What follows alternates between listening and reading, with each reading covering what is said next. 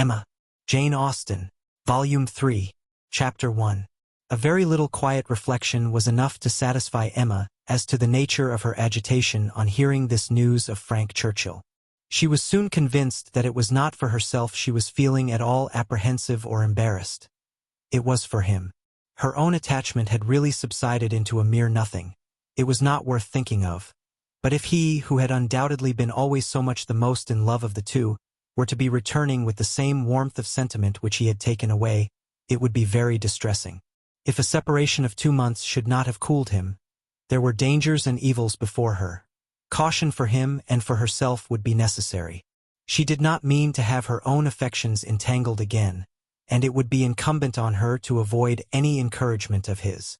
She wished she might be able to keep him from an absolute declaration. That would be so very painful a conclusion of their present acquaintance. And yet, she could not help rather anticipating something decisive. She felt as if the spring would not pass without bringing a crisis, an event, a something to alter her present composed and tranquil state. It was not very long, though rather longer than Mr. Weston had foreseen, before she had the power of forming some opinion of Frank Churchill's feelings. The Enscombe family were not in town quite so soon as had been imagined, but he was at Highbury very soon afterwards. He rode down for a couple of hours. He could not yet do more, but as he came from Randalls immediately to Hartfield, she could then exercise all her quick observation, and speedily determine how he was influenced and how she must act. They met with the utmost friendliness. There could be no doubt of his great pleasure in seeing her. But she had an almost instant doubt of his caring for her as he had done, of his feeling the same tenderness in the same degree. She watched him well. It was a clear thing he was less in love than he had been. Absence, with the conviction probably of her indifference, had produced this very natural and very desirable effect. He was in high spirits, as ready to talk and laugh as ever, and seemed delighted to speak of his former visit, and recur to old stories, and he was not without agitation. It was not in his calmness that she read his comparative indifference. He was not calm. His spirits were evidently fluttered. There was restlessness about him. Lively as he was, it seemed a liveliness that did not satisfy himself. But what decided her belief on the subject was his staying only a quarter of an hour, and hurrying away to make other calls in Highbury. He had seen a group of old acquaintance in the street as he passed. He had not stopped. He would not stop for more than a word. But he had the vanity to think they would be disappointed if he did not call, and much as he wished to stay longer at Hartfield, he must hurry off. She had no doubt as to his being less in love, but neither his agitated spirits, nor his hurrying away, seemed like a perfect cure, and she was rather inclined to think it implied a dread of her returning power, and a discreet resolution of not trusting himself with her long. This was the only visit from Frank Churchill in the course of 10 days. He was often hoping, intending to come, but was always prevented. His aunt could not bear to have him leave her. Such was his own account at Randalls. If he were quite sincere, if he really tried to come, it was to be inferred that Mrs. Churchill's removal to London had been of no service to the wilful or nervous part of her disorder. That she was really ill was very certain. He had declared himself convinced of it at Randalls. Though much might be fancy, he could not doubt, when he looked back, that she was in a weaker state of health than she had been half a year ago. He did not believe it to proceed from anything that care and medicine might not remove, or at least that she might not have many years of existence before her.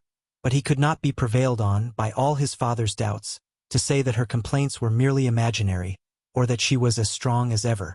It soon appeared that London was not the place for her. She could not endure its noise. Her nerves were under continual irritation and suffering, and by the 10 days' end, her nephew's letter to Randalls communicated a change of plan. They were going to remove immediately to Richmond.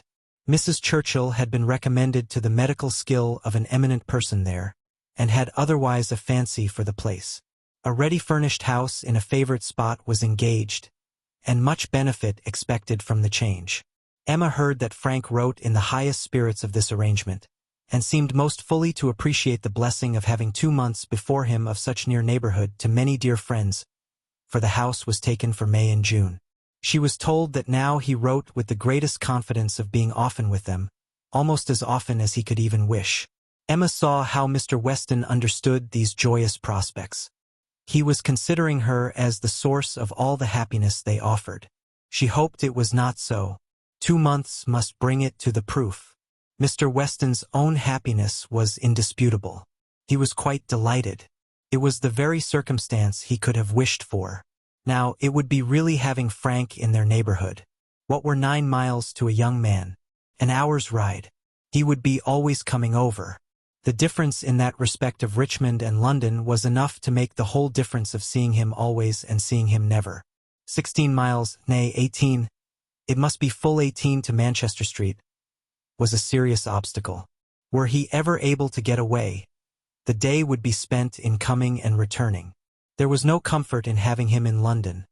He might as well be at Enscombe. But Richmond was the very distance for easy intercourse. Better than nearer. One good thing was immediately brought to a certainty by this removal, the ball at the Crown. It had not been forgotten before, but it had been soon acknowledged vain to attempt to fix a day. Now, however, it was absolutely to be. Every preparation was resumed, and very soon after the Churchills had removed to Richmond, a few lines from Frank, to say that his aunt felt already much better for the change, and that he had no doubt of being able to join them for 24 hours at any given time, induced them to name as early a day as possible. Mr. Weston's ball was to be a real thing. A very few tomorrows stood between the young people of Highbury and happiness. Mr. Woodhouse was resigned. The time of year lightened the evil to him. May was better for everything than February. Mrs. Bates was engaged to spend the evening at Hartfield. James had due notice, and he sanguinely hoped that neither dear little Henry nor dear little John would have anything the matter with them, while dear Emma were gone. Chapter 2. No misfortune occurred again to prevent the ball. The day approached, the day arrived, and after a morning of some anxious watching, Frank Churchill, in all the certainty of his own self, reached Randalls before dinner, and everything was safe. No second meeting had there yet been between him and Emma. The room at the Crown was to witness it, but it would be better than a common meeting in a crowd. Mr. Weston had been so very earnest in his entreaties for her arriving there as soon as possible after themselves, for the purpose of taking her opinion as to the propriety and comfort of the rooms before any other persons came, that she could not refuse him, and must therefore spend some quiet interval in the young man's company. She was to convey Harriet, and they drove to the Crown in good time, the Randalls party just sufficiently before them. Frank Churchill seemed to have been on the watch, and though he did not say much, his eyes declared that he meant to have a delightful evening. They all walked about together, to see that everything was as it should be, and within a few minutes were joined by the contents of another carriage, which Emma could not hear the sound of at first, without great surprise. "So unreasonably early!" she was going to exclaim, but she presently found that it was a family of old friends, who were coming, like herself, by particular desire, to help Mr. Weston's judgment. And they were so very closely followed by another carriage of cousins, who had been entreated to come early with the same distinguishing earnestness, on the same errand, that it seemed as if half the company might soon be collected together for the purpose of preparatory inspection. Emma perceived that her taste was not the only taste on which Mr. Weston depended, and felt that to be the favorite and intimate of a man who had so many intimates and confidants was not the very first distinction in the scale of vanity. She liked his open manners, but a little less of open-heartedness would have made him a higher character. General benevolence, but not general friendship, made a man what he ought to be. She could fancy such a man. The whole party walked about and looked and praised again, and then, having nothing else to do, formed a sort of half-circle round the fire, to observe in their various modes, till other subjects were started, that, though a fire in the evening was still very pleasant. Emma found that it was not Mr. Weston's fault that the number of privy councillors was not yet larger. They had stopped at Mrs. Bates's door to offer the use of their carriage, but the aunt and niece were to be brought by the Eltons. Frank was standing by her, but not steadily. There was a restlessness, which shewed a mind not at ease. He was looking about, he was going to the door, he was watching for the sound of other carriages, impatient to begin or afraid of being always near her. Mrs. Elton was spoken of. "I think she must be here soon," said he. "I have a great curiosity to see Mrs. Elton. I have heard so much of her. It cannot be long, I think, before she comes." A carriage was heard. He was on the move immediately, but coming back said, "I am forgetting that I am not acquainted with her. I have never seen either Mr. or Mrs. Elton. I have no business to put myself forward." Mr. and Mrs. Elton appeared, and all the smiles and the proprieties passed. "But Miss Bates and Miss Fairfax," said Mr. Weston, looking about. "We thought you were to bring them." The mistake had been slight.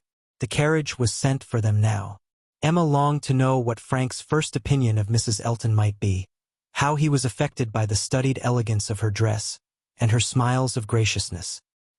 He was immediately qualifying himself to form an opinion, by giving her very proper attention, after the introduction had passed. In a few minutes the carriage returned.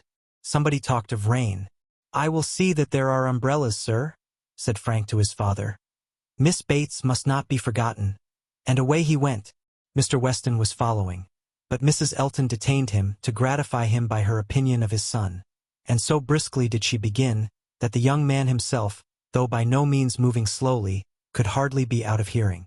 "A very fine young man indeed, Mr. Weston. You know I candidly told you I should form my own opinion, and I am happy to say that I am extremely pleased with him. You may believe me. I never compliment. I think him a very handsome young man, and his manners are precisely what I like and approve. So truly the gentleman, without the least conceit or puppyism. You must know I have a vast dislike to puppies, quite a horror of them. They were never tolerated at Maple Grove. Neither Mr. Suckling nor me had ever any patience with them, and we used sometimes to say very cutting things. Selina, who is mild almost to a fault, bore with them much better. While she talked of his son, Mr. Weston's attention was chained. But when she got to Maple Grove, he could recollect that there were ladies just arriving to be attended to, and with happy smiles must hurry away. Mrs. Elton turned to Mrs. Weston. "I have no doubt of its being our carriage with Miss Bates and Jane. Our coachmen and horses are so extremely expeditious. I believe we drive faster than anybody. What a pleasure it is to send one's carriage for a friend. I understand you were so kind as to offer, but another time it will be quite unnecessary. You may be very sure I shall always take care of them." Miss Bates and Miss Fairfax, escorted by the two gentlemen, walked into the room, and Mrs. Elton seemed to think it as much her duty as Mrs. Weston's to receive them. Her gestures and movements might be understood by anyone who looked on like Emma, but her words, everybody's words, were soon lost under the incessant flow of Miss Bates, who came in talking, and had not finished her speech under many minutes after her being admitted into the circle at the fire. As the door opened she was heard, "So very obliging of you. No rain at all. Nothing to signify. I do not care for myself. Quite thick shoes." And Jane declares, well, as soon as she was within the door, "Well, this is brilliant indeed. This is admirable. Excellently contrived, upon my word. Nothing wanting. Could not have imagined it. So well lighted up. Jane, look. Did you ever see anything? Oh, Mr. Weston, you must really have had Aladdin's lamp. Good Mrs. Stokes would not know her own room again. I saw her as I came in. She was standing in the entrance." "Oh, Mrs. Stokes," said I. But I had not time for more. She was now met by Mrs. Weston. "Very well, I thank you, ma'am. I hope you are quite well. Very happy to hear it. So afraid you might have a headache. Seeing you pass by so often, and knowing how much trouble you must have. Delighted to hear it indeed. Ah, dear Mrs. Elton, so obliged to you for the carriage. Excellent time. Jane and I quite ready. Did not keep the horses a moment. Most comfortable carriage. Oh, and I am sure our thanks are due to you, Mrs. Weston, on that score. Mrs. Elton had most kindly sent Jane a note, or we should have been. But 2 such offers in one day. Never were such neighbors. I said to my mother, 'Upon my word, ma'am, thank you, my mother is remarkably well. Gone to Mr. Woodhouse's. I made her take her shawl, for the evenings are not warm. Her large new shawl, Mrs. Dixon's wedding present. So kind of her to think of my mother. Bought at Weymouth, you know, Mr. Dixon's choice. There were 3 others, Jane says, which they hesitated about some time. Colonel Campbell rather preferred an olive. My dear Jane, Are you sure you did not wet your feet? It was but a drop or two, but I am so afraid. But Mr. Frank Churchill was so extremely, and there was a mat to step upon. I shall never forget his extreme politeness. Oh, Mr. Frank Churchill, I must tell you my mother's spectacles have never been in fault since. The rivet never came out again. My mother often talks of your good nature. Does not she, Jane? Do not we often talk of Mr. Frank Churchill? Ah, here's Miss Woodhouse. Dear Miss Woodhouse, how do you do? Very well, I thank you, quite well. This is meeting quite in fairyland. Such a transformation. Must not compliment, I know, eyeing Emma most complacently. That would be rude. But upon my word, Miss Woodhouse, you do look. How do you like Jane's hair? You are a judge. She did it all herself. Quite wonderful how she does her hair. No hairdresser from London, I think, could. Ah, Dr. Hughes, I declare, and Mrs. Hughes. Must go and speak to Dr. and Mrs. Hughes for a moment. How do you do? How do you do? Very well, I thank you. This is delightful, is not it? Where's dear Mr. Richard? Oh, there he is. Don't disturb him. Much better employed talking to the young ladies. How do you do, Mr. Richard? I saw you the other day as you rode through the town. Mrs. Otway, I protest. And good Mr. Otway and Miss Otway and Miss Caroline. Such a host of friends. And Mr. George and Mr. Arthur. How do you do? How do you all do? Quite well, I am much obliged to you. Never better. Don't I hear another carriage? Who can this be? Very likely the worthy Coles. Upon my word, this is charming to be standing about among such friends. And such a noble fire. I am quite roasted. No coffee, I thank you. For me, never take coffee. A little tea if you please, sir, by and by. No hurry? Oh, here it comes. Everything's so good. Frank Churchill returned to his station by Emma, and as soon as Miss Bates was quiet, she found herself necessarily overhearing the discourse of Mrs. Elton and Miss Fairfax, who were standing a little way behind her. He was thoughtful. Whether he were overhearing too, she could not determine. After a good many compliments to Jane on her dress and look, compliments very quietly and properly taken, Mrs. Elton was evidently wanting to be complimented herself. And it was, "How do you like my gown? How do you like my trimming? How has Wright done my hair?" With many other relative questions, all answered with patient politeness.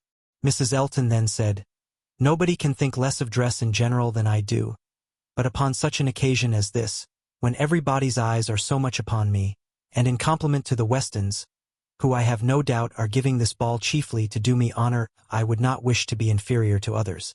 And I see very few pearls in the room except mine. So Frank Churchill is a capital dancer, I understand.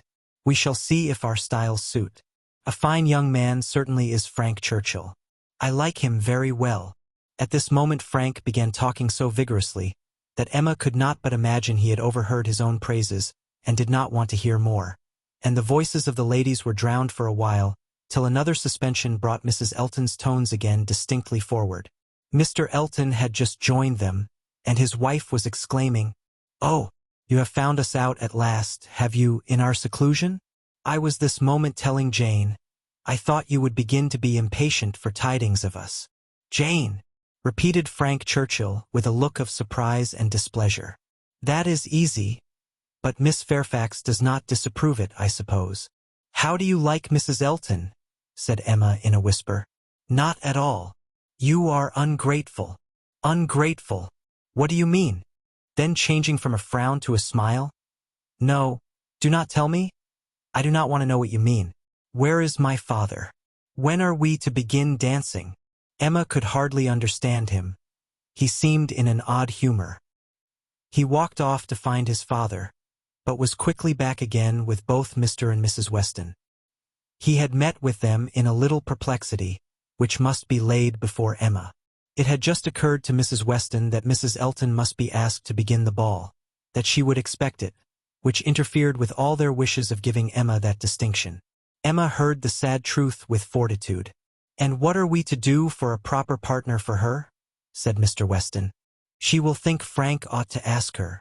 Frank turned instantly to Emma to claim her former promise, and boasted himself an engaged man, which his father looked his most perfect approbation of, and it then appeared that Mrs. Weston was wanting him to dance with Mrs. Elton himself, and that their business was to help to persuade him into it, which was done pretty soon. Mr. Weston and Mrs. Elton led the way, Mr. Frank Churchill and Miss Woodhouse followed. Emma must submit to stand second to Mrs. Elton, though she had always considered the ball as peculiarly for her. It was almost enough to make her think of marrying. Mrs. Elton had undoubtedly the advantage at this time, in vanity completely gratified, for though she had intended to begin with Frank Churchill, she could not lose by the change. Mr. Weston might be his son's superior. In spite of this little rub, however, Emma was smiling with enjoyment, delighted to see the respectable length of the set as it was forming, and to feel that she had so many hours of unusual festivity before her. She was more disturbed by Mr. Knightley's not dancing than by anything else. There he was among the standers-by where he ought not to be. He ought to be dancing, not classing himself with the husbands and fathers and whist players who were pretending to feel an interest in the dance till their rubbers were made up, so young as he looked. He could not have appeared to greater advantage perhaps anywhere than where he had placed himself. His tall, firm, upright figure, among the bulky forms and stooping shoulders of the elderly men, was such as Emma felt must draw everybody's eyes, and, excepting her own partner, there was not one among the whole row of young men who could be compared with him.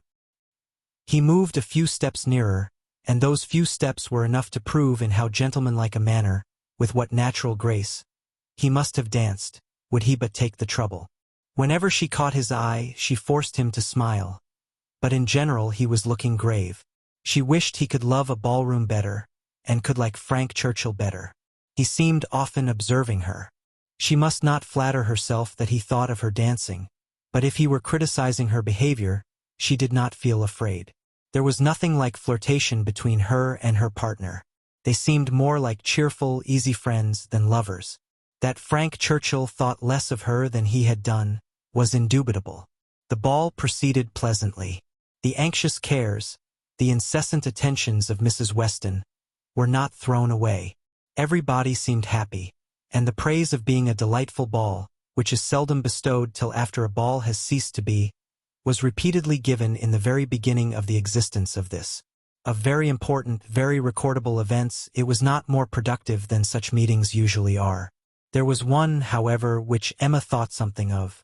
The 2 last dances before supper were begun, and Harriet had no partner, the only young lady sitting down, and so equal had been hitherto the number of dancers, that how there could be anyone disengaged was the wonder. But Emma's wonder lessened soon afterwards, on seeing Mr. Elton sauntering about. He would not ask Harriet to dance if it were possible to be avoided. She was sure he would not, and she was expecting him every moment to escape into the card-room. Escape, however, was not his plan. He came to the part of the room where the sitters-by were collected, spoke to some, and walked about in front of them, as if to shew his liberty, and his resolution of maintaining it. He did not omit being sometimes directly before Miss Smith, or speaking to those who were close to her. Emma saw it. She was not yet dancing. She was working her way up from the bottom, and had therefore leisure to look around, and by only turning her head a little she saw it all. When she was halfway up the set, the whole group were exactly behind her, and she would no longer allow her eyes to watch. But Mr. Elton was so near that she heard every syllable of a dialogue which just then took place between him and Mrs. Weston, and she perceived that his wife, who was standing immediately above her, was not only listening also, but even encouraging him by significant glances. The kind-hearted, gentle Mrs. Weston had left her seat to join him and say, "Do not you dance, Mr. Elton?" To which his prompt reply was, "Most readily, Mrs. Weston, if you will dance with me." "Me? Oh, no. I would get you a better partner than myself.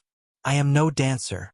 "If Mrs. Gilbert wishes to dance," said he, "I shall have great pleasure, I am sure, for, though beginning to feel myself rather an old married man, and that my dancing days are over, it would give me very great pleasure at any time to stand up with an old friend like Mrs. Gilbert.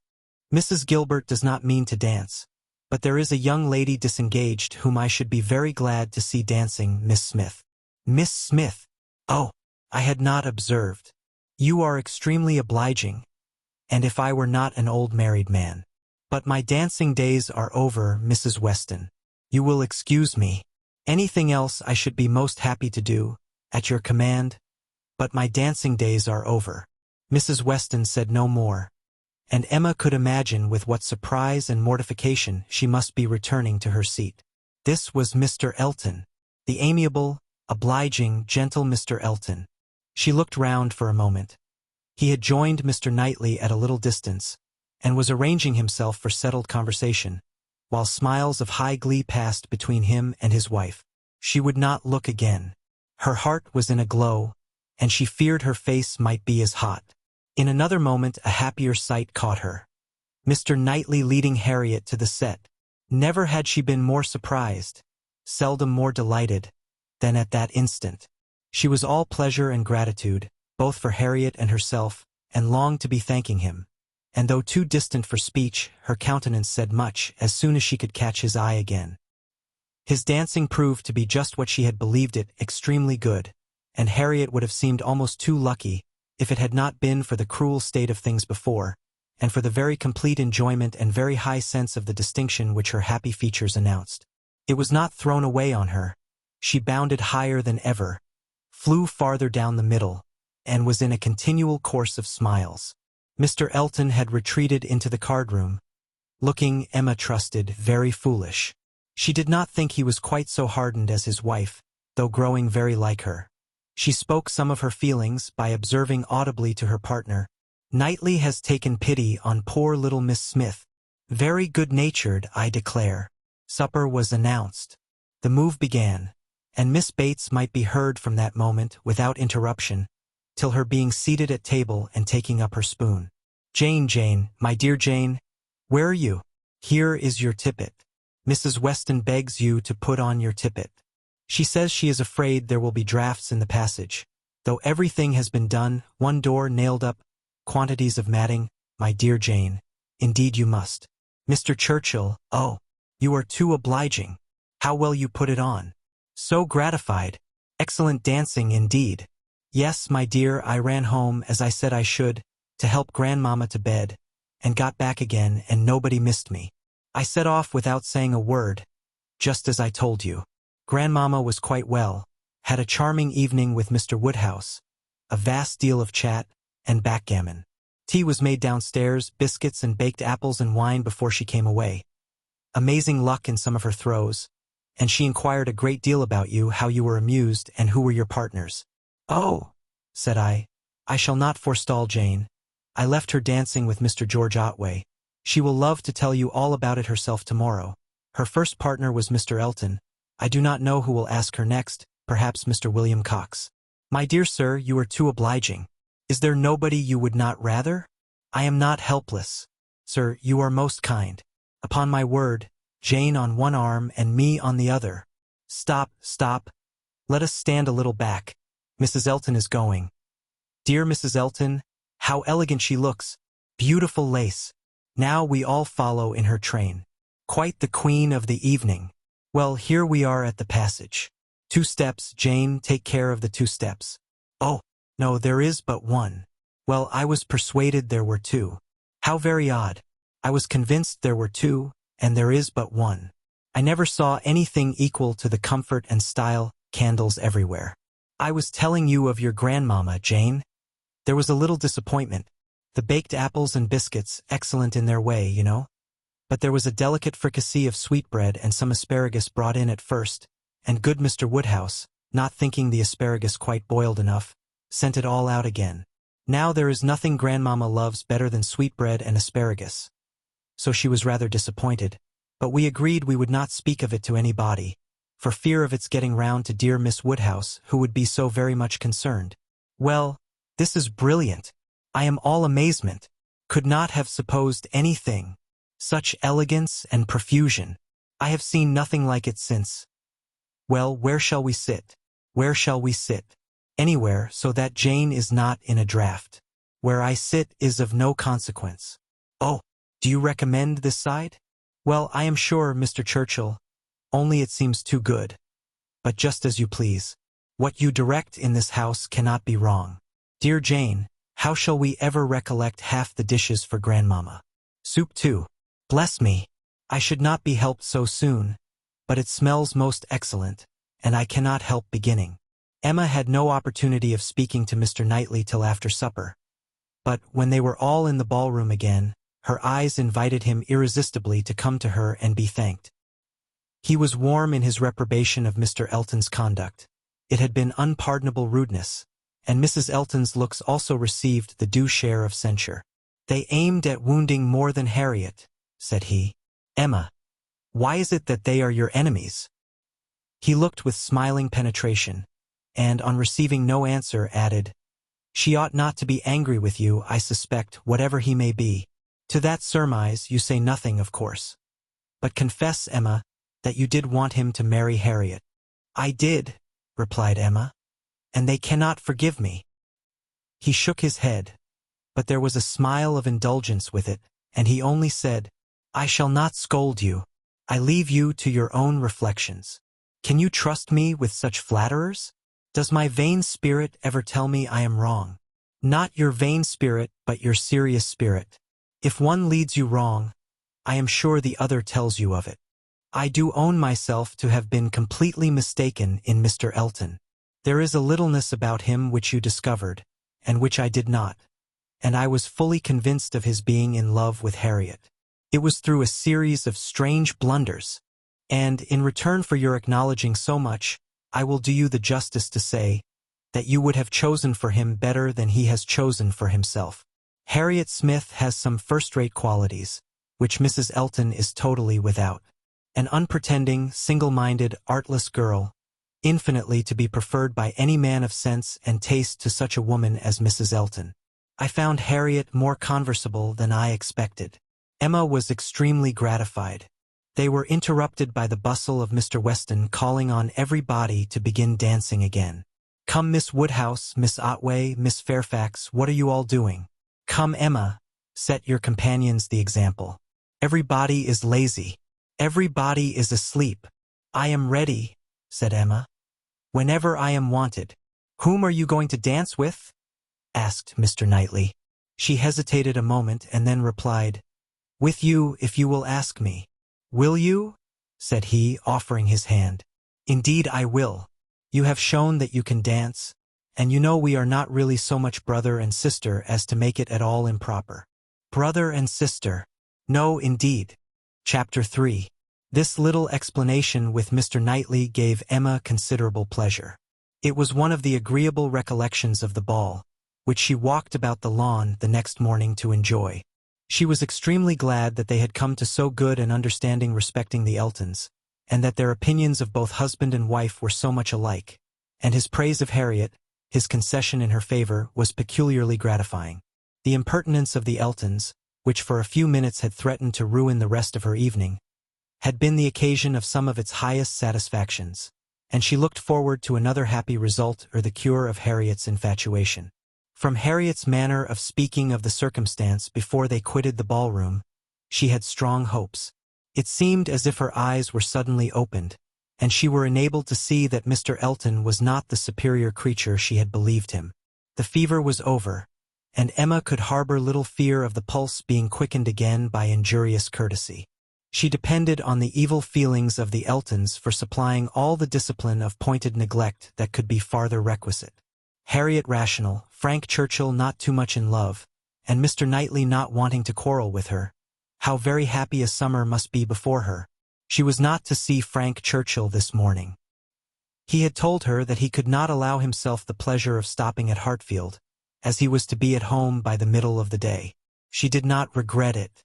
Having arranged all these matters, looked them through, and put them all to rights, she was just turning to the house with spirits freshened up for the demands of the two little boys, as well as of their grandpapa, when the great iron sweep-gate opened, and two persons entered whom she had never less expected to see together: Frank Churchill, with Harriet leaning on his arm, actually Harriet.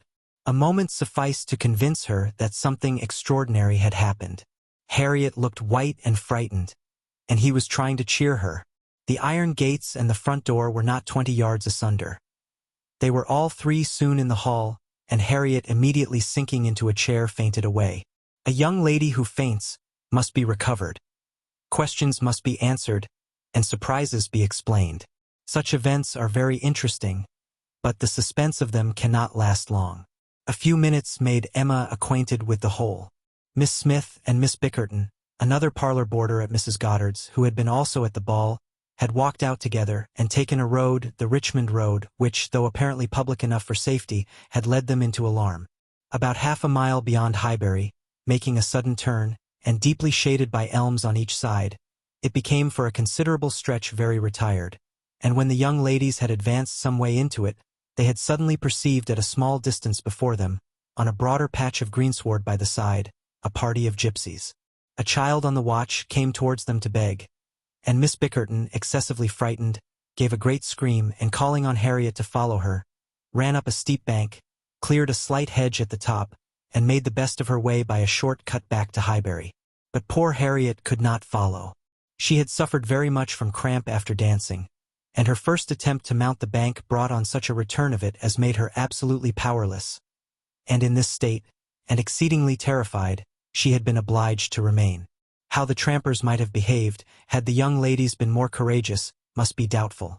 But such an invitation for attack could not be resisted, and Harriet was soon assailed by half a dozen children, headed by a stout woman and a great boy, all clamorous and impertinent in look, though not absolutely in word. More and more frightened, she immediately promised them money, and taking out her purse, gave them a shilling, and begged them not to want more, or to use her ill. She was then able to walk, though but slowly, and was moving away, but her terror and her purse were too tempting, and she was followed, or rather surrounded, by the whole gang demanding more. In this state Frank Churchill had found her, she trembling and conditioning, they loud and insolent. By a most fortunate chance, his leaving Highbury had been delayed, so as to bring him to her assistance at this critical moment. The pleasantness of the morning had induced him to walk forward, and leave his horses to meet him by another road, a mile or two beyond Highbury, and happening to have borrowed a pair of scissors the night before of Miss Bates, and to have forgotten to restore them, he had been obliged to stop at her door and go in for a few minutes. He was therefore later than he had intended, and being on foot, was unseen by the whole party till almost close to them. The terror which the woman and boy had been creating in Harriet was then their own portion. He had left them completely frightened, and Harriet, eagerly clinging to him and hardly able to speak, had just strength enough to reach Hartfield, before her spirits were quite overcome. It was his idea to bring her to Hartfield. He had thought of no other place. This was the amount of the whole story, of his communication and of Harriet's as soon as she had recovered her senses and speech. He dared not stay longer than to see her well. These several delays left him not another minute to lose, and Emma engaging to give assurance of her safety to Mrs. Goddard, and notice of there being such a set of people in the neighborhood to Mr. Knightley, he set off, with all the grateful blessings that she could utter for her friend and herself. Such an adventure as this, a fine young man and a lovely young woman thrown together in such a way, could hardly fail of suggesting certain ideas to the coldest heart and the steadiest brain. So Emma thought, at least, could a linguist, could a grammarian, could even a mathematician have seen what she did, have witnessed their appearance together, and heard their history of it, without feeling that circumstances had been at work to make them peculiarly interesting to each other? How much more must an imaginist, like herself, be on fire with speculation and foresight, especially with such a groundwork of anticipation as her mind had already made? It was a very extraordinary thing. Nothing of the sort had ever occurred before to any young ladies in the place within her memory. No rencontre, no alarm of the kind. And now it had happened to the very person, and at the very hour, when the other very person was chancing to pass by to rescue her. It certainly was very extraordinary, and knowing, as she did, the favorable state of mind of each at this period, it struck her the more. He was wishing to get the better of his attachment to herself, she just recovering from her mania for Mr. Elton. It seemed as if everything united to promise the most interesting consequences. It was not possible that the occurrence should not be strongly recommending each to the other. In the few minutes' conversation which she had yet had with him, while Harriet had been partially insensible, he had spoken of her terror, her naivete, her fervor as she seized and clung to his arm, with a sensibility amused and delighted, and just at last, after Harriet's own account had been given, he had expressed his indignation at the abominable folly of Miss Bickerton in the warmest terms. Everything was to take its natural course, however, neither impelled nor assisted. She would not stir a step, nor drop a hint. No, she had had enough of interference. There could be no harm in a scheme, a mere passive scheme. It was no more than a wish. Beyond it she would on no account proceed. Emma's first resolution was to keep her father from the knowledge of what had passed, aware of the anxiety and alarm it would occasion, but she soon felt that concealment must be impossible. Within half an hour it was known all over Highbury. It was the very event to engage those who talk most, the young and the low, and all the youth and servants in the place were soon in the happiness of frightful news. The last night's ball seemed lost in the gypsies. Poor Mr. Woodhouse trembled as he sat, and, as Emma had foreseen, would scarcely be satisfied without their promising never to go beyond the shrubbery again. It was some comfort to him that many inquiries after himself and Miss Woodhouse, for his neighbors knew that he loved to be inquired after, as well as Miss Smith, were coming in during the rest of the day, and he had the pleasure of returning for answer that they were all very indifferent, which, though not exactly true, for she was perfectly well and Harriet not much otherwise, Emma would not interfere with. She had an unhappy state of health in general for the child of such a man, for she hardly knew what indisposition was, and if he did not invent illnesses for her, she could make no figure in a message. The gypsies did not wait for the operations of justice. They took themselves off in a hurry.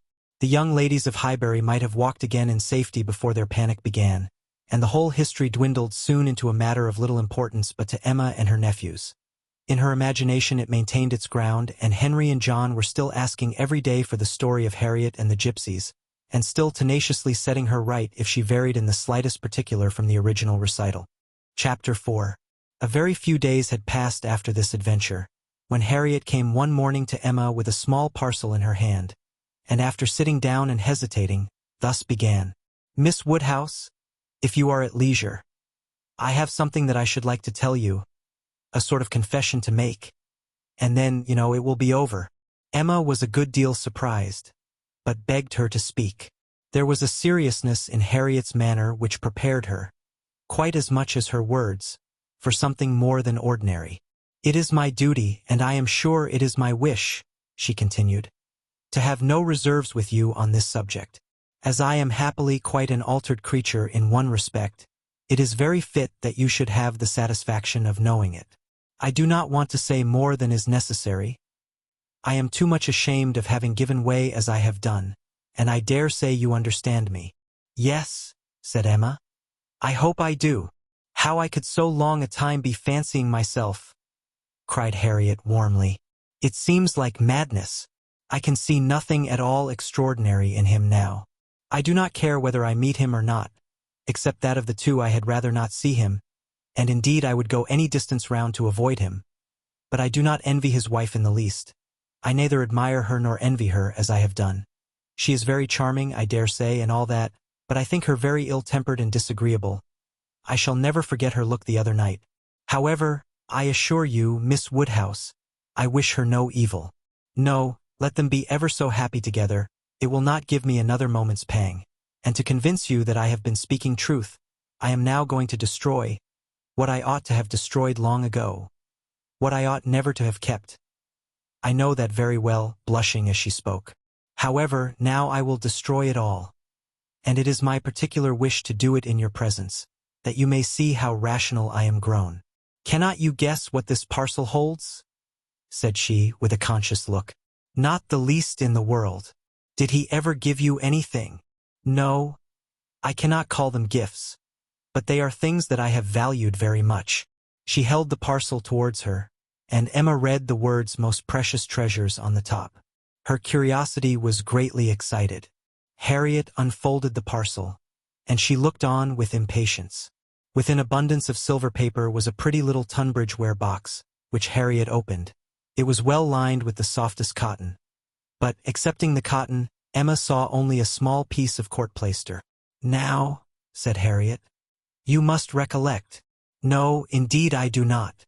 Dear me, I should not have thought it possible you could forget what passed in this very room about court-plaister, one of the very last times we ever met in it. It was but a very few days before I had my sore throat, just before Mr. and Mrs. John Knightley came. I think the very evening. Do not you remember his cutting his finger with your new penknife, And your recommending court plaister? But, as you had none about you and knew I had, you desired me to supply him, and so I took mine out and cut him a piece. But it was a great deal too large, and he cut it smaller and kept playing some time with what was left before he gave it back to me. And so then, in my nonsense, I could not help making a treasure of it. So I put it by never to be used, and looked at it now and then as a great treat.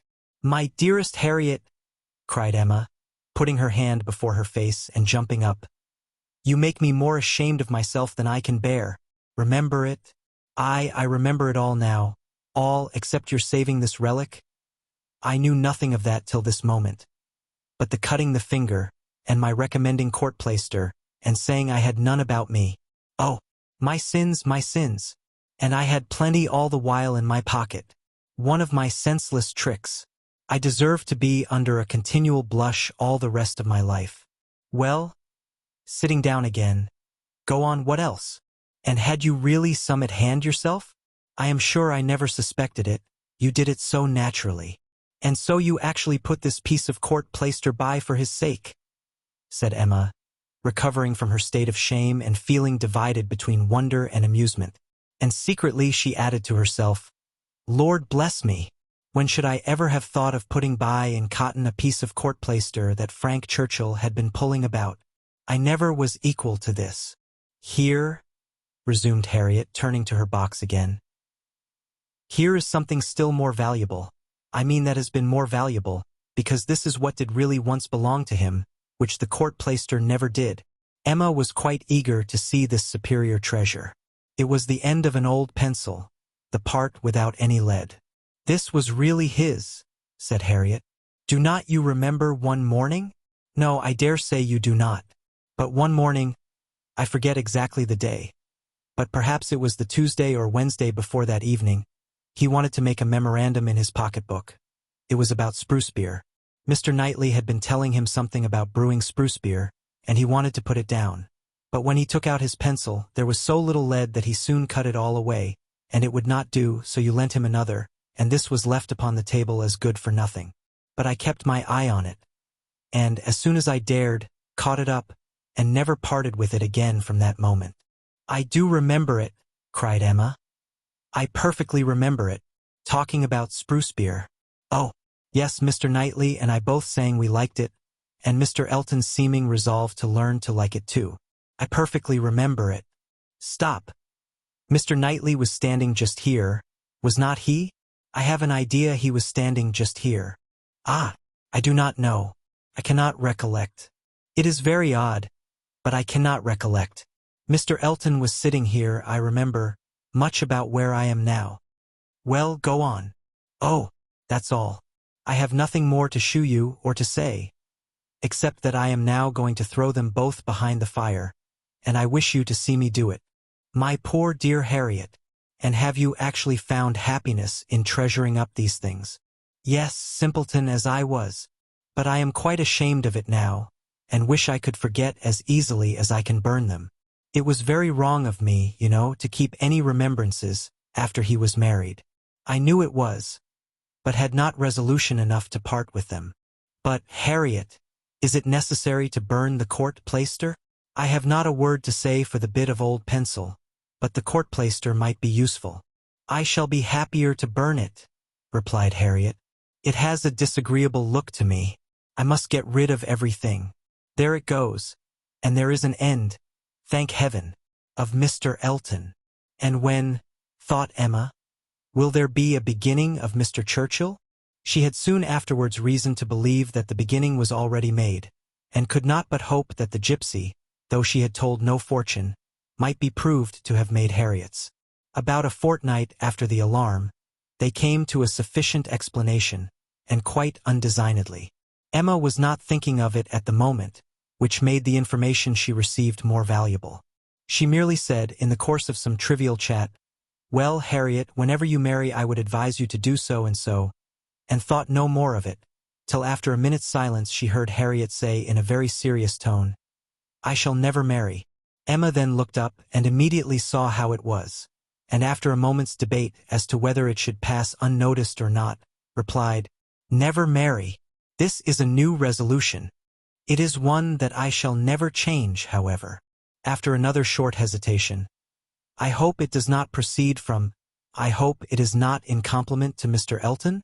Mr. Elton indeed, cried Harriet indignantly. Oh, no. And Emma could just catch the words, so superior to Mr. Elton. She then took a longer time for consideration. Should she proceed no farther? Should she let it pass, and seem to suspect nothing? Perhaps Harriet might think her cold or angry if she did. Or perhaps if she were totally silent, it might only drive Harriet into asking her to hear too much. And against anything like such an unreserve as had been, such an open and frequent discussion of hopes and chances, she was perfectly resolved. She believed it would be wiser for her to say and know at once all that she meant to say and know. Plain dealing was always best. She had previously determined how far she would proceed on any application of the sort, and it would be safer for both to have the judicious law of her own brain laid down with speed. She was decided, and thus spoke. Harriet, I will not affect to be in doubt of your meaning. Your resolution, or rather your expectation of never marrying, results from an idea that the person whom you might prefer would be too greatly your superior in situation to think of you. Is not it so? Oh, Miss Woodhouse, believe me, I have not the presumption to suppose. Indeed, I am not so mad. But it is a pleasure to me to admire him at a distance, and to think of his infinite superiority to all the rest of the world, with the gratitude, wonder, and veneration, which are so proper in me especially. I am not at all surprised at you, Harriet. The service he rendered you was enough to warm your heart. Service? Oh, it was such an inexpressible obligation, the very recollection of it, and all that I felt at the time, when I saw him coming, his noble look, and my wretchedness before.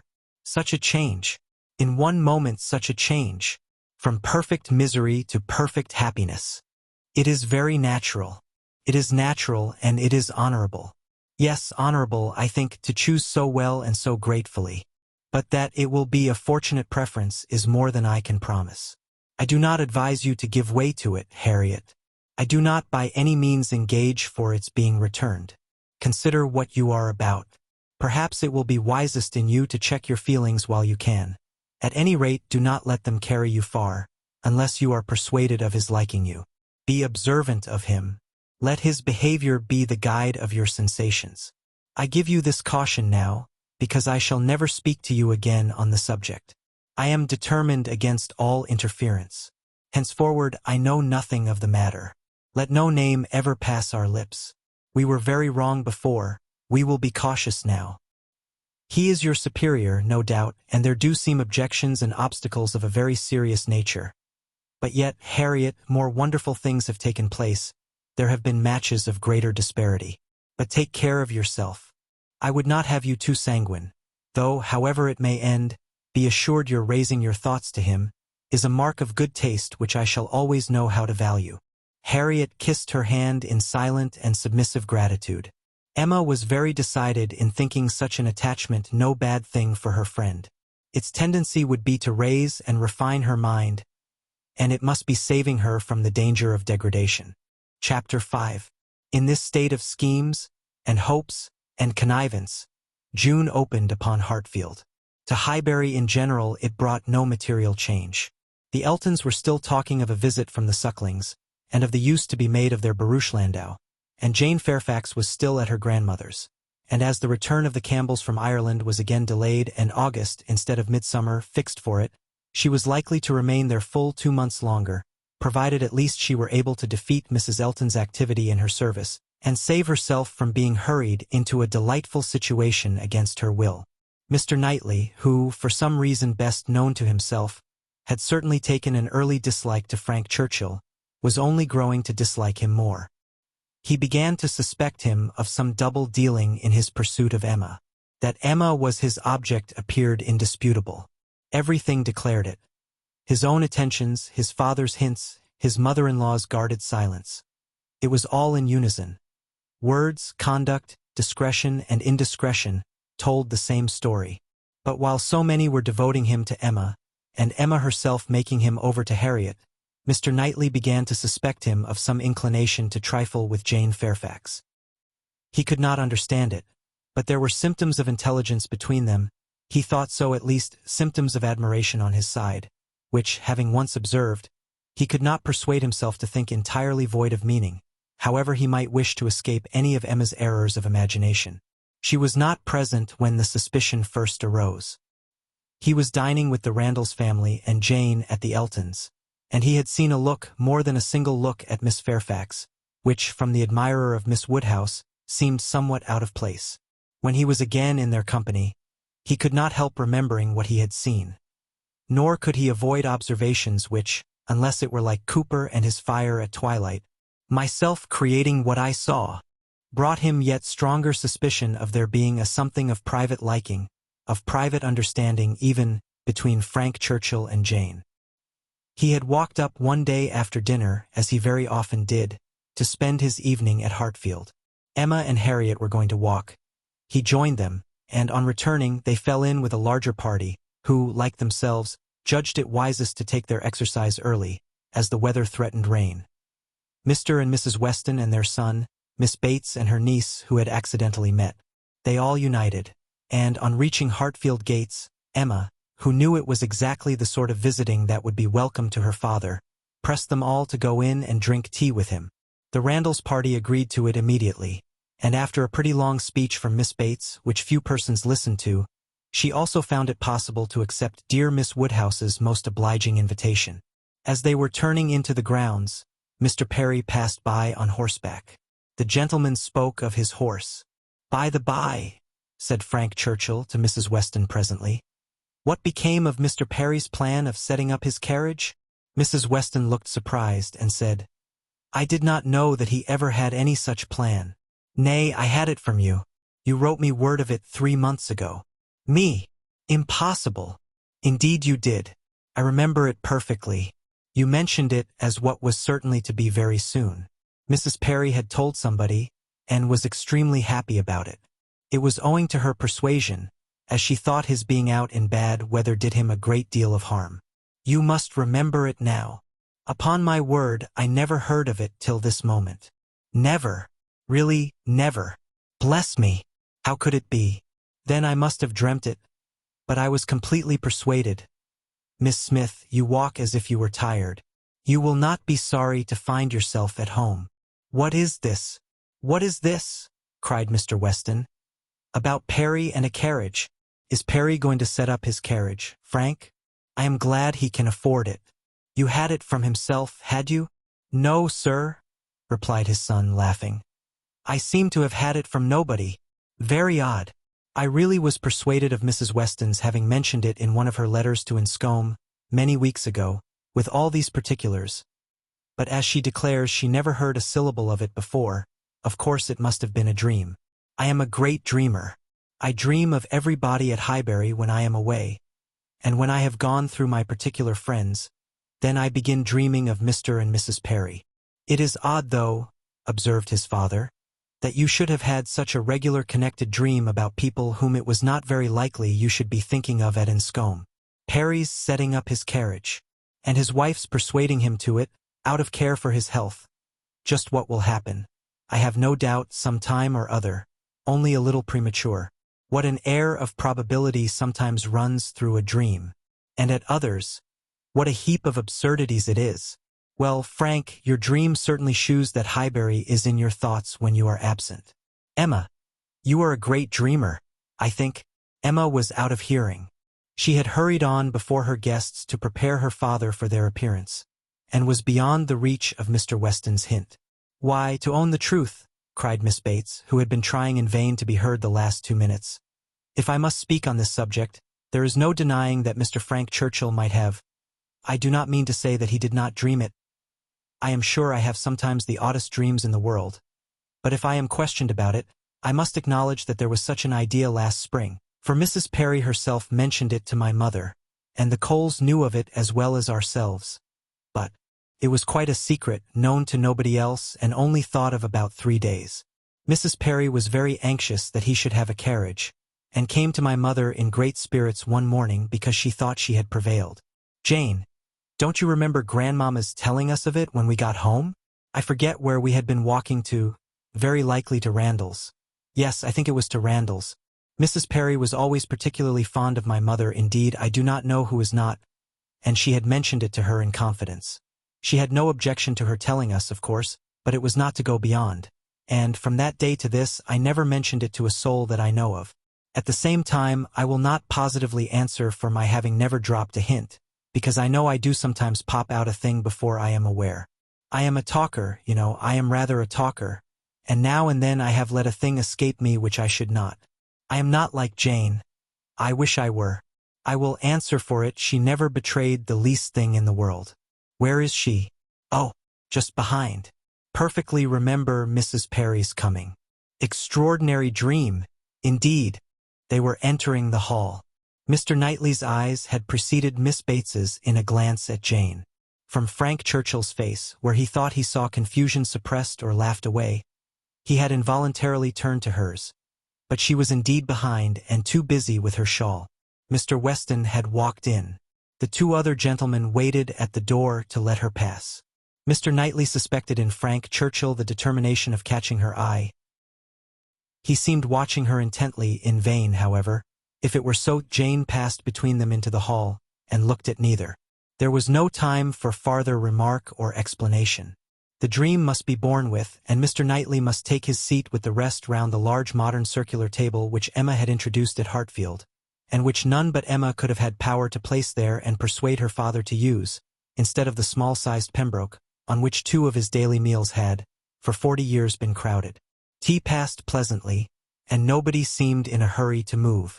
"Miss Woodhouse," said Frank Churchill, after examining a table behind him, which he could reach as he sat, "have your nephews taken away their alphabets, their box of letters? It used to stand here. Where is it?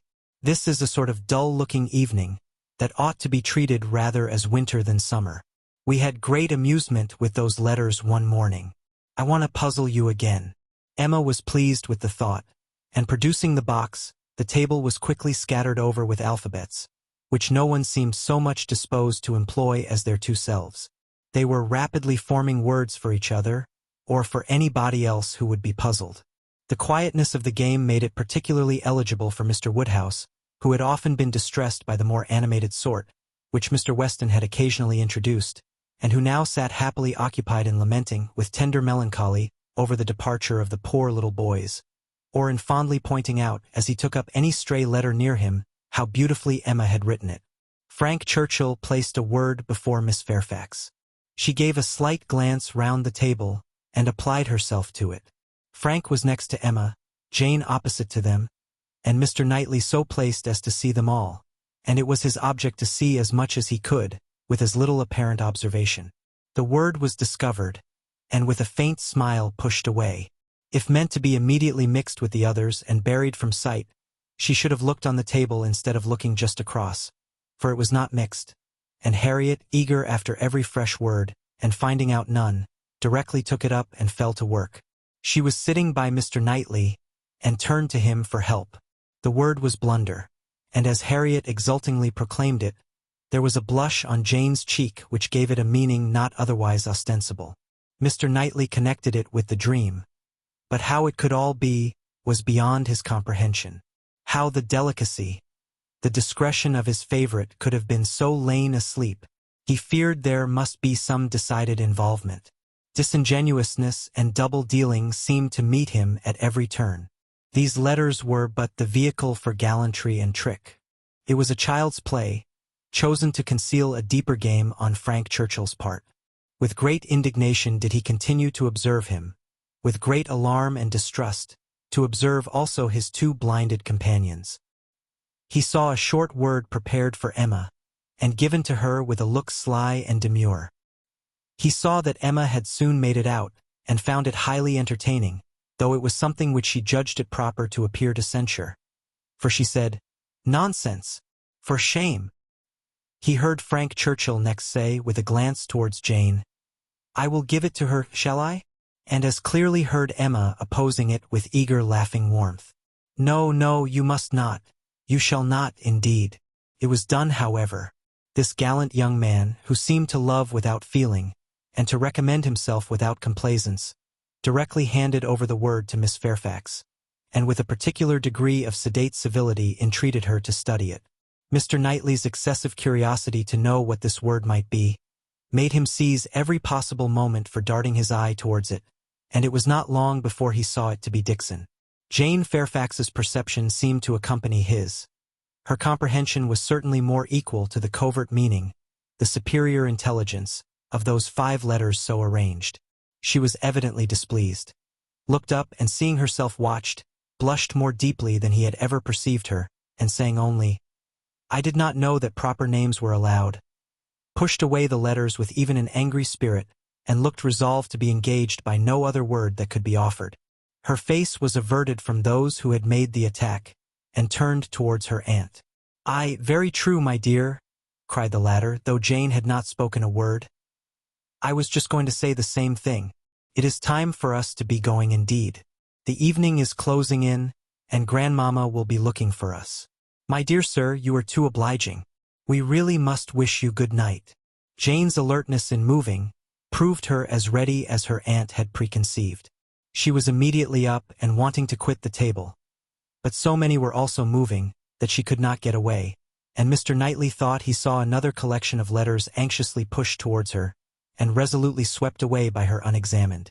She was afterwards looking for her shawl. Frank Churchill was looking also.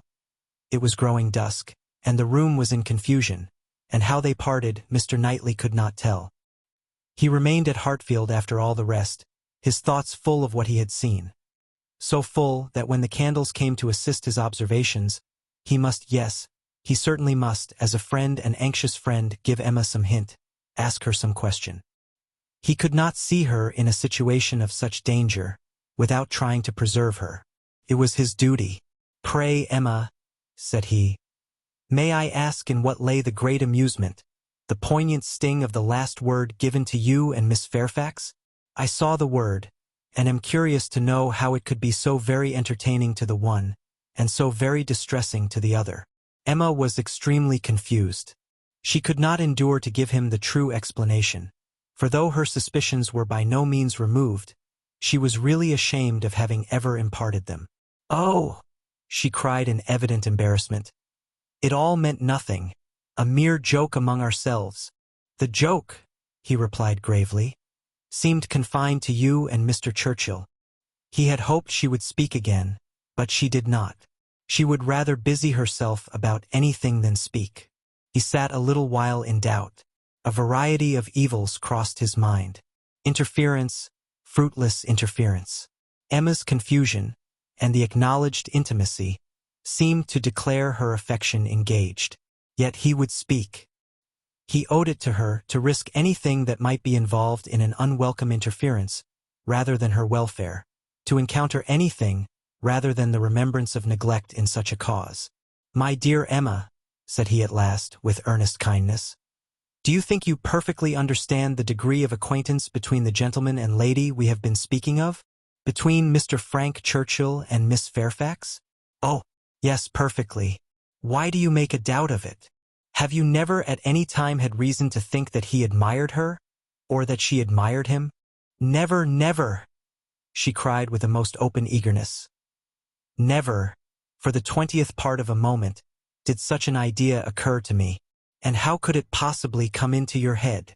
I have lately imagined that I saw symptoms of attachment between them, certain expressive looks, which I did not believe meant to be public.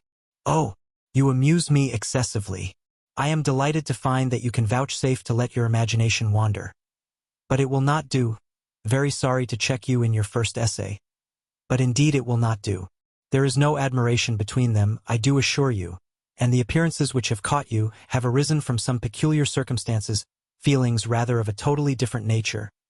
It is impossible exactly to explain. There is a good deal of nonsense in it, but the part which is capable of being communicated, which is sense, is that they are as far from any attachment or admiration for one another as any two beings in the world can be. That is, I presume it to be so on her side, and I can answer for its being so on his. I will answer for the gentleman's indifference." She spoke with a confidence which staggered, with a satisfaction which silenced, Mr. Knightley. She was in gay spirits, and would have prolonged the conversation, wanting to hear the particulars of his suspicions, every look described, and all the wheres and hows of a circumstance which highly entertained her. But his gaiety did not meet hers. He found he could not be useful, and his feelings were too much irritated for talking. That he might not be irritated into an absolute fever, by the fire which Mr. Woodhouse's tender habits required almost every evening throughout the year, he soon afterwards took a hasty leave, and walked home to the coolness and solitude of Donwell Abbey. Chapter 6. After being long fed with hopes of a speedy visit from Mr. and Mrs. Suckling, the Highbury world were obliged to endure the mortification of hearing that they could not possibly come till the autumn. No such importation of novelties could enrich their intellectual stores at present.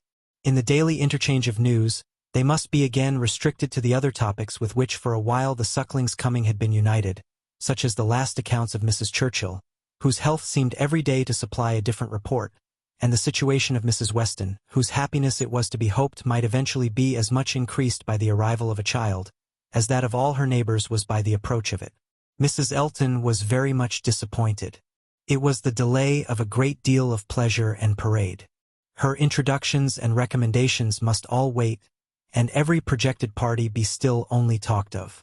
So she thought at first, but a little consideration convinced her that everything need not be put off.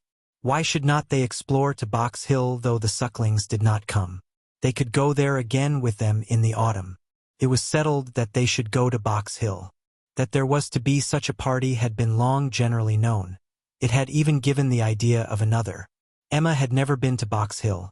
She wished to see what everybody found so well worth seeing, and she and Mr. Weston had agreed to choose some fine morning and drive thither. 2 or 3 more of the chosen only were to be admitted to join them, and it was to be done in a quiet, unpretending, elegant way, infinitely superior to the bustle and preparation, the regular eating and drinking, and picnic parade of the Eltons and the Sucklings.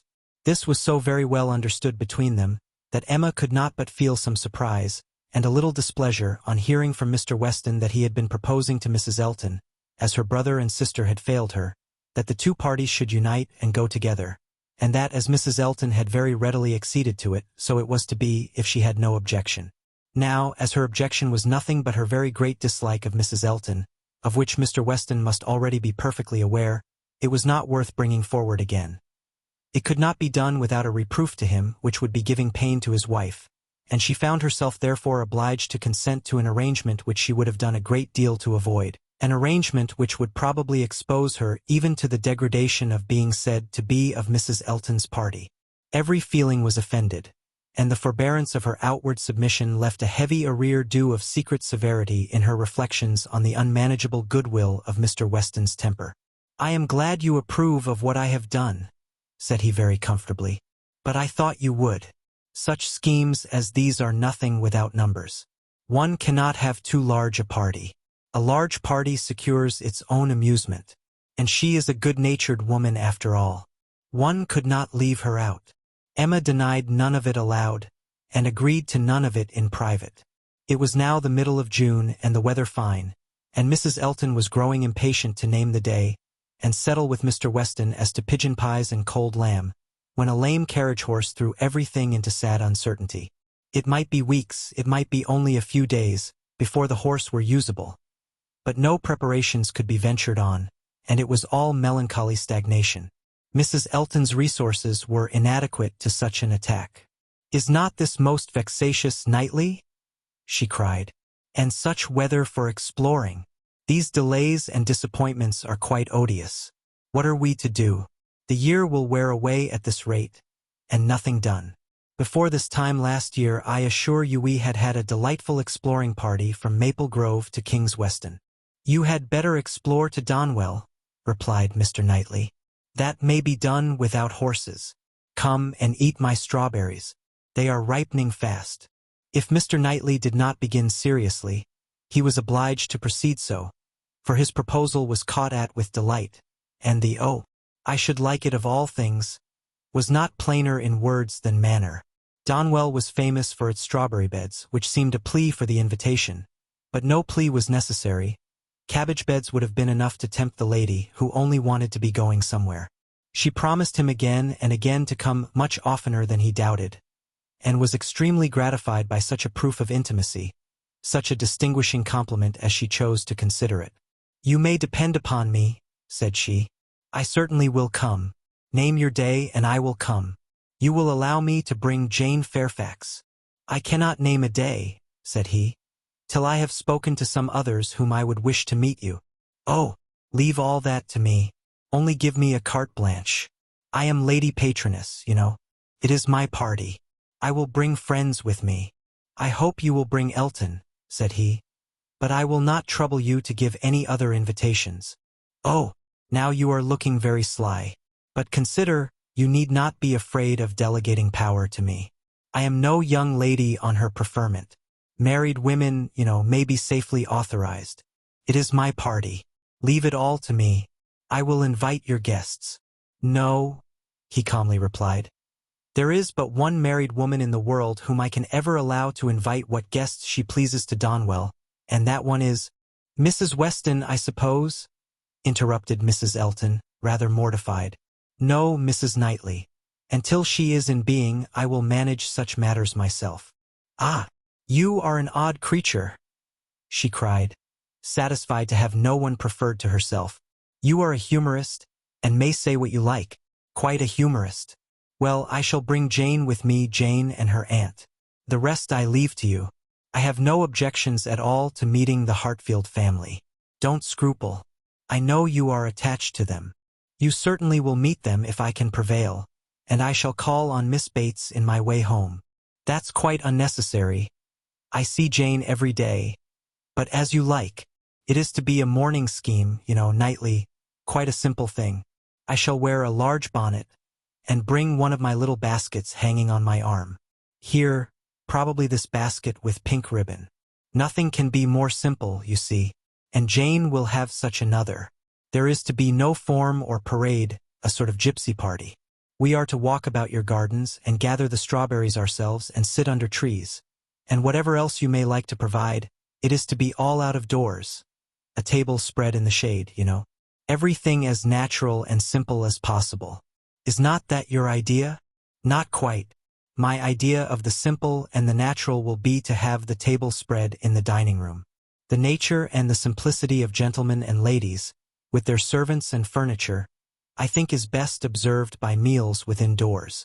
When you are tired of eating strawberries in the garden, there shall be cold meat in the house.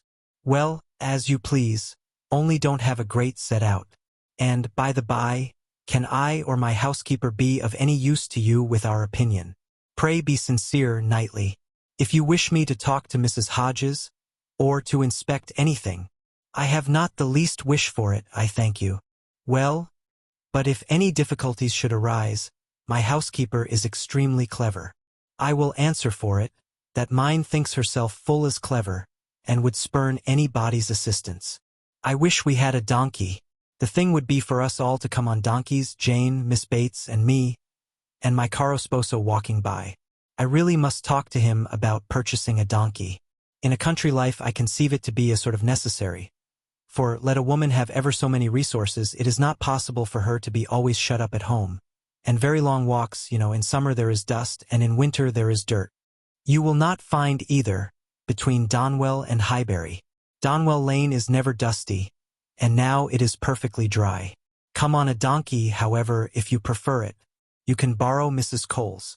I would wish everything to be as much to your taste as possible. That I am sure you would. Indeed, I do you justice, my good friend. Under that peculiar sort of dry, blunt manner, I know you have the warmest heart. As I tell Mr. E., you are a thorough humorist. Yes, believe me, Knightley, I am fully sensible of your attention to me in the whole of this scheme.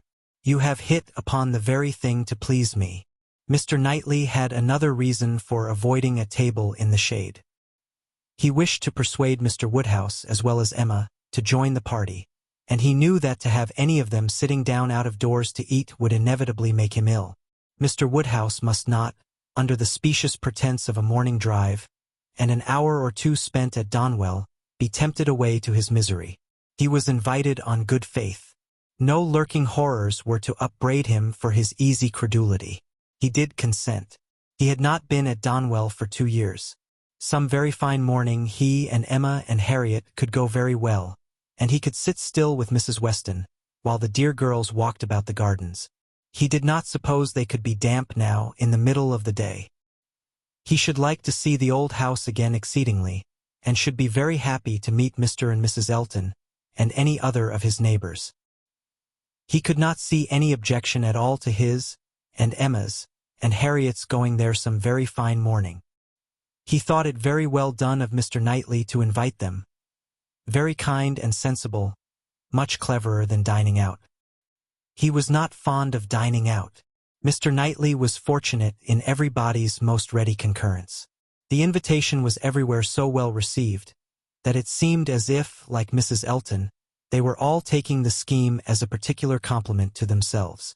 Emma and Harriet professed very high expectations of pleasure from it, and Mr. Weston, unasked, promised to get Frank over to join them if possible. A proof of approbation and gratitude which could have been dispensed with. Mr. Knightley was then obliged to say that he should be glad to see him, and Mr. Weston engaged to lose no time in writing, and spare no arguments to induce him to come. In the meanwhile the lame horse recovered so fast, that the party to Box Hill was again under happy consideration, and at last Donwell was settled for one day, and Box Hill for the next, the weather appearing exactly right. Under a bright midday sun, at almost midsummer, Mr. Woodhouse was safely conveyed in his carriage, with one window down, to partake of this al fresco party, and in one of the most comfortable rooms in the Abbey, especially prepared for him by a fire all the morning, he was happily placed, quite at his ease, ready to talk with pleasure of what had been achieved, and advise everybody to come and sit down, and not to heat themselves. Mrs. Weston, who seemed to have walked there on purpose to be tired, and sit all the time with him, remained, when all the others were invited or persuaded out, his patient listener and sympathizer. It was so long since Emma had been at the Abbey, that as soon as she was satisfied of her father's comfort, she was glad to leave him and look around her, eager to refresh and correct her memory with more particular observation, more exact understanding of a house and grounds which must ever be so interesting to her and all her family.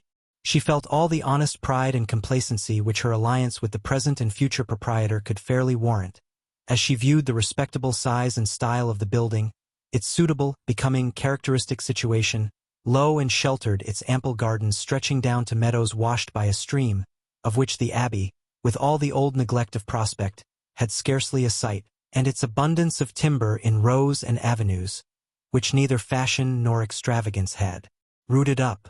The house was larger than Hartfield, and totally unlike it, covering a good deal of ground, rambling and irregular, with many comfortable and one or two handsome rooms. It was just what it ought to be, and it looked what it was, and Emma felt an increasing respect for it, as the residence of a family of such true gentility, untainted in blood and understanding. Some faults of temper John Knightley had, but Isabella had connected herself unexceptionably. She had given them neither men, nor names, nor places, that could raise a blush. These were pleasant feelings, and she walked about and indulged them till it was necessary to do as the others did, and collect round the strawberry beds.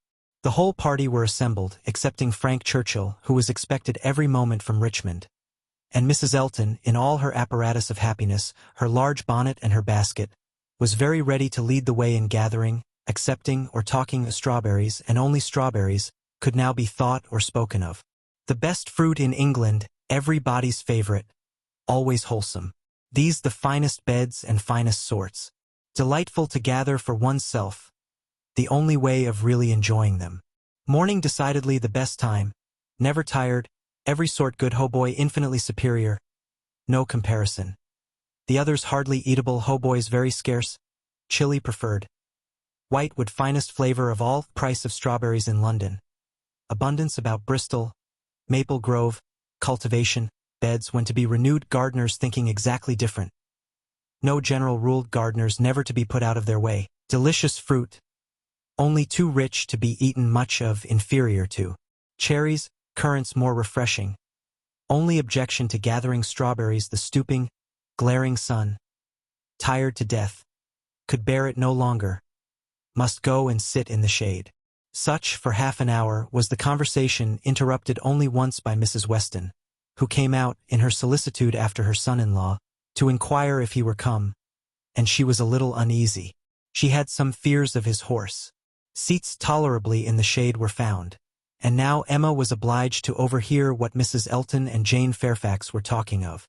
A most desirable situation, was in question. Mrs. Elton had received notice of it that morning, and was in raptures. It was not with Mrs. Suckling, it was not with Mrs. Bragg, but in felicity and splendor it fell short only of them. It was with a cousin of Mrs. Bragg, an acquaintance of Mrs. Suckling, a lady known at Maple Grove. Delightful, charming, superior, first circles, spheres, lines, ranks, everything, and Mrs. Elton was wild to have the offer closed with immediately. On her side, all was warmth, energy, and triumph, and she positively refused to take her friend's negative, though Miss Fairfax continued to assure her that she would not at present engage in anything, repeating the same motives which she had been heard to urge before. Still Mrs. Elton insisted on being authorized to write an acquiescence by the morrow's post. How Jane could bear it at all was astonishing to Emma. She did look vexed, she did speak pointedly, and at last, with a decision of action unusual to her, proposed a removal. Should not they walk? Would not Mr. Knightley shew them the gardens? All the gardens? She wished to see the whole extent. The pertinacity of her friend seemed more than she could bear. It was hot, and after walking some time over the gardens in a scattered, dispersed way, scarcely any three together, they insensibly followed one another to the delicious shade of a broad short avenue of limes, which stretching beyond the garden at an equal distance from the river, seemed the finish of the pleasure grounds. It led to nothing but a view at the end over a low stone wall with high pillars, which seemed intended, in their erection, to give the appearance of an approach to the house, which never had been there. Disputable, however, as might be the taste of such a termination, it was in itself a charming walk, and the view which closed it extremely pretty. The considerable slope, at nearly the foot of which the abbey stood, gradually acquired a steeper form beyond its grounds, and at half a mile distant was a bank of considerable abruptness and grandeur, well clothed with wood, and at the bottom of this bank, favorably placed and sheltered, rose the Abbey Mill Farm, with meadows in front, and the river making a close and handsome curve around it. It was a sweet view, sweet to the eye and the mind. English verdure, English culture, English comfort, seen under a sun bright without being oppressive. In this walk Emma and Mr. Weston found all the others assembled, and towards this view she immediately perceived Mr. Knightley and Harriet distinct from the rest, quietly leading the way. Mr. Knightley and Harriet. It was an odd tête-à-tête, but she was glad to see it. There had been a time when he would have scorned her as a companion, and turned from her with little ceremony. Now they seemed in pleasant conversation. There had been a time also when Emma would have been sorry to see Harriet in a spot so favorable for the Abbey Mill Farm, but now she feared it not.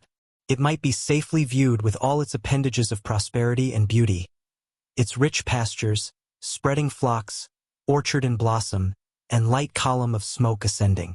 She joined them at the wall, and found them more engaged in talking than in looking around.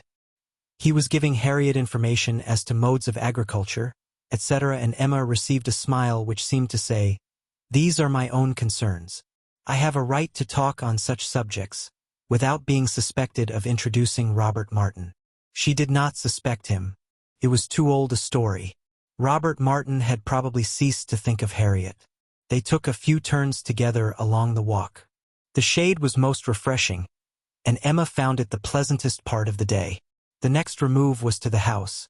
They must all go in and eat, and they were all seated and busy, and still Frank Churchill did not come. Mrs. Weston looked, and looked in vain. His father would not own himself uneasy, and laughed at her fears, but she could not be cured of wishing that he would part with his black mare. He had expressed himself as to coming, with more than common certainty. His aunt was so much better, that he had not a doubt of getting over to them. Mrs. Churchill's state, however, as many were ready to remind her, was liable to such sudden variation as might disappoint her nephew in the most reasonable dependence, and Mrs. Weston was at last persuaded to believe, or to say, that it must be by some attack of Mrs. Churchill that he was prevented coming. Emma looked at Harriet while the point was under consideration. She behaved very well and betrayed no emotion.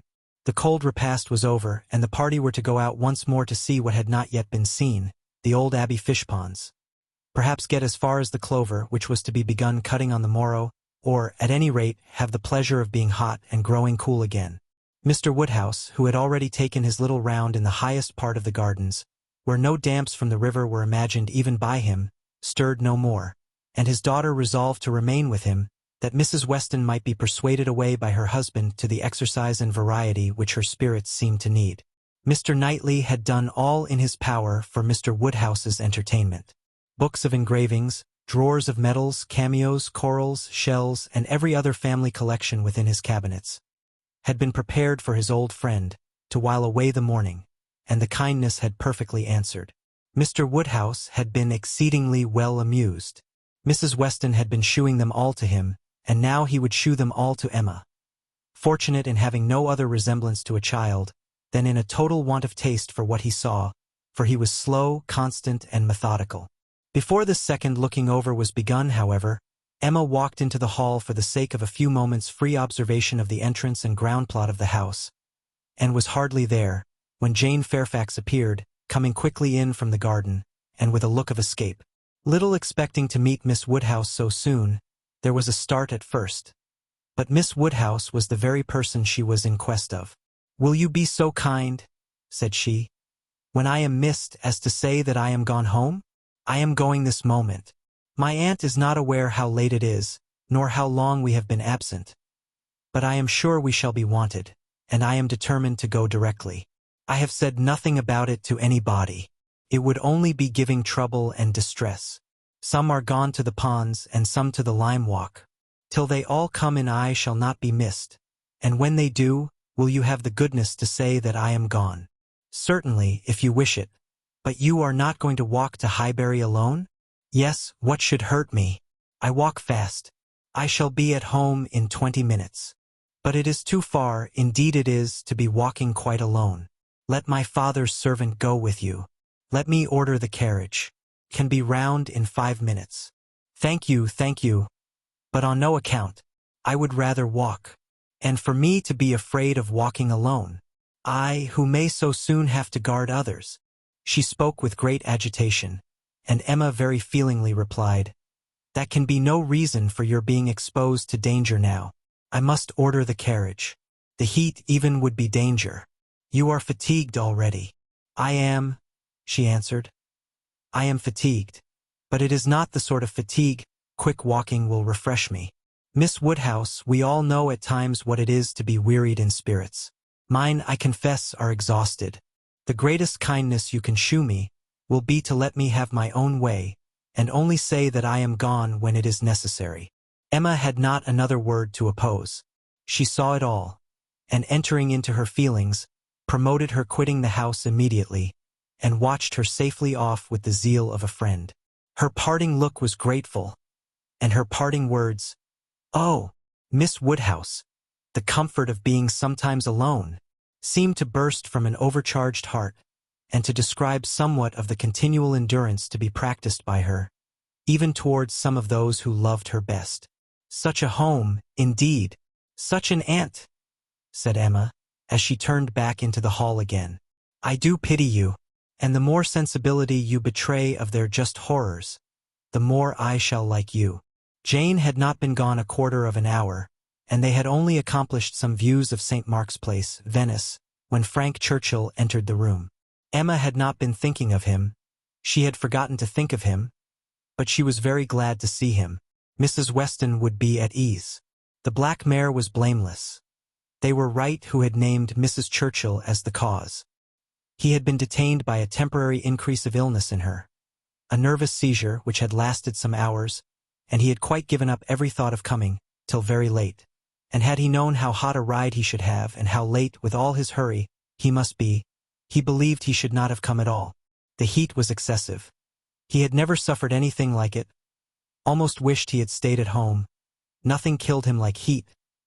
He could bear any degree of cold, etc., but heat was intolerable, and he sat down, at the greatest possible distance from the slight remains of Mr. Woodhouse's fire, looking very deplorable. "You will soon be cooler if you sit still," said Emma. "As soon as I am cooler I shall go back again. I could very ill be spared, but such a point had been made of my coming. You will all be going soon, I suppose. The whole party breaking up. I met one as I came. Madness in such weather. Absolute madness. Emma listened, and looked, and soon perceived that Frank Churchill's state might be best defined by the expressive phrase of being out of humor. Some people were always cross when they were hot. Such might be his constitution, and as she knew that eating and drinking were often the cure of such incidental complaints, she recommended his taking some refreshment. He would find abundance of everything in the dining room, and she humanely pointed out the door. No, he should not eat. He was not hungry. It would only make him hotter. In 2 minutes, however, he relented in his own favor, and muttering something about spruce beer, walked off.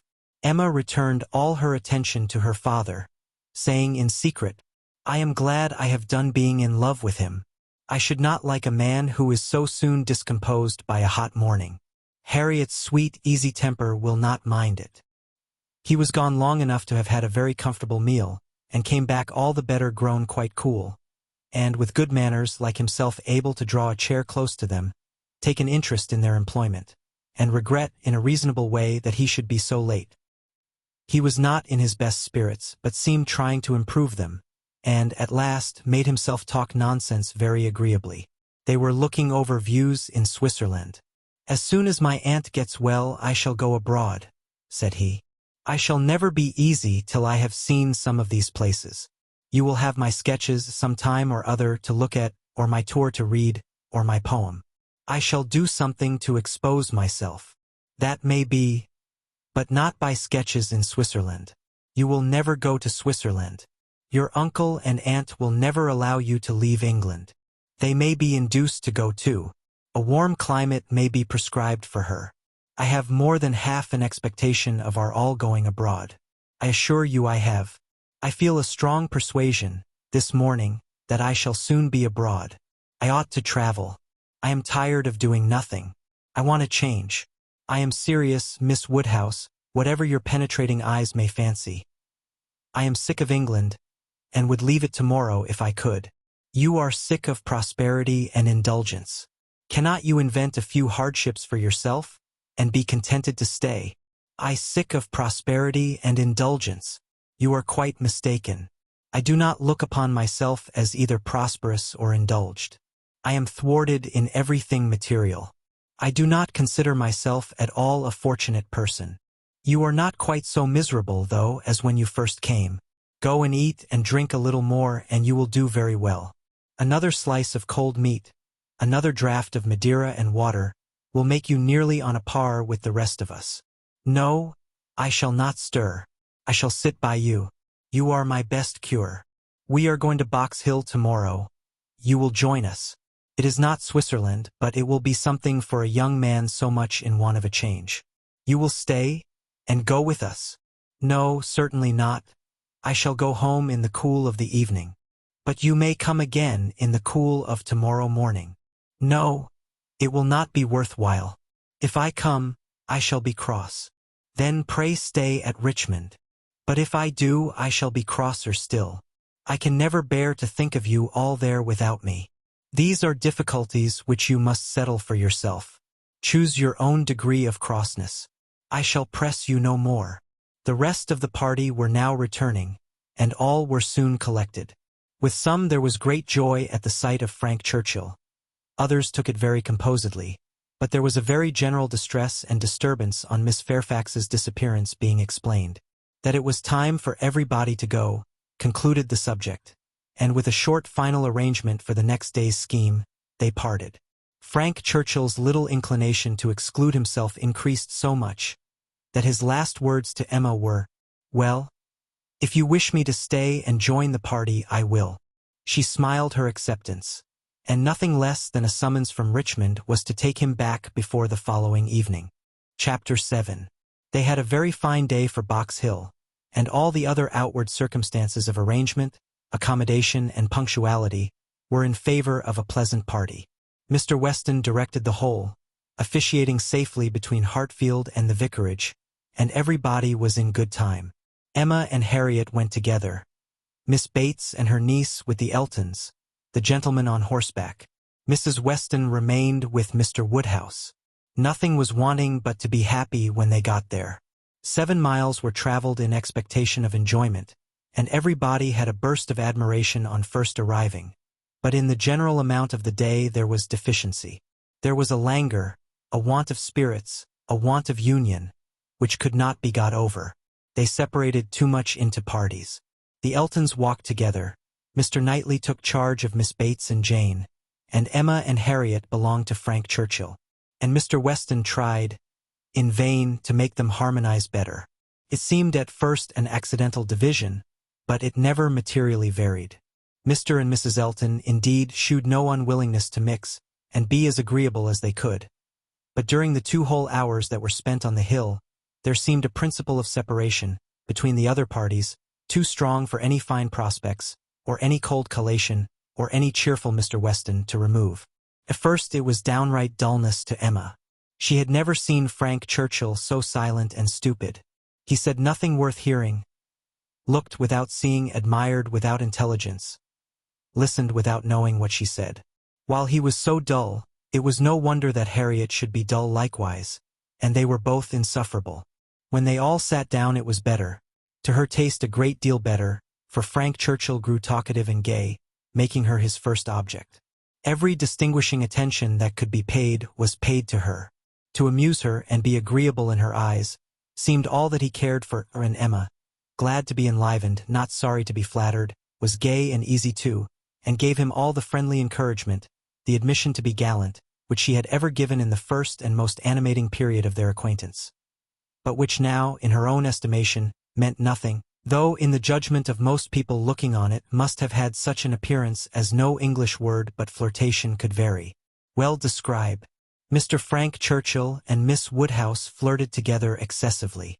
They were laying themselves open to that very phrase, and to having it sent off in a letter to Maple Grove by one lady, to Ireland by another. Not that Emma was gay and thoughtless from any real felicity. It was rather because she felt less happy than she had expected. She laughed because she was disappointed. And though she liked him for his attentions, and thought them all, whether in friendship, admiration, or playfulness, extremely judicious, they were not winning back her heart. She still intended him for her friend. "How much I am obliged to you," said he, "for telling me to come today. If it had not been for you, I should certainly have lost all the happiness of this party. I had quite determined to go away again. Yes, you were very cross, and I do not know what about, except that you were too late for the best strawberries. I was a kinder friend than you deserved. But you were humble. You begged hard to be commanded to come. Don't say I was cross. I was fatigued. The heat overcame me. It is hotter today.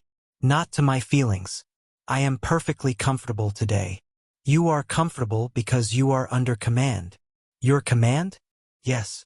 Perhaps I intended you to say so, but I meant self-command. You had, somehow or other, broken bounds yesterday, and run away from your own management. But today you are got back again. And as I cannot be always with you, it is best to believe your temper under your own command rather than mine. It comes to the same thing. I can have no self-command without a motive. You order me whether you speak or not. And you can be always with me. You are always with me. Dating from 3 o'clock yesterday. My perpetual influence could not begin earlier, or you would not have been so much out of humor before. 3 o'clock yesterday. That is your date.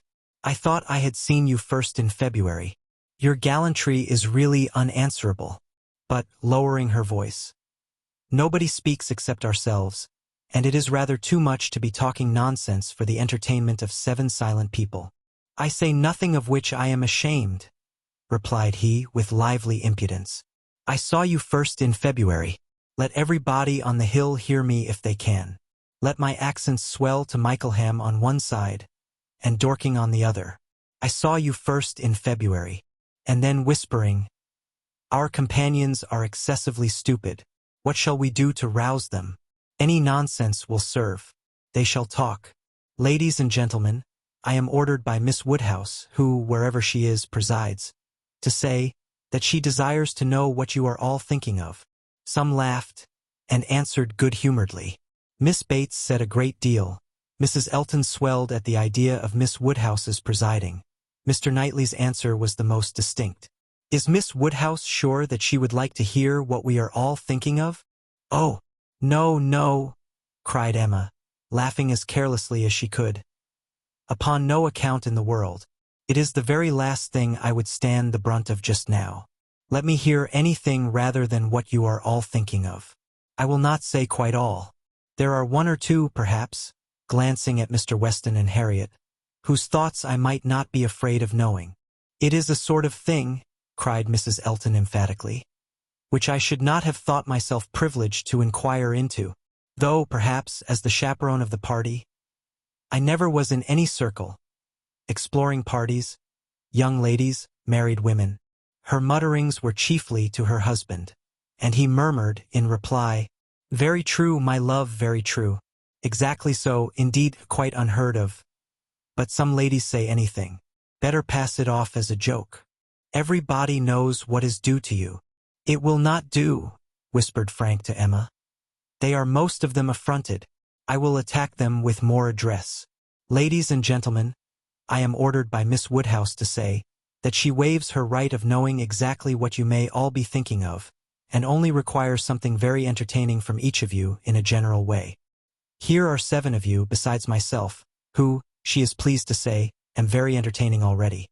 And she only demands from each of you either one thing very clever, be it prose or verse, original or repeated, or 2 things moderately clever, or 3 things very dull indeed, and she engages to laugh heartily at them all." "Oh, very well," exclaimed Miss Bates. "Then I need not be uneasy. 3 things very dull indeed.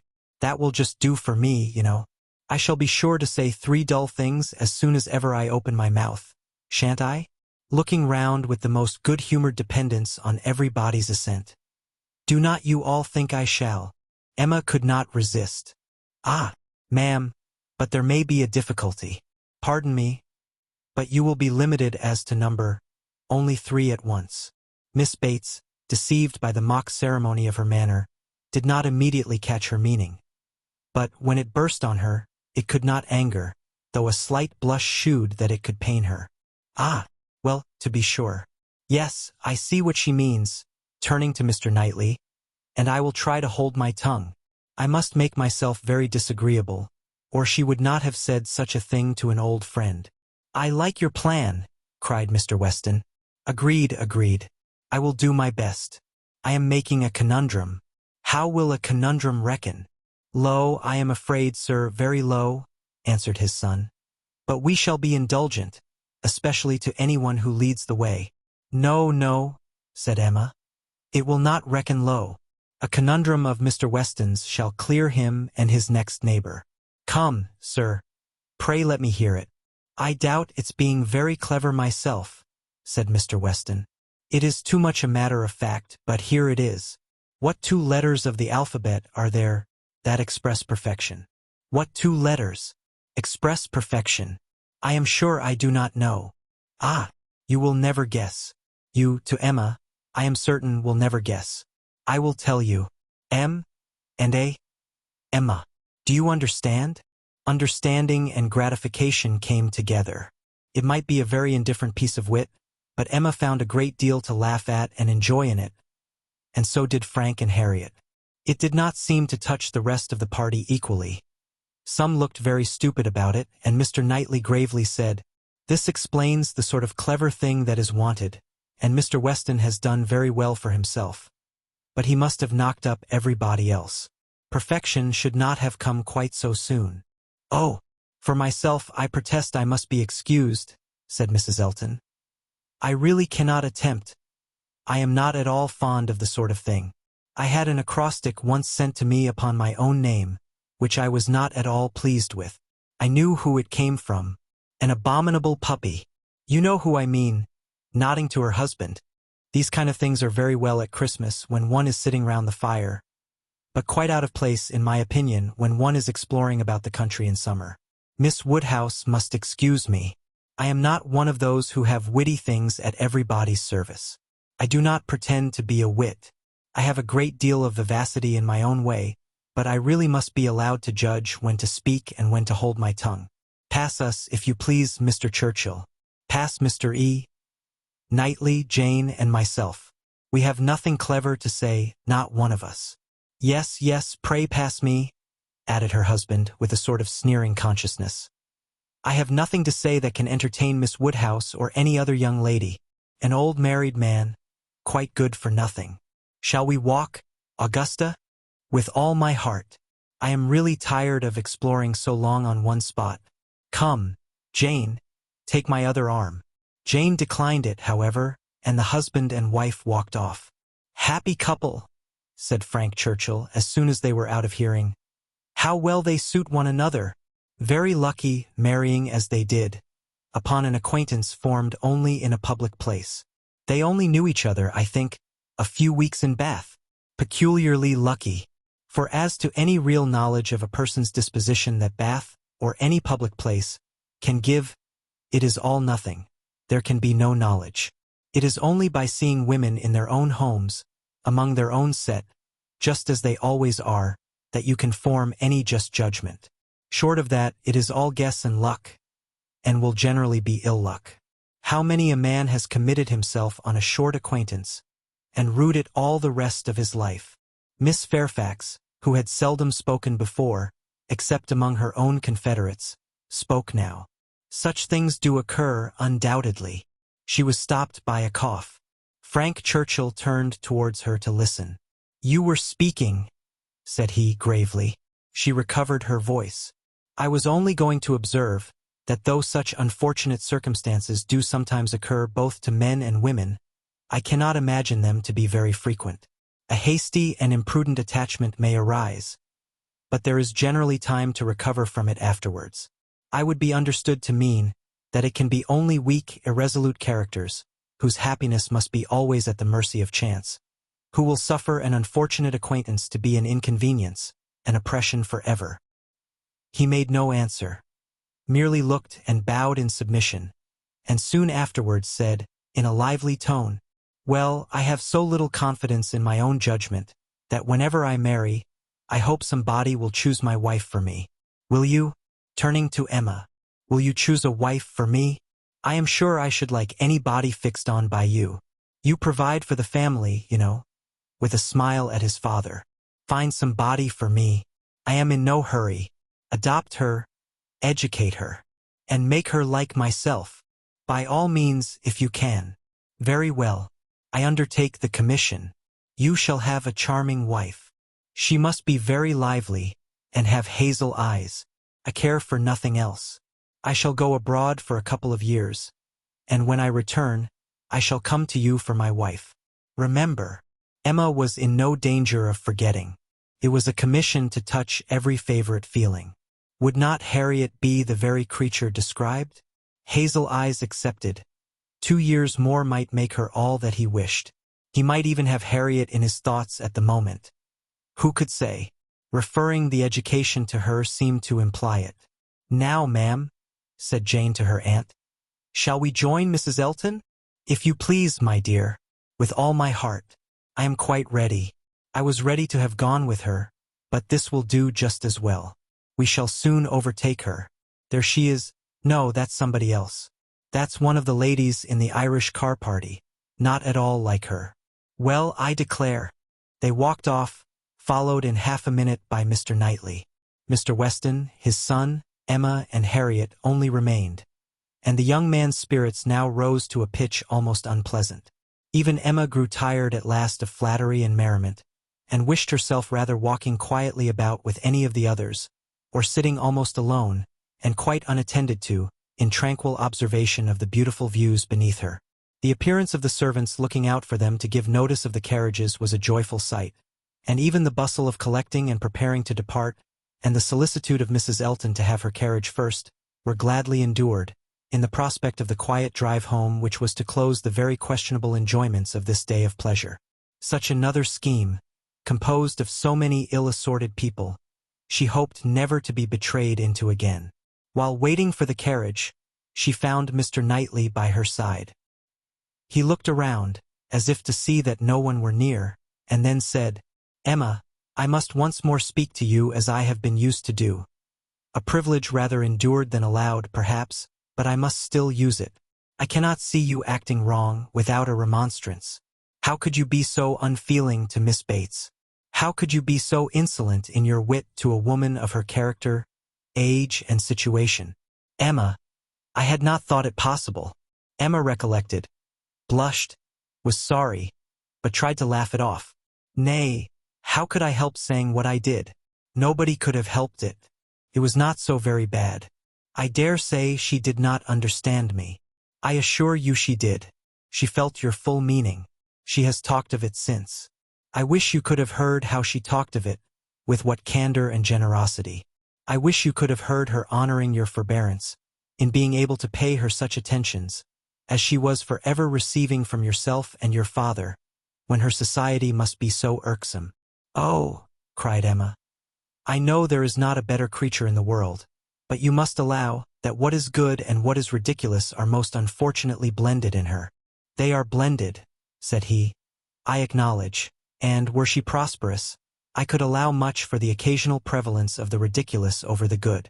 Were she a woman of fortune, I would leave every harmless absurdity to take its chance. I would not quarrel with you for any liberties of manner. Were she your equal in situation, but, Emma, consider how far this is from being the case. She is poor. She has sunk from the comforts she was born to, and, if she lived to old age, must probably sink more. Her situation should secure your compassion. It was badly done, indeed. You, whom she had known from an infant, whom she had seen grow up from a period when her notice was an honor, to have you now, in thoughtless spirits, and the pride of the moment, laugh at her, humble her, and before her niece, too, and before others, many of whom, certainly some, would be entirely guided by your treatment of her. This is not pleasant to you, Emma, and it is very far from pleasant to me, but I will tell you truths while I can, satisfied with proving myself your friend by very faithful counsel, and trusting that you will some time or other do me greater justice than you can do now. While they talked, they were advancing towards the carriage. It was ready, and, before she could speak again, he had handed her in. He had misinterpreted the feelings which had kept her face averted, and her tongue motionless. They were combined only of anger against herself, mortification, and deep concern. She had not been able to speak, and, on entering the carriage, sunk back for a moment overcome, then reproaching herself for having taken no leave, making no acknowledgment, parting in apparent sullenness, she looked out with voice and hand eager to shew a difference. But it was just too late. He had turned away, and the horses were in motion. She continued to look back, but in vain, and soon, with what appeared unusual speed, they were halfway down the hill, and everything left far behind. She was vexed beyond what could have been expressed, almost beyond what she could conceal. Never had she felt so agitated, mortified, grieved, at any circumstance in her life. She was most forcibly struck. The truth of this representation there was no denying. She felt it at her heart. How could she have been so brutal, so cruel to Miss Bates? How could she have exposed herself to such ill opinion in anyone she valued? And how suffer him to leave her without saying one word of gratitude, of concurrence, of common kindness? Time did not compose her. As she reflected more, she seemed but to feel it more. She never had been so depressed. Happily, it was not necessary to speak. There was only Harriet, who seemed not in spirits herself, fagged and very willing to be silent. And Emma felt the tears running down her cheeks almost all the way home, without being at any trouble to check them, extraordinary as they were. Chapter 8. The wretchedness of a scheme to Box Hill was in Emma's thoughts all the evening. How it might be considered by the rest of the party, she could not tell. They, in their different homes and their different ways, might be looking back on it with pleasure. But in her view it was a morning more completely misspent, more totally bare of rational satisfaction at the time, and more to be abhorred in recollection, than any she had ever passed. A whole evening of backgammon with her father was felicity to it. There, indeed, lay real pleasure, for there she was giving up the sweetest hours of the 24 to his comfort, and feeling that, unmerited as might be the degree of his fond affection and confiding esteem, she could not, in her general conduct, be open to any severe reproach. As a daughter, she hoped she was not without a heart. She hoped no one could have said to her, How could you be so unfeeling to your father? I must. I will tell you truths while I can. Miss Bates should never again, no, never. If attention, in future, could do away the past, she might hope to be forgiven. She had been often remiss, her conscience told her so. Remiss, perhaps, more in thought than fact. Scornful, ungracious. But it should be so no more. In the warmth of true contrition, she would call upon her the very next morning, and it should be the beginning, on her side, of a regular, equal, kindly intercourse. She was just as determined when the morrow came, and went early, that nothing might prevent her.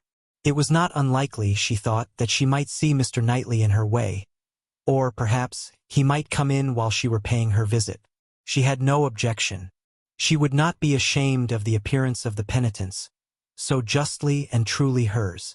Her eyes were towards Donwell as she walked, but she saw him not. The ladies were all at home. She had never rejoiced at the sound before, nor ever before entered the passage, nor walked up the stairs, with any wish of giving pleasure, but in conferring obligation, or of deriving it, except in subsequent ridicule. There was a bustle on her approach, a good deal of moving and talking. She heard Miss Bates's voice. Something was to be done in a hurry. The maid looked frightened and awkward, hoped she would be pleased to wait a moment, and then ushered her in too soon. The aunt and niece seemed both escaping into the adjoining room. Jane she had a distinct glimpse of, looking extremely ill, and, before the door had shut them out, she heard Miss Bates saying, "Well, my dear, I shall say you are laid down upon the bed, and I am sure you are ill enough." Poor old Mrs. Bates, civil and humble as usual, looked as if she did not quite understand what was going on. "I am afraid Jane is not very well," said she. "But I do not know. They tell me she is well. I dare say my daughter will be here presently, Miss Woodhouse. I hope you find a chair. I wish Hetty had not gone. I am very little able. Have you a chair, ma'am? Do you sit where you like? I am sure she will be here presently." Emma seriously hoped she would. She had a moment's fear of Miss Bates keeping away from her. But Miss Bates soon came, very happy and obliged. But Emma's conscience told her that there was not the same cheerful volubility as before, less ease of look and manner. A very friendly inquiry after Miss Fairfax, she hoped, might lead the way to a return of old feelings. The touch seemed immediate. "Ah, Miss Woodhouse, how kind you are! I suppose you have heard, and are come to give us joy. This does not seem much like joy indeed in me," twinkling away a tear or two. "But it will be very trying for us to part with her after having had her so long, and she has a dreadful headache just now, writing all the morning. Such long letters, you know, to be written to Colonel Campbell and Mrs. Dixon." "My dear," said I, "you will blind yourself," for tears were in her eyes perpetually. "One cannot wonder, one cannot wonder. It is a great change, and though she is amazingly fortunate, such a situation, I suppose, as no young woman before ever met with on first going out. Do not think us ungrateful, Miss Woodhouse, for such surprising good fortune," again dispersing her tears. "But, poor dear soul, if you were to see what a headache she has. When one is in great pain, you know one cannot feel any blessing quite as it may deserve. She is as low as possible. To look at her, nobody would think how delighted and happy she is to have secured such a situation. You will excuse her not coming to you. She is not able. She has gone into her own room. I want her to lie down upon the bed." "My dear," said I shall say you are laid down upon the bed. But, however, she is not. She is walking about the room. But, now that she has written her letters, she says she shall soon be well. She will be extremely sorry to miss seeing you, Miss Woodhouse, but your kindness will excuse her. You were kept waiting at the door. I was quite ashamed, but somehow there was a little bustle, for it so happened that we had not heard the knock, and till you were on the stairs we did not know anybody was coming." "It is only Mrs. Cole," said I. "Depend upon it. Nobody else would come so early." "Well," said she, "it must be borne some time or other, and it may as well be now. But then Patty came in and said it was you." "Oh," said I, "it is Miss Woodhouse. I am sure you will like to see her." "I can see nobody," said she, and up she got and would go away, "and that was what made us keep you waiting." and extremely sorry and ashamed we were. If you must go, my dear, said I. You must, and I will say you are laid down upon the bed. Emma was most sincerely interested.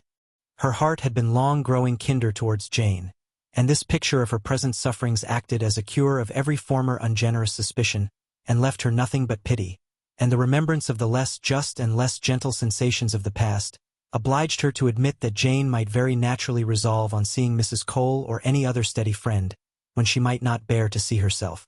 She spoke as she felt, with earnest regret and solicitude, sincerely wishing that the circumstances which she collected from Miss Bates to be now actually determined on might be as much for Miss Fairfax's advantage and comfort as possible. It must be a severe trial to them all. She had understood it was to be delayed till Colonel Campbell's return. So very kind, replied Miss Bates. But you are always kind. There was no bearing such an always. And to break through her dreadful gratitude, Emma made the direct inquiry of, "Where, may I ask, is Miss Fairfax going?" "To a Mrs. Smallridge, charming woman, most superior, to have the charge of her 3 little girls, delightful children. Impossible that any situation could be more replete with comfort, if we except, perhaps, Mrs. Suckling's own family and Mrs. Bragg's. But Mrs. Smallridge is intimate with both, and in the very same neighborhood. Lives only 4 miles from Maple Grove. Jane will be only 4 miles from Maple Grove. Mrs. Elton, I suppose, has been the person to whom Miss Fairfax owes." "Yes, our good Mrs. Elton, the most indefatigable, true friend. She would not take a denial. She would not let Jane say, no. For when Jane first heard of it, it was the day before yesterday, the very morning we were at Donwell. When Jane first heard of it, she was quite decided against accepting the offer, and for the reasons you mention. Exactly as you say, she had made up her mind to close with nothing till Colonel Campbell's return, and nothing should induce her to enter into any engagement at present, and so she told Mrs. Elton over and over again, and I am sure I had no more idea that she would change her mind. But that good Mrs. Elton, whose judgment never fails her, saw farther than I did. It is not everybody that would have stood out in such a kind way as she did, and refused to take Jane's answer, but she positively declared she would not write any such denial yesterday as Jane wished her. She would wait, and sure enough, yesterday evening it was all settled that Jane should go. Quite a surprise to me. I had not the least idea. Jane took Mrs. Elton aside and told her at once that upon thinking over the advantages of Mrs. Smallridge's situation, she had come to the resolution of accepting it. I did not know a word of it till it was all settled. You spent the evening with Mrs. Elton? Yes, all of us. Mrs. Elton would have us come. It was settled so, upon the hill, while we were walking about with Mr. Knightley. You must all spend your evening with us, said she. I positively must have you all come. Mr. Knightley was there too, was he? No, not Mr. Knightley. He declined it from the first, and though I thought he would come, because Mrs. Elton declared she would not let him off, he did not. But my mother and Jane and I were all there, and a very agreeable evening we had. Such kind friends, you know, Miss Woodhouse, one must always find agreeable, though everybody seemed rather faggied after the morning's party. Even pleasure, you know, is fatiguing, and I cannot say that any of them seemed very much to have enjoyed it. However, I shall always think it a very pleasant party, and feel extremely obliged to the kind friends who included me in it. Miss Fairfax, I suppose, though you were not aware of it, had been making up her mind the whole day? I dare say she had. Whenever the time may come, it must be unwelcome to her and all her friends, but I hope her engagement will have every alleviation that is possible. I mean, as to the character and manners of the family. Thank you, dear Miss Woodhouse. Yes, indeed, there is everything in the world that can make her happy in it. Except the Sucklings and Braggs, there is not such another nursery establishment, so liberal and elegant, in all Mrs. Elton's acquaintance. Mrs. Smallridge, a most delightful woman, a style of living almost equal to Maple Grove, and as to the children, except the little Sucklings and little Braggs, there are not such elegant, sweet children anywhere. Jane will be treated with such regard and kindness. It will be nothing but pleasure, a life of pleasure. And her salary, I really cannot venture to name her salary to you, Miss Woodhouse. Even you, used as you are to great sums, would hardly believe that so much could be given to a young person like Jane. "Ah, madam," cried Emma, "if other children are at all like what I remember to have been myself, I should think 5 times the amount of what I have ever yet heard named as a salary on such occasions, dearly earned. You are so noble in your ideas. And when is Miss Fairfax to leave you?" Very soon indeed. That's the worst of it. Within a fortnight. Mrs. Smallridge is in a great hurry. My poor mother does not know how to bear it. So then, I try to put it out of her thoughts, and say, "Come, ma'am, do not let us think about it any more. Her friends must all be sorry to lose her, and will not Colonel and Mrs. Campbell be sorry to find that she has engaged herself before their return?" Yes, Jane says she is sure they will, but yet, this is such a situation as she cannot feel herself justified in declining. I was so astonished when she first told me what she had been saying to Mrs. Elton, and when Mrs. Elton at the same moment came congratulating me upon it. It was before tea. No, it could not be before tea because we were just going to cards. And yet it was before tea because I remember thinking, "Oh, no, now I recollect, now I have it. Something happened before tea, but not that." Mr. Elton was called out of the room before tea. Old John Abdy's son wanted to speak with him. Poor old John, I have a great regard for him. He was clerk to my poor father 27 years, and now, poor old man, he is bedridden and very poorly with the rheumatic gout in his joints. I must go and see him today, and so will Jane, I am sure, if she gets out at all. And poor John's son came to talk to Mr. Elton about relief from the parish. He is very well to do himself, you know, being headman at the Crown, ostler, and everything of that sort, but still he cannot keep his father without some help. And so, when Mr. Elton came back, he told us what John Ostler had been telling him, and then it came out about the chaise having been sent to Randalls to take Mr. Frank Churchill to Richmond. That was what happened before tea. It was after tea that Jane spoke to Mrs. Elton. Miss Bates would hardly give Emma time to say how perfectly new this circumstance was to her, but as without supposing it possible that she could be ignorant of any of the particulars of Mr. Frank Churchill's going, she proceeded to give them all. It was of no consequence. What Mr. Elton had learned from the ostler on the subject, being the accumulation of the ostler's own knowledge, and the knowledge of the servants at Randalls, was that a messenger had come over from Richmond soon after the return of the party from Box Hill, which messenger, however, had been no more than was expected, and that Mr. Churchill had sent his nephew a few lines containing, upon the whole, a tolerable account of Mrs. Churchill, and only wishing him not to delay coming back beyond the next morning early, but that Mr. Frank Churchill having resolved to go home directly, without waiting at all, and his horse seeming to have got a cold, Tom had been sent off immediately for the Crown chaise, and the ostler had stood out and seen it pass by, the boy going a good pace and driving very steady. There was nothing in all this either to astonish or interest, and it caught Emma's attention only as it united with the subject which already engaged her mind. The contrast between Mrs. Churchill's importance in the world and Jane Fairfax's struck her. One was everything, the other nothing, and she sat musing on the difference of woman's destiny, and quite unconscious on what her eyes were fixed, till roused by Miss Bates's saying, I see what you are thinking of, the pianoforte. What is to become of that?" "Very true. Poor dear Jane was talking of it just now." "You must go," said she. "You and I must part. You will have no business here." "Let it stay, however," said she. "Give it house room till Colonel Campbell comes back. I shall talk about it to him. He will settle for me. He will help me out of all my difficulties. And to this day, I do believe, she knows not whether it was his present or his daughter's." Now Emma was obliged to think of the pianoforte, and the remembrance of all her former fanciful and unfair conjectures was so little pleasing, that she soon allowed herself to believe her visit had been long enough, and, with a repetition of everything that she could venture to say of the good wishes which she really felt, took leave. Chapter 9. Emma's pensive meditations, as she walked home, were not interrupted. But on entering the parlor, she found those who must rouse her. Mr. Knightley and Harriet had arrived during her absence, and were sitting with her father. Mr. Knightley immediately got up, and in a manner decidedly graver than usual, said, "I would not go away without seeing you, but I have no time to spare, and therefore must now be gone directly. I am going to London to spend a few days with John and Isabella. Have you anything to send or say, besides the love, which nobody carries?" "Nothing at all." But is not this a sudden scheme? Yes. Rather, I have been thinking of it some little time. Emma was sure he had not forgiven her. He looked unlike himself. Time, however, she thought, would tell him that they ought to be friends again. While he stood, as if meaning to go, but not going, her father began his inquiries. Well, my dear, and did you get there safely? And how did you find my worthy old friend and her daughter? I dare say they must have been very much obliged to you for coming.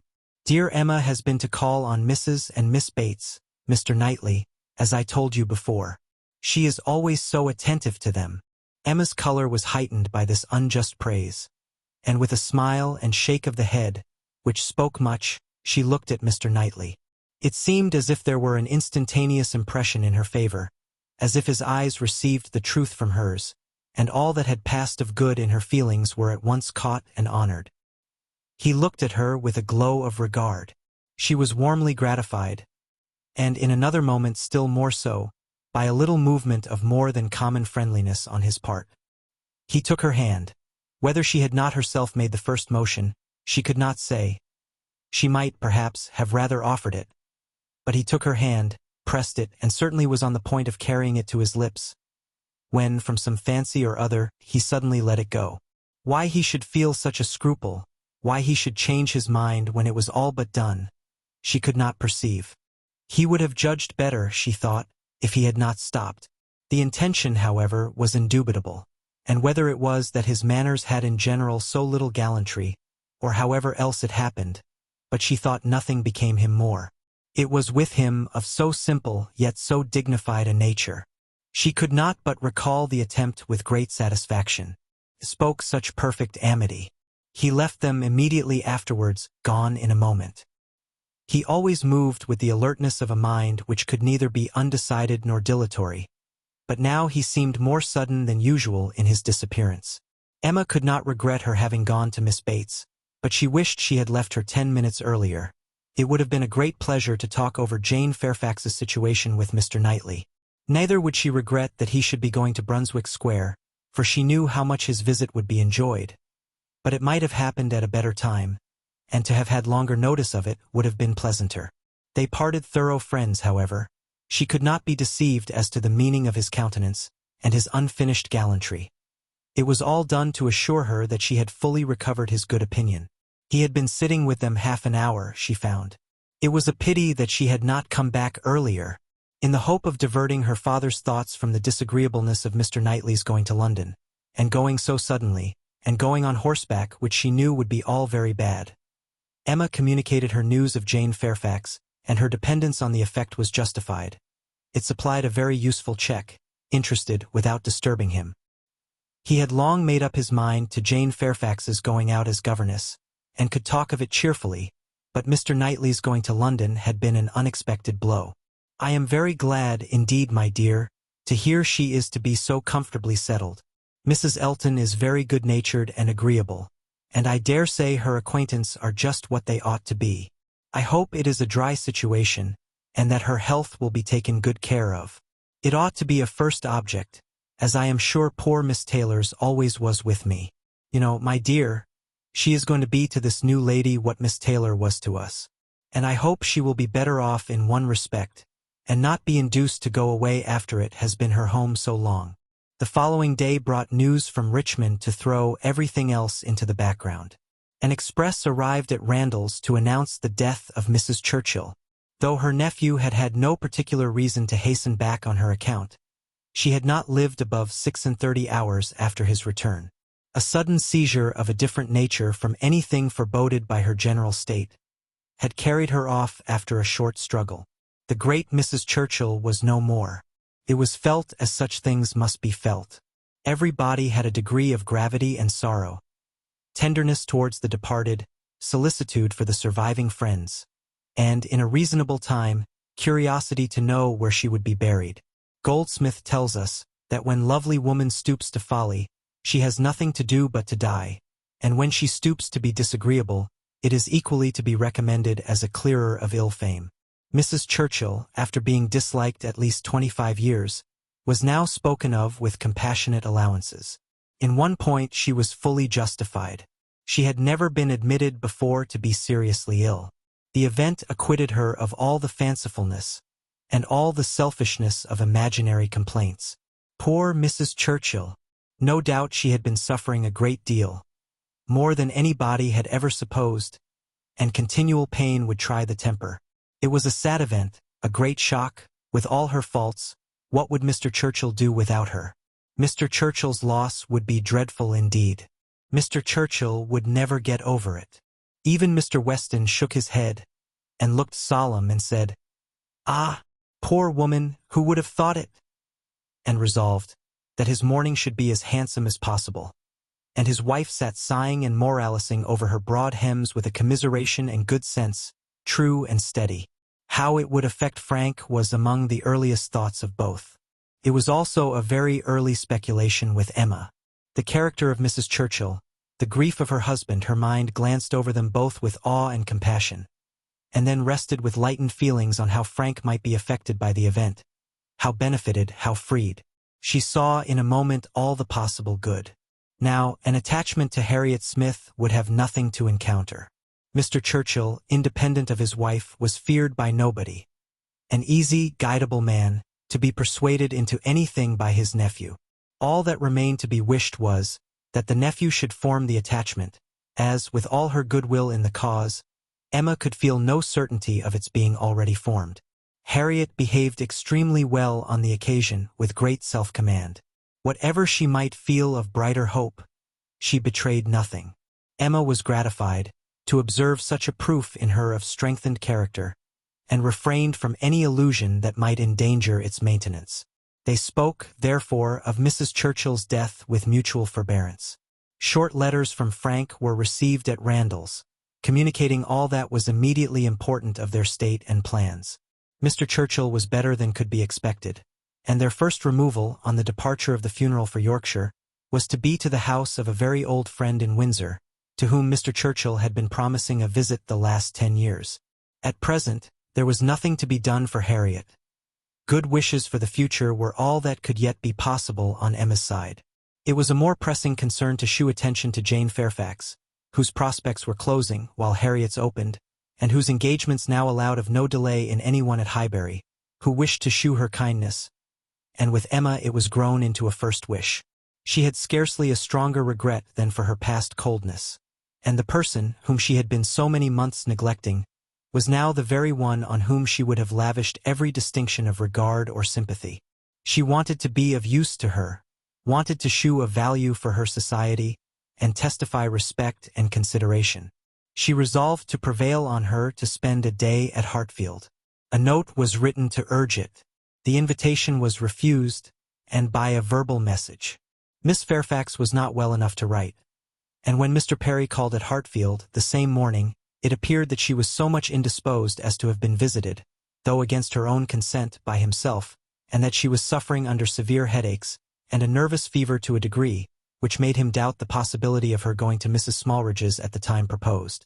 Her health seemed for the moment completely deranged, appetite quite gone, and though there were no absolutely alarming symptoms, nothing touching the pulmonary complaint, which was the standing apprehension of the family, Mr. Perry was uneasy about her.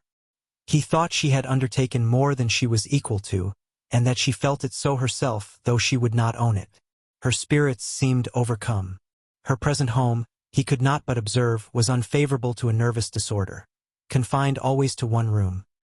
He could have wished it otherwise, and her good aunt, though his very old friend, he must acknowledge to be not the best companion for an invalid of that description. Her care and attention could not be questioned. They were, in fact, only too great.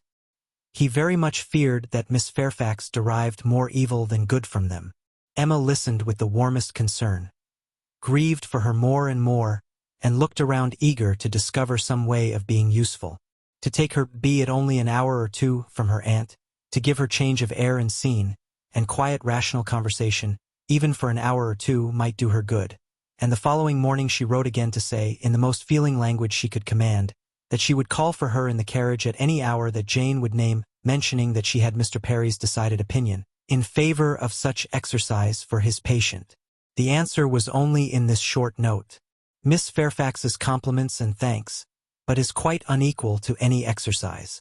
Emma felt that her own note had deserved something better, but it was impossible to quarrel with words, whose tremulous inequality shewed indisposition so plainly, and she thought only of how she might best counteract this unwillingness to be seen or assisted. In spite of the answer, therefore, she ordered the carriage and drove to Mrs. Bates's, in the hope that Jane would be induced to join her, but it would not do. Miss Bates came to the carriage door, all gratitude, and agreeing with her most earnestly in thinking an airing might be of the greatest service, and everything that message could do was tried, but all in vain. Miss Bates was obliged to return without success. Jane was quite unpersuadable. The mere proposal of going out seemed to make her worse. Emma wished she could have seen her and tried her own powers. But almost before she could hint the wish, Miss Bates made it appear that she had promised her niece on no account to let Miss Woodhouse in. Indeed, the truth was that poor dear Jane could not bear to see anybody at all. Mrs. Elton, indeed, could not be denied. And Mrs. Cole had made such a point. And Mrs. Perry had said so much. But except them, Jane would really see nobody. Emma did not want to be classed with the Mrs. Eltons, the Mrs. Perrys, and the Mrs. Coles, who would force themselves anywhere. Neither could she feel any right of preference herself. She submitted, therefore, and only questioned Miss Bates farther as to her niece's appetite and diet, which she longed to be able to assist. On that subject poor Miss Bates was very unhappy, and very communicative. Jane would hardly eat anything. Mr. Perry recommended nourishing food, but everything they could command, and never had anybody such good neighbors, was distasteful. Emma, on reaching home, called the housekeeper directly to an examination of her stores, and some arrowroot of very superior quality was speedily dispatched to Miss Bates with a most friendly note. In half an hour the arrowroot was returned, with 1,000 thanks from Miss Bates, but dear Jane would not be satisfied without its being sent back. It was a thing she could not take, and, moreover, she insisted on her saying that she was not at all in want of anything. When Emma afterwards heard that Jane Fairfax had been seen wandering about the meadows, at some distance from Highbury, on the afternoon of the very day on which she had, under the plea of being unequal to any exercise, so peremptorily refused to go out with her in the carriage, she could have no doubt, putting everything together, that Jane was resolved to receive no kindness from her. She was sorry, very sorry. Her heart was grieved for a state which seemed but the more pitiable from this sort of irritation of spirits, inconsistency of action, and inequality of powers. And it mortified her that she was given so little credit for proper feeling, or esteemed so little worthy as a friend. But she had the consolation of knowing that her intentions were good, and of being able to say to herself that could Mr. Knightley have been privy to all her attempts of assisting Jane Fairfax, could he even have seen into her heart, he would not, on this occasion, have found anything to reprove. Chapter 10. One morning, about 10 days after Mrs. Churchill's decease, Emma was called downstairs to Mr. Weston, who could not stay 5 minutes, and wanted particularly to speak with her. He met her at the parlor door, and hardly asking her how she did, in the natural key of his voice, sunk it immediately, to say, unheard by her father, "Can you come to Randalls at any time this morning? Do, if it be possible. Mrs. Weston wants to see you. She must see you. Is she unwell?" "No, no, not at all. Only a little agitated. She would have ordered the carriage and come to you, but she must see you alone, and that you know." Nodding towards her father, "Humph! Can you come?" "Certainly. This moment, if you please. It is impossible to refuse what you ask in such a way. But what can be the matter? Is she really not ill? Depend upon me, but ask no more questions. You will know it all in time. The most unaccountable business. But hush, hush!" To guess what all this meant was impossible even for Emma. Something really important seemed announced by his looks. But, as her friend was well, she endeavored not to be uneasy, and settling it with her father, that she would take her walk now, she and Mr. Weston were soon out of the house together and on their way at a quick pace for Randalls. "Now," said Emma, when they were fairly beyond the sweep gates. "Now, Mr. Weston, do let me know what has happened." "No, no," he gravely replied. "Don't ask me. I promised my wife to leave it all to her. She will break it to you better than I can. Do not be impatient, Emma. It will all come out too soon." "Break it to me?" cried Emma, standing still with terror. "Good God! Mr. Weston, tell me at once. Something has happened in Brunswick Square. I know it has. Tell me, I charge you tell me this moment what it is. No, indeed you are mistaken. Mr. Weston, do not trifle with me. Consider how many of my dearest friends are now in Brunswick Square. Which of them is it? I charge you by all that is sacred, not to attempt concealment. Upon my word, Emma. Your word. Why not your honor? Why not say upon your honor that it has nothing to do with any of them? Good heavens! What can be to be broke to me that does not relate to one of that family? Upon my honor, said he very seriously, it does not. It is not in the smallest degree connected with any human being of the name of Knightley. Emma's courage returned, and she walked on. I was wrong, he continued. In talking of its being broke to you, I should not have used the expression. In fact, it does not concern you, it concerns only myself. That is, we hope. Humph! In short, my dear Emma, there is no occasion to be so uneasy about it. I don't say that it is not a disagreeable business, but things might be much worse. If we walk fast, we shall soon be at Randall's. Emma found that she must wait, and now it required little effort. She asked no more questions therefore, merely employed her own fancy, and that soon pointed out to her the probability of its being some money concern, something just come to light, of a disagreeable nature in the circumstances of the family, something which the late event at Richmond had brought forward. Her fancy was very active. Half a dozen natural children, perhaps, and poor Frank cut off. This, though very undesirable, would be no matter of agony to her. It inspired little more than an animating curiosity. "Who is that gentleman on horseback?" said she, as they proceeded, speaking more to assist Mr. Weston in keeping his secret than with any other view. "I do not know. One of the Otways. Not Frank. It is not Frank, I assure you. You will not see him. He is halfway to Windsor by this time. Has your son been with you, then? Oh, yes, did not you know? Well, well, never mind." For a moment he was silent, and then added, in a tone much more guarded and demure, "Yes, Frank came over this morning, just to ask us how we did." They hurried on and were speedily at Randall's. "Well, my dear," said he as they entered the room, "I have brought her, and now I hope you will soon be better. I shall leave you together. There is no use in delay. I shall not be far off if you want me." And Emma distinctly heard him add, in a lower tone before he quitted the room, "I have been as good as my word. She has not the least idea." Mrs. Weston was looking so ill, and had an air of so much perturbation, that Emma's uneasiness increased.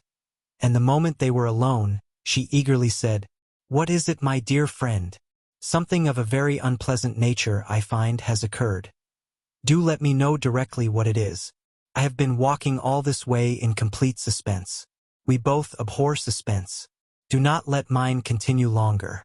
It will do you good to speak of your distress, whatever it may be." "Have you indeed no idea?" said Mrs. Weston in a trembling voice.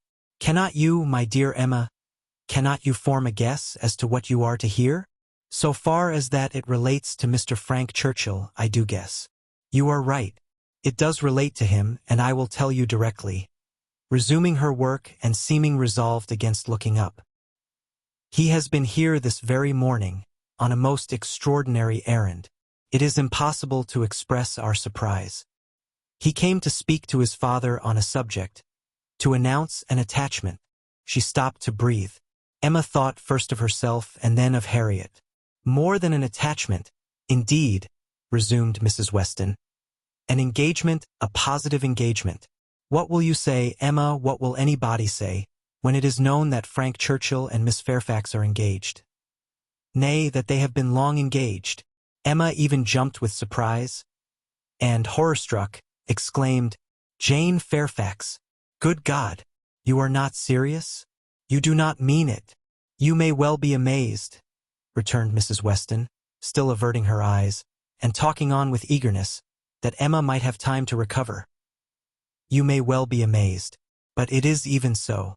There has been a solemn engagement between them ever since October, formed at Weymouth, and kept a secret from everybody. Not a creature knowing it but themselves, neither the Campbells, nor her family, nor his. It is so wonderful that though perfectly convinced of the fact, it is yet almost incredible to myself. I can hardly believe it. I thought I knew him. Emma scarcely heard what was said. Her mind was divided between two ideas, her own former conversations with him about Miss Fairfax, and poor Harriet. And for some time she could only exclaim and require confirmation, repeated confirmation. "Well," said she at last, trying to recover herself. "This is a circumstance which I must think of at least half a day, before I can at all comprehend it." What? Engaged to her all the winter, before either of them came to Highbury. Engaged since October. Secretly engaged. It has hurt me, Emma, very much. It has hurt his father equally. Some part of his conduct we cannot excuse. Emma pondered a moment and then replied, "I will not pretend not to understand you, and to give you all the relief in my power, be assured that no such effect has followed his attentions to me, as you are apprehensive of." Mrs. Weston looked up, afraid to believe. But Emma's countenance was as steady as her words. "That you may have less difficulty in believing this boast of my present perfect indifference," she continued, "I will farther tell you that there was a period in the early part of our acquaintance when I did like him, when I was very much disposed to be attached to him, nay, was attached, and how it came to cease is perhaps the wonder. Fortunately, however, it did cease. I have really for some time past, for at least these 3 months, cared nothing about him. You may believe me, Mrs. Weston. This is the simple truth." Mrs. Weston kissed her with tears of joy, and when she could find utterance, assured her that this protestation had done her more good than anything else in the world could do. "Mr. Weston will be almost as much relieved as myself," said she. "On this point we have been wretched.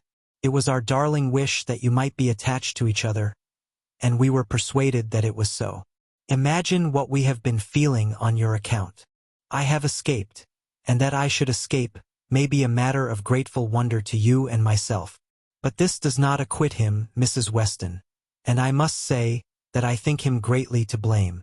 What right had he to come among us with affection and faith engaged, and with manners so very disengaged? What right had he to endeavor to please, as he certainly did, to distinguish any one young woman with persevering attention, as he certainly did, while he really belonged to another? How could he tell what mischief he might be doing? How could he tell that he might not be making me in love with him? Very wrong indeed. From something that he said, my dear Emma, I rather imagine. And how could she bear such behavior, composure with a witness, to look on, while repeated attentions were offering to another woman, before her face, and not resent it? That is a degree of placidity which I can neither comprehend nor respect. There were misunderstandings between them, Emma. He said so expressly. He had not time to enter into much explanation. He was here only a quarter of an hour, and in a state of agitation which did not allow the full use even of the time he could stay. But that there had been misunderstandings he decidedly said. The present crisis, indeed, seemed to be brought on by them, and those misunderstandings might very possibly arise from the impropriety of his conduct. Impropriety! Oh, Mrs. Weston, it is too calm a censure. Much beyond impropriety. It has sunk him, I cannot say how it has sunk him in my opinion. So unlike what a man should be. None of that upright integrity, that strict adherence to truth and principle, that disdain of trick and littleness, which a man should display in every transaction of his life. Nay, dear Emma, now I must take his part. For though he has been wrong in this instance, I have known him long enough to answer for his having many, very many, good qualities. And, good God! Cried Emma, not attending to her. Mrs. Smallridge, too. Jane actually on the point of going as governess. What could he mean by such horrible indelicacy? To suffer her to engage herself, to suffer her even to think of such a measure. He knew nothing about it, Emma. On this article I can fully acquit him. It was a private resolution of hers, not communicated to him, or at least not communicated in a way to carry conviction. Till yesterday, I know he said he was in the dark as to her plans. They burst on him, I do not know how, but by some letter or message, and it was the discovery of what she was doing, of this very project of hers, which determined him to come forward at once, own it all to his uncle, throw himself on his kindness, and, in short, put an end to the miserable state of concealment that had been carrying on so long. Emma began to listen better. "I am to hear from him soon," continued Mrs. Weston. "He told me at parting that he should soon write, and he spoke in a manner which seemed to promise me many particulars that could not be given now. Let us wait, therefore, for this letter. It may bring many extenuations. It may make many things intelligible and excusable which now are not to be understood. Don't let us be severe. Don't let us be in a hurry to condemn him. Let us have patience. I must love him, and now that I am satisfied on one point, the one material point, I am sincerely anxious for its all turning out well, and ready to hope that it may. They must both have suffered a great deal under such a system of secrecy and concealment." "His sufferings," replied Emma dryly, "do not appear to have done him much harm." "Well, and how did Mr. Churchill take it?" "Most favorably for his nephew. Gave his consent with scarcely a difficulty. Conceive what the events of a week have done in that family. While poor Mrs. Churchill lived, I suppose there could not have been a hope, a chance, a possibility. But scarcely are her remains at rest in the family vault, than her husband is persuaded to act exactly opposite to what she would have required. What a blessing it is, when undue influence does not survive the grave. He gave his consent with very little persuasion." "Ah," thought Emma. "He would have done as much for Harriet." This was settled last night, and Frank was off with the light this morning. He stopped at Highbury, at the Bateses, I fancy, some time, and then came on hither, but was in such a hurry to get back to his uncle, to whom he is just now more necessary than ever, that, as I tell you, he could stay with us but a quarter of an hour. He was very much agitated, very much, indeed, to a degree that made him appear quite a different creature from anything I had ever seen him before. In addition to all the rest, there had been the shock of finding her so very unwell, which he had had no previous suspicion of, and there was every appearance of his having been feeling a great deal. "And do you really believe the affair to have been carrying on with such perfect secrecy? The Campbells, the Dixons, did none of them know of the engagement?" Emma could not speak the name of Dixon without a little blush. "None, not one. He positively said that it had been known to no being in the world but their two selves." "Well," said Emma, "I suppose we shall gradually grow reconciled to the idea, and I wish them very happy. But I shall always think it a very abominable sort of proceeding. What has it been but a system of hypocrisy and deceit, espionage and treachery? To come among us with professions of openness and simplicity, and such a league in secret to judge us all. Here have we been, the whole winter and spring, completely duped, fancying ourselves all on an equal footing of truth and honor, with two people in the midst of us who may have been carrying round, comparing and sitting in judgment on sentiments and words that were never meant for both to hear. They must take the consequence, if they have heard each other spoken of in a way not perfectly agreeable." "I am quite easy on that head," replied Mrs. Weston. "I am very sure that I never said anything of either to the other, which both might not have heard. You are in luck. Your only blunder was confined to my ear, when you imagined a certain friend of ours in love with the lady. True. But as I have always had a thoroughly good opinion of Miss Fairfax, I never could, under any blunder, have spoken ill of her, and as to speaking ill of him, there I must have been safe." At this moment Mr. Weston appeared at a little distance from the window, evidently on the watch. His wife gave him a look which invited him in, and, while he was coming round, added, "Now, dearest Emma, let me entreat you to say and look everything that may set his heart at ease, and incline him to be satisfied with the match. Let us make the best of it, and, indeed, almost everything may be fairly said in her favor. It is not a connection to gratify, but if Mr. Churchill does not feel that, why should we? And it may be a very fortunate circumstance for him, for Frank, I mean, that he should have attached himself to a girl of such steadiness of character and good judgment as I have always given her credit for, and still am disposed to give her credit for, in spite of this one great deviation from the strict rule of right. And how much may be said in her situation for even that error?" "Much indeed," cried Emma feelingly. "If a woman can ever be excused for thinking only of herself, it is in a situation like Jane Fairfax's. Of such one may almost say that the world is not theirs, nor the world's law.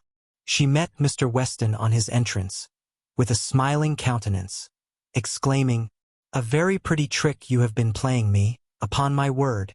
This was a device, I suppose, to sport with my curiosity and exercise my talent of guessing. But you really frightened me. I thought you had lost half your property, at least. And here, instead of its being a matter of condolence, it turns out to be one of congratulation. I congratulate you, Mr. Weston, with all my heart, on the prospect of having one of the most lovely and accomplished young women in England for your daughter. A glance or two between him and his wife convinced him that all was as right as this speech proclaimed, and its happy effect on his spirits was immediate. His air and voice recovered their usual briskness. He shook her heartily and gratefully by the hand, and entered on the subject in a manner to prove that he now only wanted time and persuasion to think the engagement no very bad thing. His companion suggested only what could palliate imprudence or smooth objections, and by the time they had talked it all over together and he had talked it all over again with Emma, in their walk back to Hartfield, he was become perfectly reconciled, and not far from thinking it the very best thing that Frank could possibly have done. Chapter 11. Harriet, poor Harriet. Those were the words. In them lay the tormenting ideas which Emma could not get rid of, and which constituted the real misery of the business to her. Frank Churchill had behaved very ill by herself, very ill in many ways. But it was not so much his behavior as her own, which made her so angry with him. It was the scrape which he had drawn her into on Harriet's account that gave the deepest hue to his offense. Poor Harriet, to be a second time the dupe of her misconceptions and flattery. Mr. Knightley had spoken prophetically when he once said, "Emma, you have been no friend to Harriet Smith. She was afraid she had done her nothing but disservice." It was true that she had not to charge herself, in this instance as in the former, with being the sole and original author of the mischief, with having suggested such feelings as might otherwise never have entered Harriet's imagination, for Harriet had acknowledged her admiration and preference of Frank Churchill before she had ever given her a hint on the subject. But she felt completely guilty of having encouraged what she might have repressed. She might have prevented the indulgence and increase of such sentiments. Her influence would have been enough, and now she was very conscious that she ought to have prevented them. She felt that she had been risking her friend's happiness on most insufficient grounds. Common sense would have directed her to tell Harriet that she must not allow herself to think of him, and that there were 500 chances to 1 against his ever caring for her. But, with common sense, she added, I am afraid I have had little to do. She was extremely angry with herself. If she could not have been angry with Frank Churchill too, it would have been dreadful. As for Jane Fairfax, she might at least relieve her feelings from any present solicitude on her account. Harriet would be anxiety enough. She need no longer be unhappy about Jane, whose troubles and whose ill health, having of course the same origin, must be equally under cure. Her days of insignificance and evil were over. She would soon be well and happy and prosperous. Emma could now imagine why her own attentions had been slighted. This discovery laid many smaller matters open. No doubt it had been from jealousy. In Jane's eyes she had been a rival, and well might anything she could offer of assistance or regard be repulsed. An airing in the Hartfield carriage would have been the rack, and arrowroot from the Hartfield storeroom must have been poison. She understood it all, and as far as her mind could disengage itself from the injustice and selfishness of angry feelings, she acknowledged that Jane Fairfax would have neither elevation nor happiness beyond her desert. But poor Harriet was such an engrossing charge. There was little sympathy to be spared for anybody else.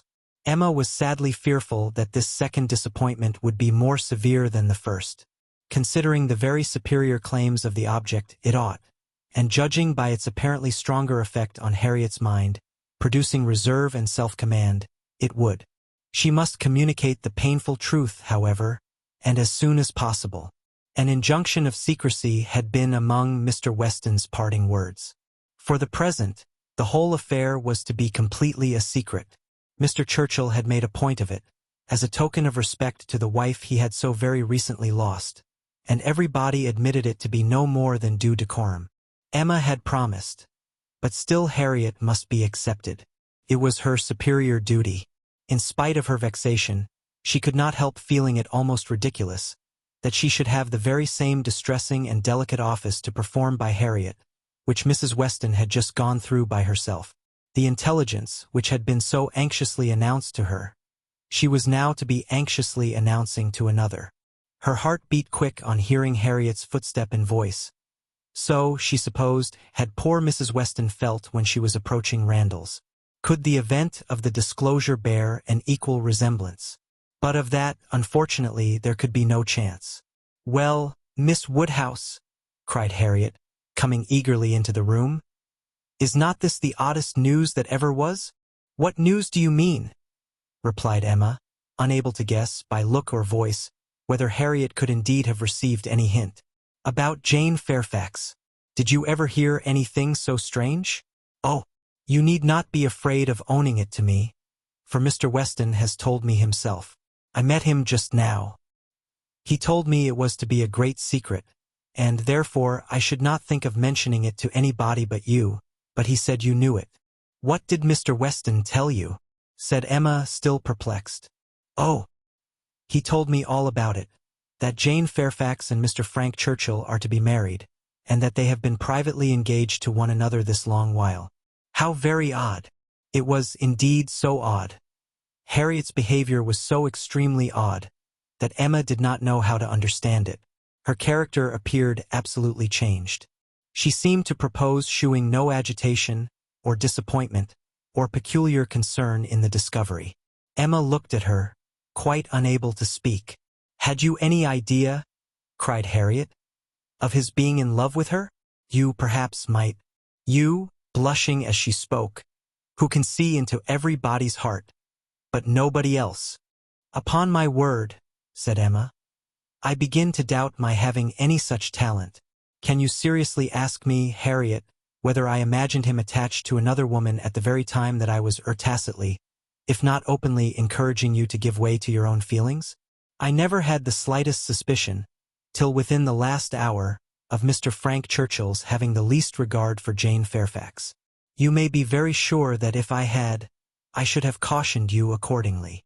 "Me!" cried Harriet, coloring and astonished. "Why should you caution me? You do not think I care about Mr. Frank Churchill." "I am delighted to hear you speak so stoutly on the subject," replied Emma, smiling. "But you do not mean to deny that there was a time, and not very distant either, when you gave me reason to understand that you did care about him?" "Him?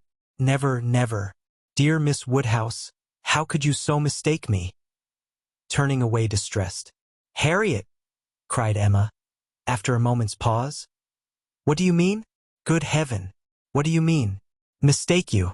Am I to suppose then—" She could not speak another word. Her voice was lost, and she sat down, waiting in great terror till Harriet should answer. Harriet, who was standing at some distance, and with face turned from her, did not immediately say anything, and when she did speak, it was in a voice nearly as agitated as Emma's. "I should not have thought it possible," she began, "that you could have misunderstood me. I know we agreed never to name him, but considering how infinitely superior he is to everybody else, I should not have thought it possible that I could be supposed to mean any other person. Mr. Frank Churchill, indeed. I do not know who would ever look at him in the company of the other. I hope I have a better taste than to think of Mr. Frank Churchill, who is like nobody by his side. And that you should have been so mistaken is amazing. I am sure, but for believing that you entirely approved and meant to encourage me in my attachment, I should have considered it at first too great a presumption almost to dare to think of him. At first, if you had not told me that more wonderful things had happened, that there had been matches of greater disparity, those were your very words, I should not have dared to give way to, I should not have thought it possible. But if you, who had been always acquainted with him— Harriet, cried Emma, collecting herself resolutely, let us understand each other now without the possibility of farther mistake. Are you speaking of Mr. Knightley? To be sure I am. I never could have an idea of anybody else. And so I thought you knew. When we talked about him, it was as clear as possible. Not quite, returned Emma with forced calmness. For all that you then said appeared to me to relate to a different person. I could almost assert that you had named Mr. Frank Churchill. I am sure the service Mr. Frank Churchill had rendered you, in protecting you from the gypsies, was spoken of. Oh, Miss Woodhouse, how you do forget! My dear Harriet, I perfectly remember the substance of what I said on the occasion. I told you that I did not wonder at your attachment, that considering the service he had rendered you, it was extremely natural. And you agreed to it, expressing yourself very warmly as to your sense of that service, and mentioning even what your sensations had been in seeing him come forward to your rescue. The impression of it is strong on my memory. Oh, dear, cried Harriet. Now I recollect what you mean, but I was thinking of something very different at the time. It was not the gypsies. It was not Mr. Frank Churchill that I meant. No, with some elevation, I was thinking of a much more precious circumstance, of Mr. Knightley's coming and asking me to dance, when Mr. Elton would not stand up with me, and when there was no other partner in the room. That was the kind action. That was the noble benevolence and generosity. That was the service which made me begin to feel how superior he was to every other being upon earth. Good God! Cried Emma. This has been a most unfortunate, most deplorable mistake. What is to be done? You would not have encouraged me, then, if you had understood me? At least, however, I cannot be worse off than I should have been, if the other had been the person. And now, it is possible. She paused a few moments. Emma could not speak. I do not wonder, Miss Woodhouse, she resumed, that you should feel a great difference between the two, as to me or as to anybody. You must think 1/500 million times more above me than the other.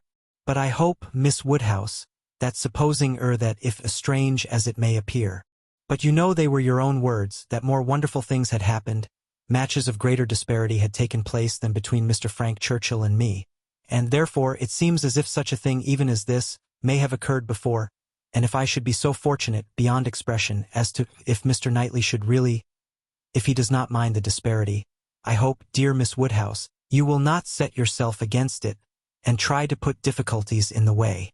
But you are too good for that, I am sure. Harriet was standing at one of the windows. Emma turned round to look at her in consternation, and hastily said, Have you any idea of Mr. Knightley's returning your affection? Yes, replied Harriet modestly, but not fearfully. I must say that I have. Emma's eyes were instantly withdrawn, and she sat silently meditating, in a fixed attitude, for a few minutes. A few minutes were sufficient for making her acquainted with her own heart. A mind like hers, once opening to suspicion, made rapid progress. She touched, she admitted, she acknowledged the whole truth. Why was it so much worse that Harriet should be in love with Mr. Knightley than with Frank Churchill? Why was the evil so dreadfully increased by Harriet's having some hope of a return? It darted through her, with the speed of an arrow, that Mr. Knightley must marry no one but herself. Her own conduct, as well as her own heart, was before her in the same few minutes. She saw it all with a clearness which had never blessed her before. How improperly had she been acting by Harriet, how inconsiderate, how indelicate, how irrational, how unfeeling had been her conduct, what blindness, what madness, had led her on. It struck her with dreadful force, and she was ready to give it every bad name in the world. Some portion of respect for herself, however, in spite of all these demerits, some concern for her own appearance, and a strong sense of justice by Harriet. There would be no need of compassion to the girl who believed herself loved by Mr. Knightley, but justice required that she should not be made unhappy by any coldness now. Gave Emma the resolution to sit and endure farther with calmness, with even apparent kindness. For her own advantage indeed, it was fit that the utmost extent of Harriet's hopes should be inquired into, and Harriet had done nothing to forfeit the regard and interest which had been so voluntarily formed and maintained, or to deserve to be slighted by the person, whose counsels had never led her right. Rousing from reflection, therefore, and subduing her emotion, she turned to Harriet again, and in a more inviting accent renewed the conversation. For as to the subject which had first introduced it, the wonderful story of Jane Fairfax, that was quite sunk and lost, neither of them thought but of Mr. Knightley and themselves. Harriet, who had been standing in no unhappy reverie, was yet very glad to be called from it, by the now encouraging manner of such a judge, and such a friend as Miss Woodhouse, and only wanted invitation, to give the history of her hopes with great, though trembling delight. Emma's tremblings as she asked, and as she listened, were better concealed than Harriet's, but they were not less.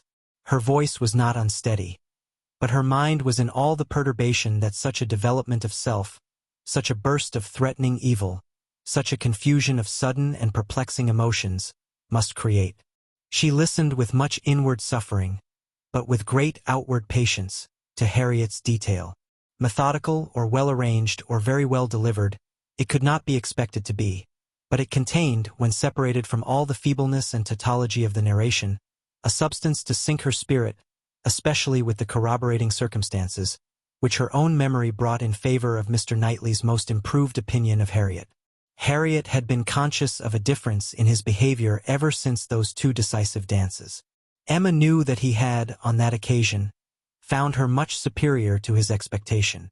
From that evening, or at least from the time of Miss Woodhouse's encouraging her to think of him, Harriet had begun to be sensible of his talking to her much more than he had been used to do, and of his having indeed quite a different manner towards her, a manner of kindness and sweetness. Latterly she had been more and more aware of it. When they had been all walking together, he had so often come and walked by her, and talked so very delightfully. He seemed to want to be acquainted with her. Emma knew it to have been very much the case. She had often observed the change to almost the same extent.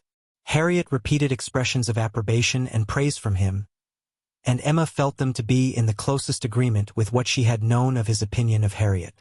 He praised her for being without art or affectation, for having simple, honest, generous feelings. She knew that he saw such recommendations in Harriet. He had dwelt on them to her more than once. Much that lived in Harriet's memory, many little particulars of the notice she had received from him, a look, a speech, a removal from one chair to another, a compliment implied, a preference inferred, had been unnoticed because unsuspected by Emma. Circumstances that might swell to half an hour's relation, and contained multiplied proofs to her who had seen them, had passed undiscerned by her who now heard them. But the 2 latest occurrences to be mentioned, the 2 of strongest promise to Harriet, were not without some degree of witness from Emma herself. The first was his walking with her apart from the others in the lime walk at Donwell, where they had been walking some time before Emma came, and he had taken pains, as she was convinced, to draw her from the rest to himself, and at first, he had talked to her in a more particular way than he had ever done before, in a very particular way indeed. Harriet could not recall it without a blush. He seemed to be almost asking her whether her affections were engaged. But as soon as she, Miss Woodhouse, appeared likely to join them, he changed the subject and began talking about farming. The second was his having sat talking with her nearly half an hour before Emma came back from her visit, the very last morning of his being at Hartfield, though, when he first came in, he had said that he could not stay 5 minutes, and his having told her, during their conversation, that though he must go to London, it was very much against his inclination that he left home at all, which was much more, as Emma felt, than he had acknowledged to her.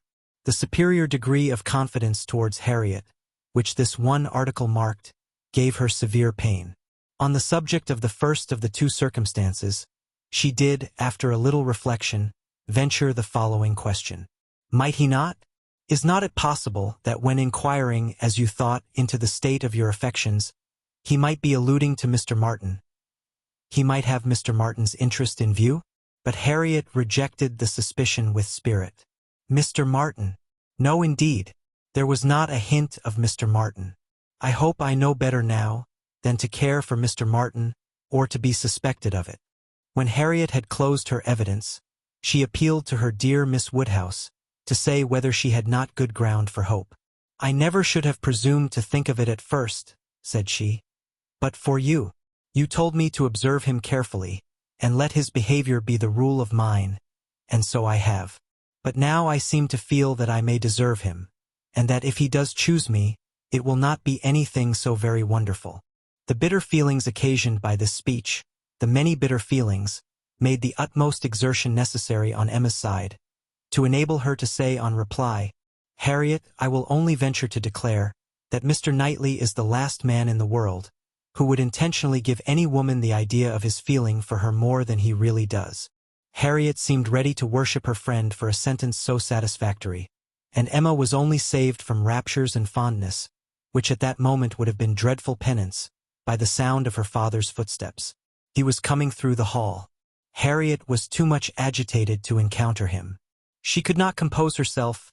Mr. Woodhouse would be alarmed. She had better go.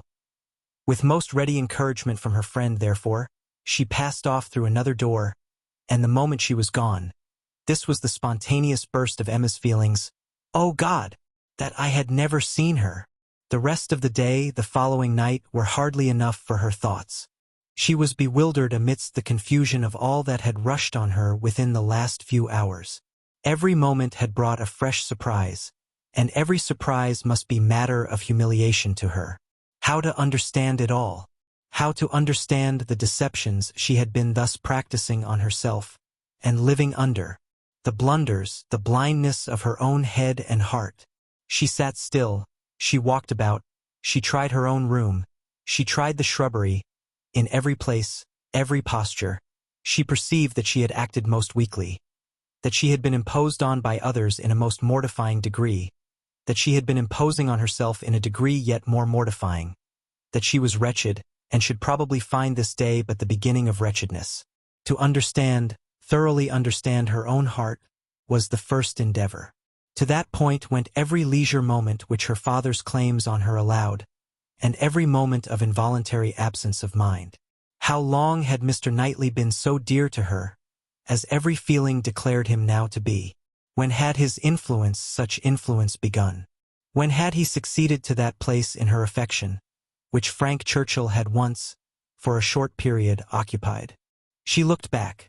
She compared the two, compared them, as they had always stood in her estimation, from the time of the latter's becoming known to her, and as they must at any time have been compared by her, had it, by any blessed felicity, occurred to her, to institute the comparison. She saw that there never had been a time when she did not consider Mr. Knightley as infinitely the superior, or when his regard for her had not been infinitely the most dear. She saw that in persuading herself, in fancying, in acting to the contrary, she had been entirely under a delusion, totally ignorant of her own heart, and, in short, that she had never really cared for Frank Churchill at all. This was the conclusion of the first series of reflection. This was the knowledge of herself on the first question of inquiry, which she reached, and without being long in reaching it, she was most sorrowfully indignant, ashamed of every sensation but the one revealed to her, her affection for Mr. Knightley. Every other part of her mind was disgusting. With insufferable vanity had she believed herself in the secret of everybody's feelings. With unpardonable arrogance proposed to arrange everybody's destiny. She was proved to have been universally mistaken, and she had not quite done nothing, for she had done mischief. She had brought evil on Harriet, on herself, and she too much feared on Mr. Knightley. Were this most unequal of all connections to take place, on her must rest all the reproach of having given it a beginning. For his attachment, she must believe to be produced only by a consciousness of Harriet's. And even were this not the case, he would never have known Harriet at all but for her folly. Mr. Knightley and Harriet Smith. It was a union to distance every wonder of the kind. The attachment of Frank Churchill and Jane Fairfax became commonplace, threadbare, stale in the comparison, exciting no surprise, presenting no disparity, affording nothing to be said or thought. Mr. Knightley and Harriet Smith. Such an elevation on her side, such a debasement on his. It was horrible to Emma to think how it must sink him in the general opinion, to foresee the smiles, the sneers, the merriment it would prompt at his expense, the mortification and disdain of his brother, the thousand inconveniences to himself. Could it be? No, it was impossible. And yet it was far, very far, from impossible. Was it a new circumstance for a man of first-rate abilities to be captivated by very inferior powers? Was it new for one, perhaps too busy to seek, to be the prize of a girl who would seek him? Was it new for anything in this world to be unequal, inconsistent, incongruous, or for chance and circumstance, as second causes, to direct the human fate? Oh, had she never brought Harriet forward? Had she left her where she ought, and where he had told her she ought? Had she not, with a folly which no tongue could express, prevented her marrying the unexceptionable young man who would have made her happy and respectable in the line of life to which she ought to belong. All would have been safe. None of this dreadful sequel would have been. How Harriet could ever have had the presumption to raise her thoughts to Mr. Knightley. How she could dare to fancy herself the chosen of such a man till actually assured of it. But Harriet was less humble, had fewer scruples than formerly. Her inferiority, whether of mind or situation, seemed little felt. She had seemed more sensible of Mr. Elton's being to stoop in marrying her, than she now seemed of Mr. Knightley's. Alas, was not that her own doing too? Who had been at pains to give Harriet notions of self-consequence but herself? Who but herself had taught her that she was to elevate herself if possible, and that her claims were great to a high worldly establishment? If Harriet, from being humble, were grown vain, it was her doing too. Chapter 12. Till now that she was threatened with its loss, Emma had never known how much of her happiness depended on being first with Mr. Knightley, first in interest and affection. Satisfied that it was so, and feeling it her due, she had enjoyed it without reflection, and only in the dread of being supplanted, found how inexpressibly important it had been. Long, very long, she felt she had been first. For, having no female connections of his own, there had been only Isabella whose claims could be compared with hers, and she had always known exactly how far he loved and esteemed Isabella. She had herself been first with him for many years past. She had not deserved it. She had often been negligent or perverse, slighting his advice, or even willfully opposing him, insensible of half his merits, and quarreling with him because he would not acknowledge her false and insolent estimate of her own. But still, from family attachment and habit, and thorough excellence of mind, he had loved her, and watched over her from a girl, with an endeavor to improve her, and an anxiety for her doing right, which no other creature had at all shared. In spite of all her faults, she knew she was dear to him. Might she not say very dear? When the suggestions of hope, however, which must follow here, presented themselves, she could not presume to indulge them. Harriet Smith might think herself not unworthy of being peculiarly, exclusively, passionately loved by Mr. Knightley. She could not flatter herself with any idea of blindness in his attachment to her. She had received a very recent proof of its impartiality. How shocked had he been by her behavior to Miss Bates? How directly, how strongly had he expressed himself to her on the subject?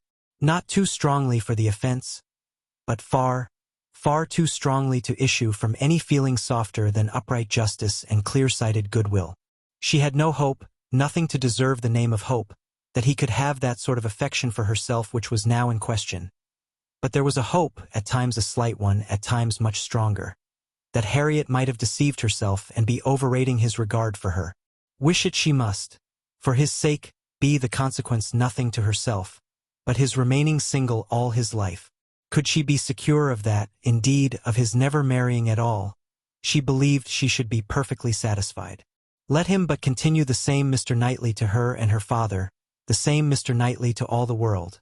Let Donwell and Hartfield lose none of their precious intercourse of friendship and confidence, and her peace would be fully secured. Marriage, in fact, would not do for her. It would be incompatible with what she owed to her father, and with what she felt for him. Nothing should separate her from her father. She would not marry, even if she were asked by Mr. Knightley. It must be her ardent wish that Harriet might be disappointed, and she hoped that when able to see them together again, she might at least be able to ascertain what the chances for it were. She should see them henceforward with the closest observance, and wretchedly as she had hitherto misunderstood even those she was watching, she did not know how to admit that she could be blinded here. He was expected back every day. The power of observation would be soon given, frightfully soon it appeared, when her thoughts were in one course. In the meanwhile she resolved against seeing Harriet. It would do neither of them good, it would do the subject no good, to be talking of it farther. She was resolved not to be convinced as long as she could doubt, and yet had no authority for opposing Harriet's confidence. To talk would be only to irritate. She wrote to her, therefore, kindly but decisively, to beg that she would not, at present, come to Hartfield, acknowledging it to be her conviction that all farther confidential discussion of one topic had better be avoided, and hoping that if a few days were allowed to pass before they met again, except in the company of others. She objected only to a tête-à-tête. They might be able to act as if they had forgotten the conversation of yesterday. Harriet submitted and approved and was grateful. This point was just arranged, when a visitor arrived to tear Emma's thoughts a little from the one subject which had engrossed them, sleeping or waking, the last 24 hours. Mrs. Weston, who had been calling on her daughter-in-law-elect, and took Hartfield in her way home, almost as much in duty to Emma as in pleasure to herself, to relate all the particulars of so interesting an interview. Mr. Weston had accompanied her to Mrs. Bates's, and gone through his share of this essential attention most handsomely. But she, having then induced Miss Fairfax to join her in an airing, was now returned with much more to say, and much more to say with satisfaction, than a quarter of an hour spent in Mrs. Bates's parlour, with all the encumbrance of awkward feelings, could have afforded. A little curiosity Emma had, and she made the most of it while her friend related. Mrs. Weston had set off to pay the visit in a good deal of agitation herself, and in the first place had wished not to go at all at present, to be allowed merely to write to Miss Fairfax instead, and to defer this ceremonious call till a little time had passed, and Mr. Churchill could be reconciled to the engagements becoming known, as, considering everything, she thought such a visit could not be paid without leading to reports. But Mr. Weston had thought differently. He was extremely anxious to shew his approbation to Miss Fairfax and her family, and did not conceive that any suspicion could be excited by it, or if it were, that it would be of any consequence, for such things, he observed, always got about. Emma smiled, and felt that Mr. Weston had very good reason for saying so. They had gone, in short, and very great had been the evident distress and confusion of the lady. She had hardly been able to speak a word, and every look and action had shown how deeply she was suffering from consciousness. The quiet, heartfelt satisfaction of the old lady, and the rapturous delight of her daughter, who proved even too joyous to talk as usual, had been a gratifying, yet almost an affecting scene. They were both so truly respectable in their happiness, so disinterested in every sensation, thought so much of Jane, so much of everybody, and so little of themselves, that every kindly feeling was at work for them. Miss Fairfax's recent illness had offered a fair plea for Mrs. Weston to invite her to an airing.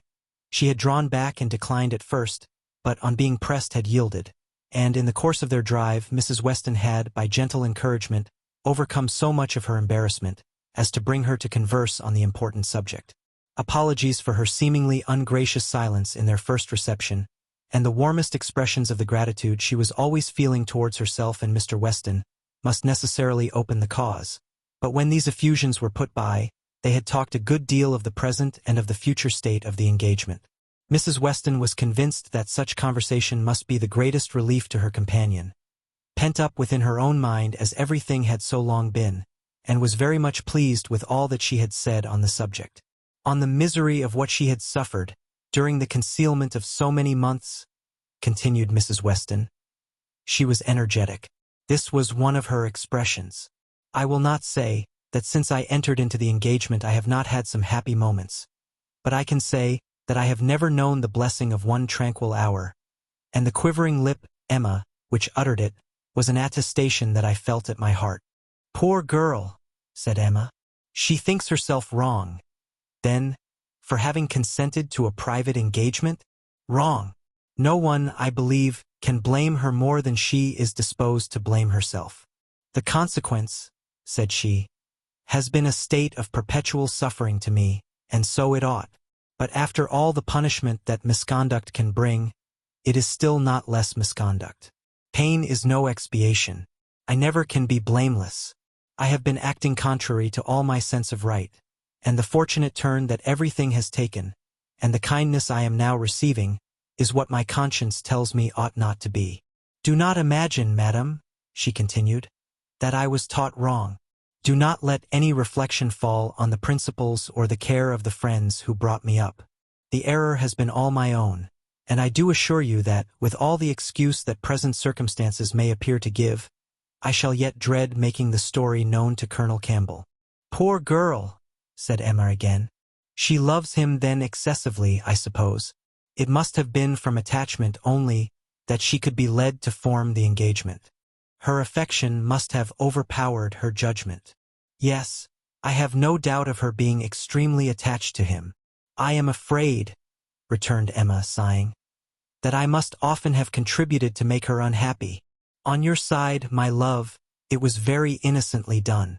But she probably had something of that in her thoughts, when alluding to the misunderstandings which he had given us hints of before. One natural consequence of the evil she had involved herself in, she said, was that of making her unreasonable. The consciousness of having done amiss had exposed her to 1,000 inquietudes, and made her captious and irritable to a degree that had been hard for him to bear. I did not make the allowances, said she, which I ought to have done, for his temper and spirits, his delightful spirits, and that gaiety, that playfulness of disposition, which, under any other circumstances, would, I am sure, have been as constantly bewitching to me as they were at first. She then began to speak of you, and of the great kindness you had shown her during her illness, and with a blush which shewed me how it was all connected, desired me, whenever I had an opportunity, to thank you. I could not thank you too much, for every wish and every endeavor to do her good. She was sensible that you had never received any proper acknowledgment from herself. If I did not know her to be happy now, said Emma seriously, which, in spite of every little drawback from her scrupulous conscience, she must be, I could not bear these thanks. For, oh, Mrs. Weston, if there were an account drawn up of the evil and the good I have done Miss Fairfax. Well, checking herself and trying to be more lively, this is all to be forgotten. You are very kind to bring me these interesting particulars. They shew her to the greatest advantage. I am sure she is very good. I hope she will be very happy. It is fit that the fortune should be on his side, for I think the merit will be all on hers. Such a conclusion could not pass unanswered by Mrs. Weston. She thought well of Frank in almost every respect, and, what was more, she loved him very much, and her defense was, therefore, earnest. She talked with a great deal of reason and at least equal affection, but she had too much to urge for Emma's attention. It was soon gone to Brunswick Square or to Donwell. She forgot to attempt to listen, and when Mrs. Weston ended with, "We have not yet had the letter we are so anxious for, you know, but I hope it will soon come," she was obliged to pause before she answered, and at last obliged to answer at random, before she could at all recollect what letter it was which they were so anxious for. "Are you well, my Emma?" was Mrs. Weston's parting question. "Oh, perfectly. I am always well, you know. Be sure to give me intelligence of the letter as soon as possible." Mrs. Weston's communications furnished Emma with more food for unpleasant reflection, by increasing her esteem and compassion, and her sense of past injustice towards Miss Fairfax. She bitterly regretted not having sought a closer acquaintance with her, and blushed for the envious feelings which had certainly been, in some measure, the cause. Had she followed Mr. Knightley's known wishes in paying that attention to Miss Fairfax which was every way her due, had she tried to know her better, had she done her part towards intimacy, had she endeavored to find a friend there instead of in Harriet Smith, she must, in all probability, have been spared from every pain which pressed on her now. Birth, abilities, and education had been equally marking one as an associate for her, to be received with gratitude. And the other, what was she? Supposing even that they had never become intimate friends, that she had never been admitted into Miss Fairfax's confidence on this important matter, which was most probable, still, in knowing her as she ought, and as she might, she must have been preserved from the abominable suspicions of an improper attachment to Mr. Dickson, which she had not only so foolishly fashioned and harbored herself, but had so unpardonably imparted. An idea which she greatly feared had been made a subject of material distress to the delicacy of Jane's feelings by the levity or carelessness of Frank Churchill's. Of all the sources of evil surrounding the former, since her coming to Highbury, she was persuaded that she must herself have been the worst. She must have been a perpetual enemy. They never could have been all three together, without her having stabbed Jane Fairfax's peace in 1,000 instances. And on Box Hill, perhaps, it had been the agony of a mind that would bear no more. The evening of this day was very long, and melancholy at Hartfield. The weather added what it could of gloom. A cold stormy rain set in, and nothing of July appeared but in the trees and shrubs, which the wind was despoiling, and the length of the day, which only made such cruel sights the longer visible. The weather affected Mr. Woodhouse, and he could only be kept tolerably comfortable by almost ceaseless attention on his daughter's side. and by exertions which had never cost her half so much before. It reminded her of their first forlorn tête-à-tête on the evening of Mrs. Weston's wedding day. But Mr. Knightley had walked in then, soon after tea, and dissipated every melancholy fancy. Alas! Such delightful proofs of Hartfield's attraction, as those sort of visits conveyed, might shortly be over. The picture which she had then drawn of the privations of the approaching winter had proved erroneous. No friends had deserted them, no pleasures had been lost. But her present forebodings, she feared, would experience no similar contradiction. The prospect before her now was threatening to a degree that could not be entirely dispelled, that might not be even partially brightened. If all took place that might take place among the circle of her friends, Hartfield must be comparatively deserted, and she left to cheer her father with the spirits only of ruined happiness. The child to be born at Randalls must be a tie there even dearer than herself, and Mrs. Weston's heart and time would be occupied by it. They should lose her, and probably, in great measure, her husband also.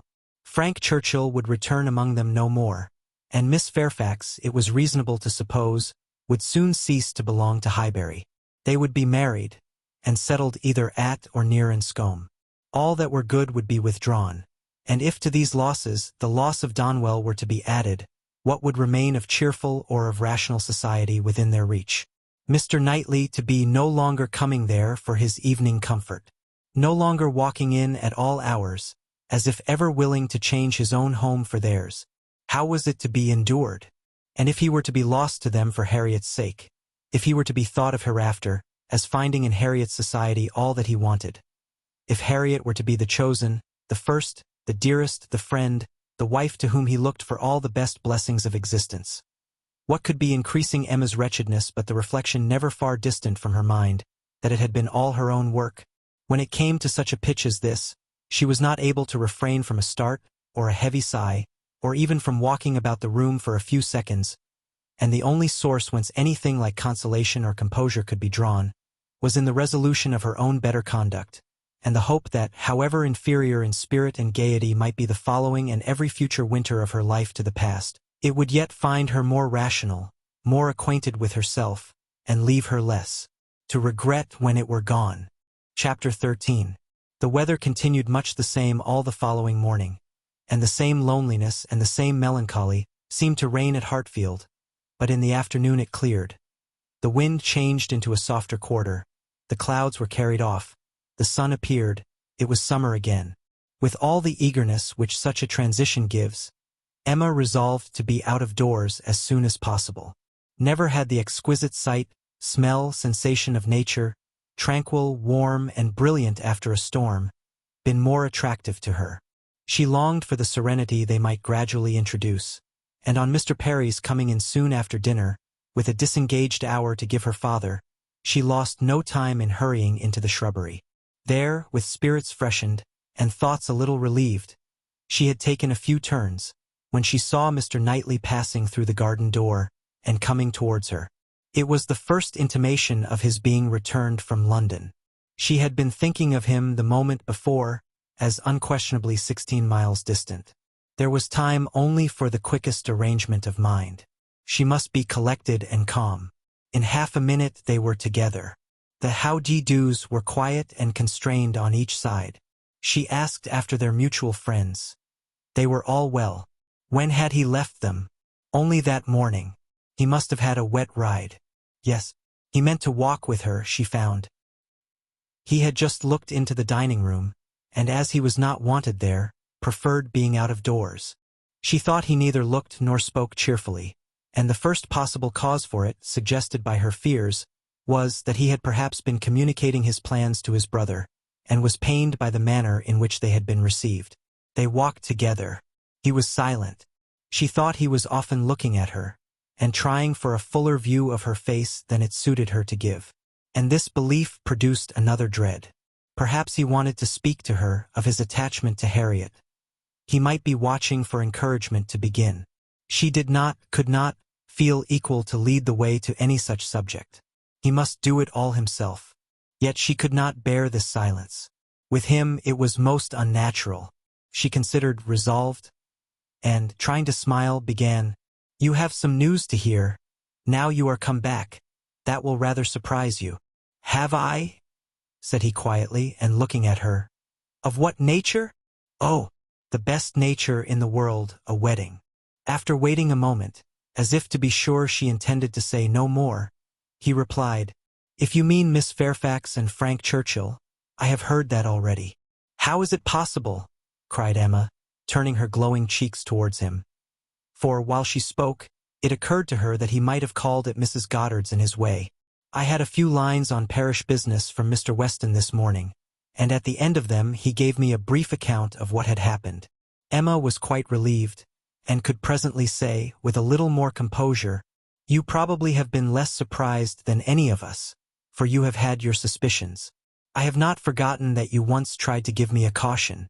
I wish I had attended to it, but, with a sinking voice and a heavy sigh, I seem to have been doomed to blindness. For a moment or two nothing was said, and she was unsuspicious of having excited any particular interest, till she found her arm drawn within his, and pressed against his heart, and heard him thus saying, in a tone of great sensibility, speaking low, Time, my dearest Emma, time will heal the wound. Your own excellent sense, your exertions for your father's sake. I know you will not allow yourself. Her arm was pressed again, as he added, in a more broken and subdued accent, the feelings of the warmest friendship, indignation, abominable scoundrel. And in a louder, steadier tone, he concluded with, He will soon be gone. They will soon be in Yorkshire. I am sorry for her. She deserves a better fate. Emma understood him, and as soon as she could recover from the flutter of pleasure, excited by such tender consideration, replied, You are very kind, but you are mistaken, and I must set you right. I am not in want of that sort of compassion. My blindness to what was going on led me to act by them in a way that I must always be ashamed of, and I was very foolishly tempted to say and do many things which may well lay me open to unpleasant conjectures, but I have no other reason to regret that I was not in the secret earlier. Emma, cried he, looking eagerly at her, are you indeed? But checking himself, No, no, I understand you. Forgive me. I am pleased that you can say even so much. He is no object of regret, indeed, and it will not be very long, I hope, before that becomes the acknowledgment of more than your reason. Fortunate that your affections were not farther entangled. I could never, I confess, from your manners, assure myself as to the degree of what you felt. I could only be certain that there was a preference, and a preference which I never believed him to deserve. He is a disgrace to the name of man. And is he to be rewarded with that sweet young woman? Jane, you will be a miserable creature. Mr. Knightley, said Emma, trying to be lively, but really confused. I am in a very extraordinary situation. I cannot let you continue in your error, and yet, perhaps, since my manners gave such an impression, I have as much reason to be ashamed of confessing that I never have been at all attached to the person we are speaking of, as it might be natural for a woman to feel in confessing exactly the reverse. But I never have. He listened in perfect silence. She wished him to speak, but he would not. She supposed she must say more before she were entitled to his clemency, but it was a hard case to be obliged still to lower herself in his opinion. She went on, however, I have very little to say for my own conduct. I was tempted by his attentions, and allowed myself to appear pleased. An old story, probably a common case, and no more than has happened to hundreds of my sex before, and yet it may not be the more excusable in one who sets up as I do for understanding. Many circumstances assisted the temptation. He was the son of Mr. Weston. He was continually here. I always found him very pleasant, and, in short, for, with a sigh, let me swell out the causes ever so ingeniously, they all center in this: at last my vanity was flattered, and I allowed his attentions. Latterly, however, for some time, indeed, I have had no idea of their meaning anything. I thought them a habit, a trick, nothing that called for seriousness on my side. He has imposed on me, but he has not injured me. I have never been attached to him, and now I can tolerably comprehend his behavior. He never wished to attach me. It was merely a blind to conceal his real situation with another. It was his object to blind all about him, and no one, I am sure, could be more effectually blinded than myself, except that I was not blinded, that it was my good fortune, that, in short, I was somehow or other safe from him. She had hoped for an answer here, for a few words to say that her conduct was at least intelligible. But he was silent, and, as far as she could judge, deep in thought. At last, and tolerably in his usual tone, he said, "I have never had a high opinion of Frank Churchill. I can suppose, however, that I may have underrated him. My acquaintance with him has been but trifling, and even if I have not underrated him hitherto, he may yet turn out well. With such a woman he has a chance. I have no motive for wishing him ill, and for her sake, whose happiness will be involved in his good character and conduct, I shall certainly wish him well." "I have no doubt of their being happy together," said Emma. "I believe them to be very mutually and very sincerely attached." "He is a most fortunate man," returned Mr. Knightley with energy. "So early in life, at 23, a period when, if a man chooses a wife, he generally chooses ill. At 23 to have drawn such a prize. What years of felicity that man, in all human calculation, has before him. Assured of the love of such a woman, the disinterested love, for Jane Fairfax's character vouches for her disinterestedness. Everything in his favor, equality of situation, I mean as far as regards society, and all the habits and manners that are important. Equality in every point but one, and that one, since the purity of her heart is not to be doubted, such as must increase his felicity, for it will be his to bestow the only advantages she wants. A man would always wish to give a woman a better home than the one he takes her from, and he who can do it, where there is no doubt of her regard, must, I think, be the happiest of mortals. Frank Churchill is, indeed, the favorite of fortune. Everything turns out for his good. He meets with a young woman at a watering place, gains her affection, cannot even weary her by negligent treatment. And had he and all his family sought round the world for a perfect wife for him, they could not have found her superior. His aunt is in the way. His aunt dies. He has only to speak. His friends are eager to promote his happiness. He had used everybody ill, and they are all delighted to forgive him. He is a fortunate man indeed. You speak as if you envied him. And I do envy him, Emma. In one respect he is the object of my envy." Emma could say no more. They seemed to be within half a sentence of Harriet, and her immediate feeling was to avert the subject, if possible. She made her plan. She would speak of something totally different, the children in Brunswick Square, and she only waited for breath to begin, when Mr. Knightley startled her by saying, "You will not ask me what is the point of envy. You are determined, I see, to have no curiosity. You are wise, but I cannot be wise. Emma, I must tell you what you will not ask, though I may wish it unsaid the next moment." "Oh, then, don't speak it, don't speak it," she eagerly cried. "Take a little time, consider. Do not commit yourself." "Thank you," said he, in an accent of deep mortification, and not another syllable followed. Emma could not bear to give him pain. He was wishing to confide in her, perhaps to consult her. Cost her what it would, she would listen. She might assist his resolution or reconcile him to it. She might give just praise to Harriet, or, by representing to him his own independence, relieve him from that state of indecision, which must be more intolerable than any alternative to such a mind as his. They had reached the house. "You are going in, I suppose?" said he. "No," replied Emma, quite confirmed by the depressed manner in which he still spoke. "I should like to take another turn. Mr. Perry is not gone." And after proceeding a few steps, she added, "I stopped you ungraciously just now, Mr. Knightley, and I am afraid gave you pain. But if you have any wish to speak openly to me as a friend, or to ask my opinion of anything that you may have in contemplation, as a friend, indeed, you may command me. I will hear whatever you like. I will tell you exactly what I think." "As a friend," repeated Mr. Knightley. "Emma, that I fear is a word. No, I have no wish. Stay, yes, why should I hesitate? I have gone too far already for concealment. Emma, I accept your offer, extraordinary as it may seem. I accept it, and refer myself to you as a friend. Tell me, then, Have I no chance of ever succeeding? He stopped in his earnestness to look the question, and the expression of his eyes overpowered her. My dearest Emma, said he, for dearest you will always be, whatever the event of this hour's conversation. My dearest, most beloved Emma, tell me at once.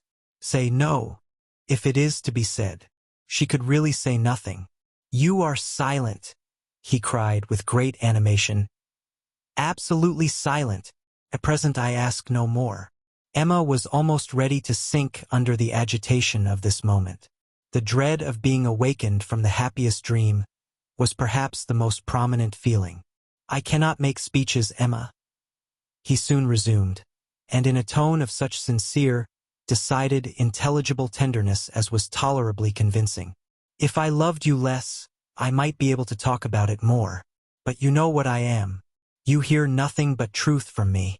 I have blamed you, and lectured you, and you have borne it as no other woman in England would have borne it.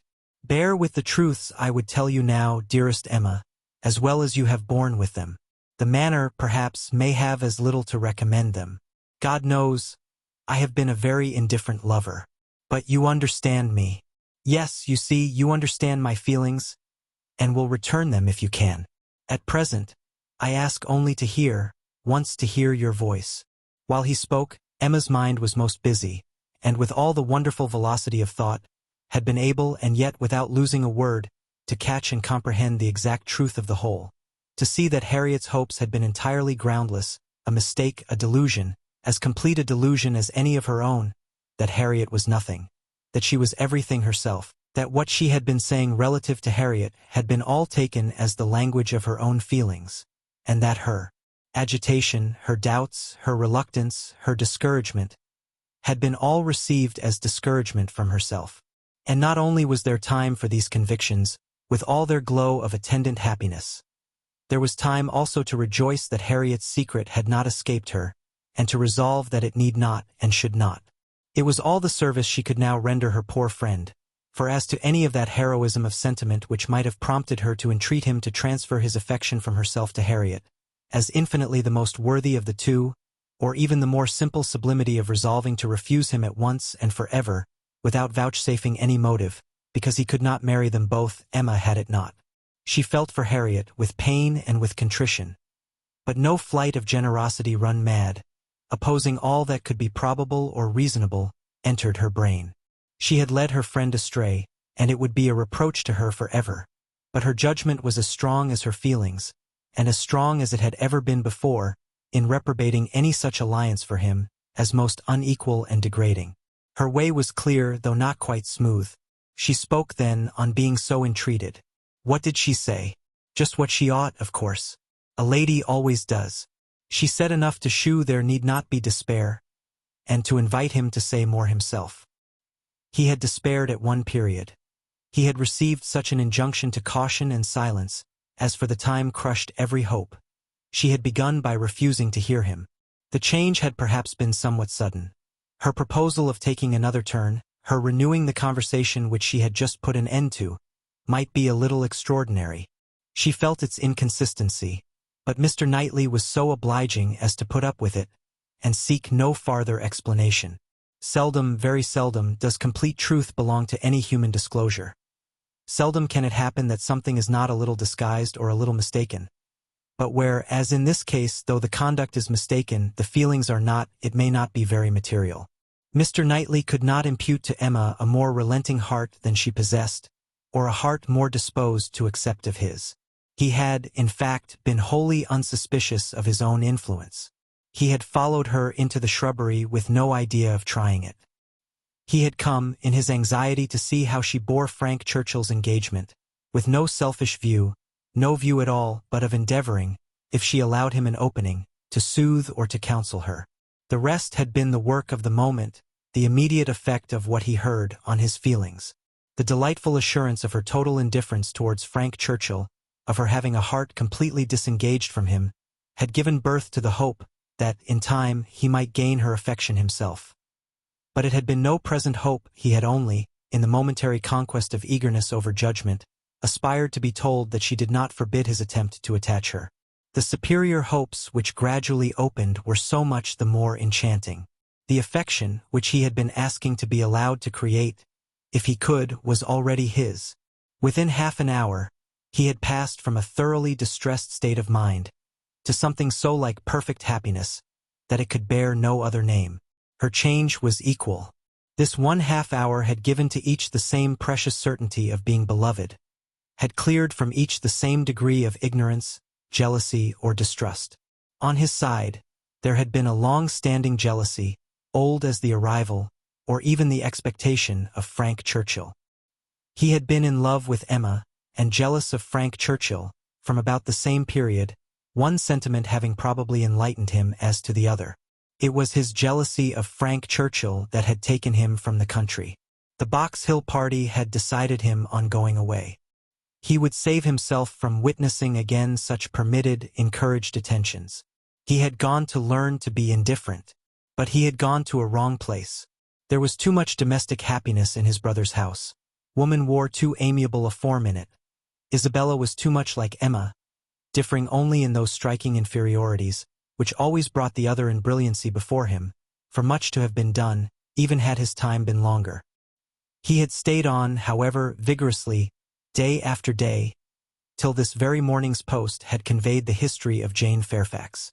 Then, with the gladness which must be felt, nay, which he did not scruple to feel, having never believed Frank Churchill to be at all deserving Emma, was there so much fond solicitude, so much keen anxiety for her, that he could stay no longer. He had ridden home through the rain, and had walked up directly after dinner, to see how this sweetest and best of all creatures, faultless in spite of all her faults, bore the discovery. He had found her agitated and low. Frank Churchill was a villain. He heard her declare that she had never loved him. Frank Churchill's character was not desperate. She was his own Emma, by hand and word, when they returned into the house, and if he could have thought of Frank Churchill then, he might have deemed him a very good sort of fellow. Chapter 14. What totally different feelings did Emma take back into the house from what she had brought out? She had then been only daring to hope for a little respite of suffering. She was now in an exquisite flutter of happiness, and such happiness moreover as she believed must still be greater when the flutter should have passed away. They sat down to tea, the same party round the same table. How often it had been collected, and how often had her eyes fallen on the same shrubs in the lawn, and observed the same beautiful effect of the western sun, but never in such a state of spirits, never in anything like it, and it was with difficulty that she could summon enough of her usual self to be the attentive lady of the house, or even the attentive daughter. Poor Mr. Woodhouse little suspected what was plotting against him in the breast of that man, whom he was so cordially welcoming, and so anxiously hoping might not have taken cold from his ride. Could he have seen the heart, he would have cared very little for the lungs. But without the most distant imagination of the impending evil, without the slightest perception of anything extraordinary in the looks or ways of either, he repeated to them very comfortably all the articles of news he had received from Mr. Perry, and talked on with much self-contentment, totally unsuspicious of what they could have told him in return. As long as Mr. Knightley remained with them, Emma's fever continued, but when he was gone, she began to be a little tranquilized and subdued, and in the course of the sleepless night, which was the tax for such an evening, she found one or two such very serious points to consider as made her feel that even her happiness must have some alloy. Her father and Harriet. She could not be alone without feeling the full weight of their separate claims, and how to guard the comfort of both to the utmost was the question. With respect to her father, it was a question soon answered.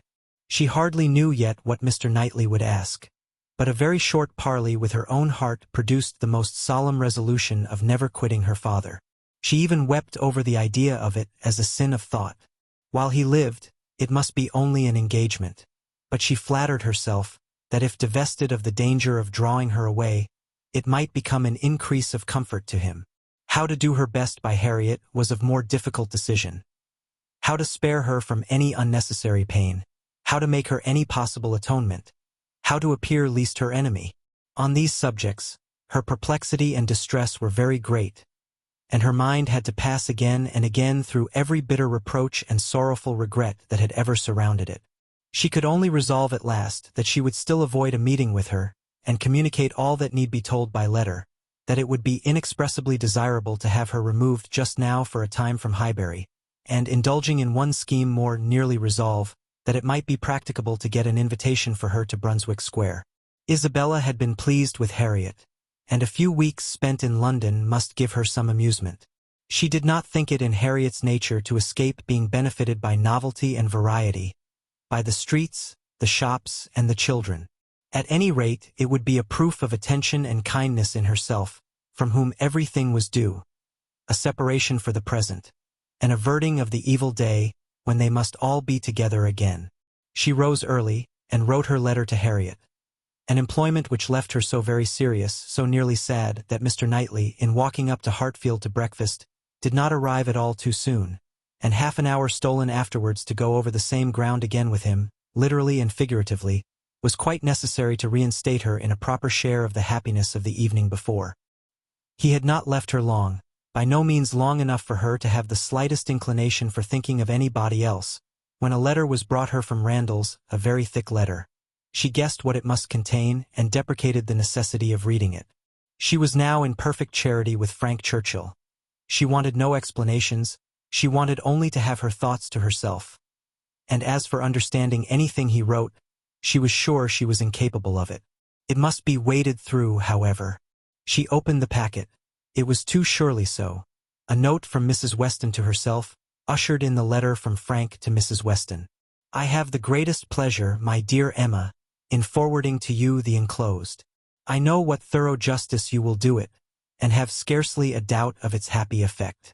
I think we shall never materially disagree about the writer again. But I will not delay you by a long preface. We are quite well. This letter has been the cure of all the little nervousness I have been feeling lately.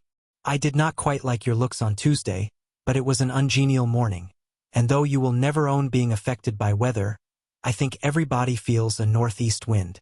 I felt for your dear father very much in the storm of Tuesday afternoon and yesterday morning, but had the comfort of hearing last night, by Mr. Perry, that it had not made him ill. Yours ever, A. W. To Mrs. Weston. Windsor, July. My dear Madam, if I made myself intelligible yesterday, this letter will be expected. But expected or not, I know it will be read with candor and indulgence. You are all goodness, and I believe there will be need of even all your goodness to allow for some parts of my past conduct. But I have been forgiven by one who had still more to resent. My courage rises while I write. It is very difficult for the prosperous to be humble. I have already met with such success in 2 applications for pardon, that I may be in danger of thinking myself too sure of yours, and of those among your friends who have had any ground of offense.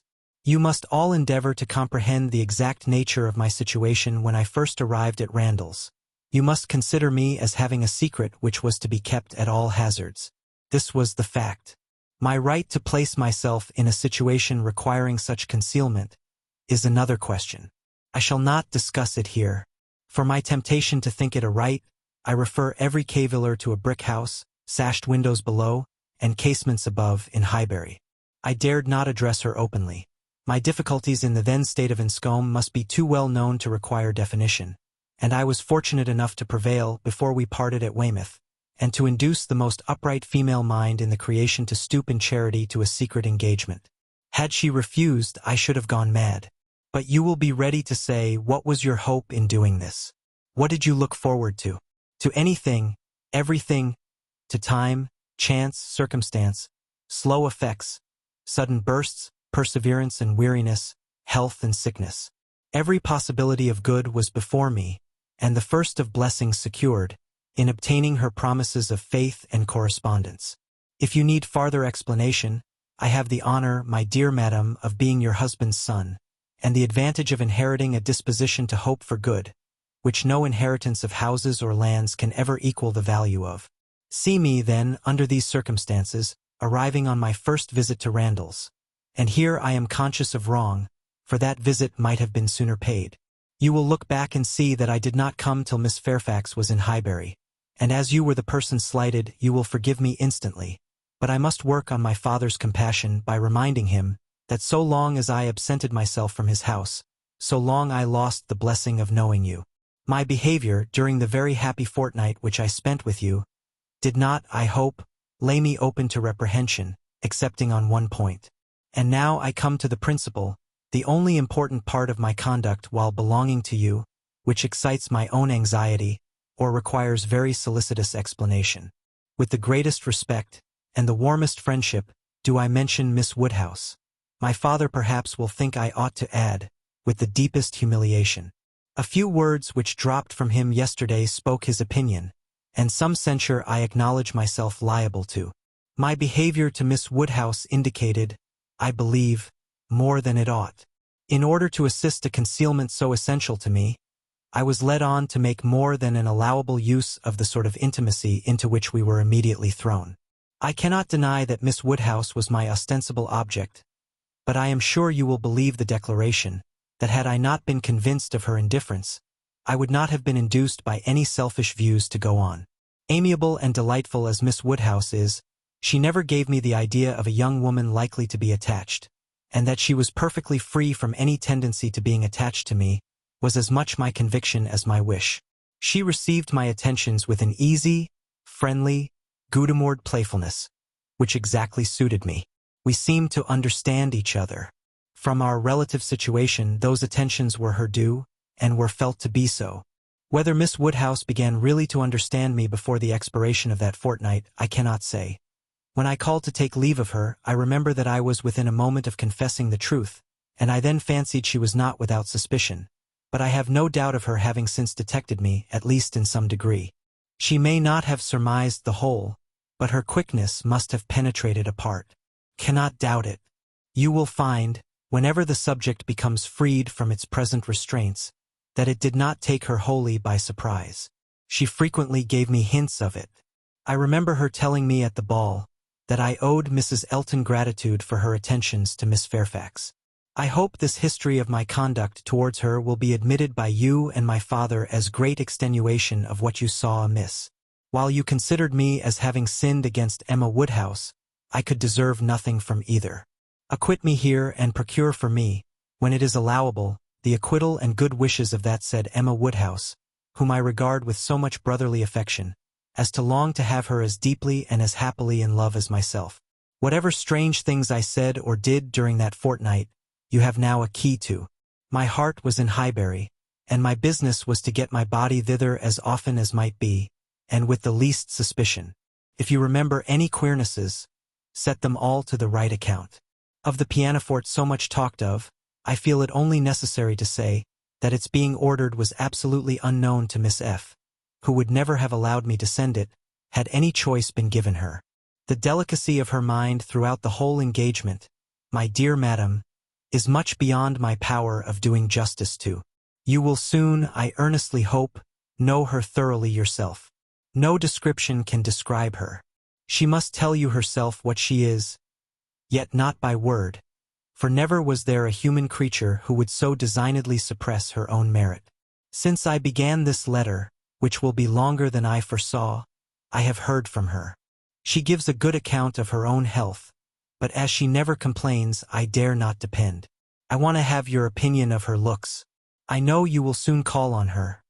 She is living in dread of the visit. Perhaps it is paid already.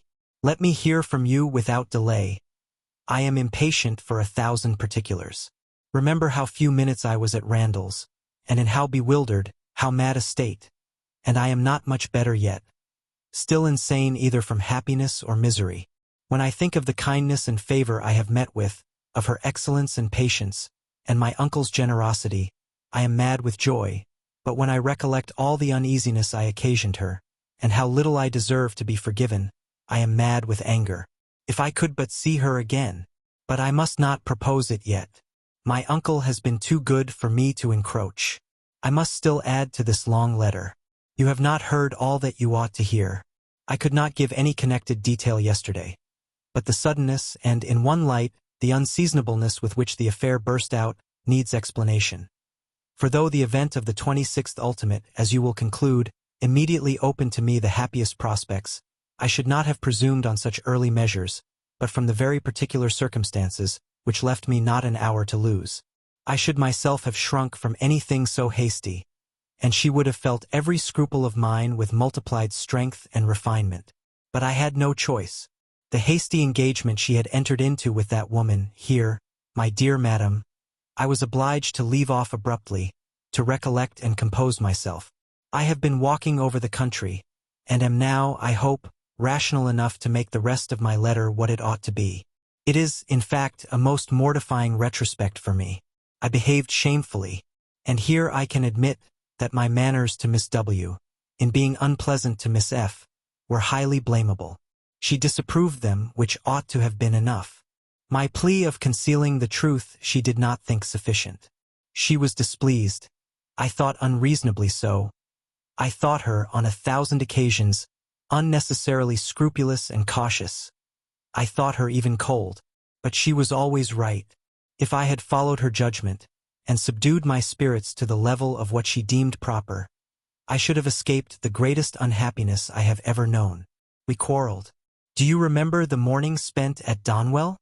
There every little dissatisfaction that had occurred before came to a crisis. I was late. I met her walking home by herself and wanted to walk with her, but she would not suffer it. She absolutely refused to allow me, which I then thought most unreasonable.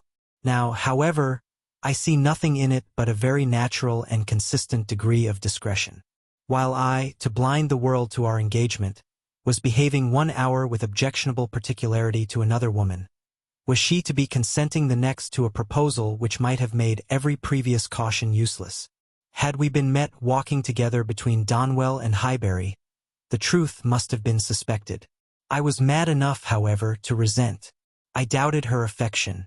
I doubted it more the next day on Box Hill, when, provoked by such conduct on my side, such shameful, insolent neglect of her, and such apparent devotion to Miss W, as it would have been impossible for any woman of sense to endure, she spoke her resentment in a form of words perfectly intelligible to me.